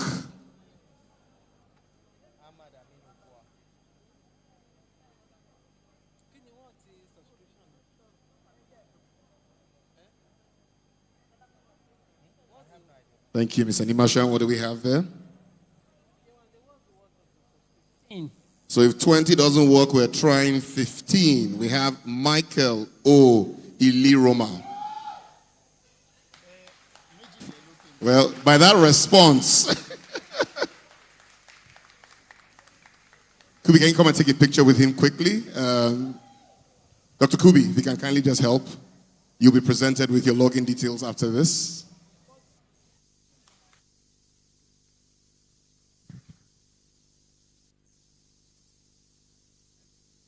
Oh, okay. Congratulations.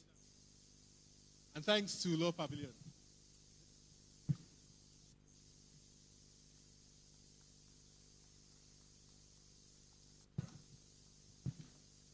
Yes, please. Fantastic. So we have 2 more Law Pavilions. If you win a Law Pavilion, please wait. You'll be given your login details before leaving. We're going to try. We have 2 more to go. Mrs. Anima Shaun helping us. As you can see, since she came, the men have been winning. Let's see if we can have another lucky man come up. We have the number, ma'am. We have 55. We have Idia Omon Mogilim. Fantastic. A round of applause. On behalf of MBA Lagos, congratulations. Thanks to Law Pavilion. And the last person for today, I think, Madam Chair, we should even start this tomorrow morning. Maybe 2 first before the event goes on. But let's go. The lucky person.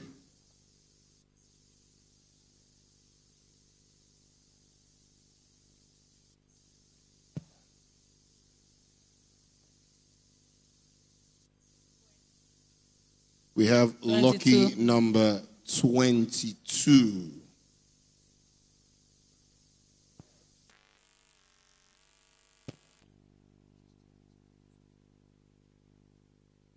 Okay, we have Oluwaseun Akiniran Ojo. And yes, a man just had to end it for us. Thank you. Round of applause for Oluwaseun as he comes up.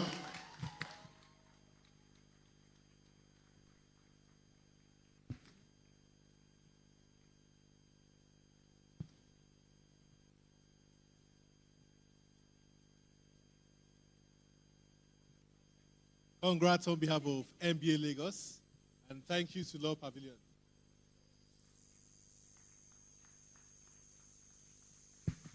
A round of applause again. Thank you so much. I would like to plead with everyone. We're starting at 9 on the dot tomorrow. I would please beg everyone to be here on time. We have an experience center, so you don't have to go to the office. You can come here directly. The experience center is open. We'll have some tea and coffee. There's Wi-Fi. It's a relaxed space, and you can send your messages.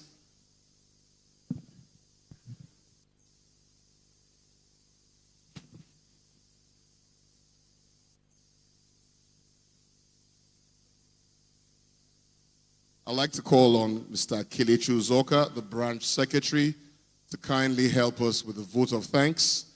Remember, lunch will be served. If you have not gotten your lunch, please do. Is Kelechi Uzoka available to kindly help us with the vote of thanks? So please, 9 o'clock tomorrow so we can start on time.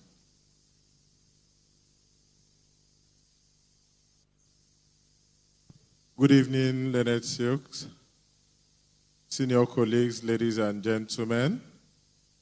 On behalf of the chairman and the executive committee of MBA Lagos branch, and also on behalf of the members of MBA Lagos branch, I want to say a very, very big thank you to everyone who has been with us since 9 a.m. today. Though the law week didn't start today, we started on Saturday with a health walk, and a lot of us turned up.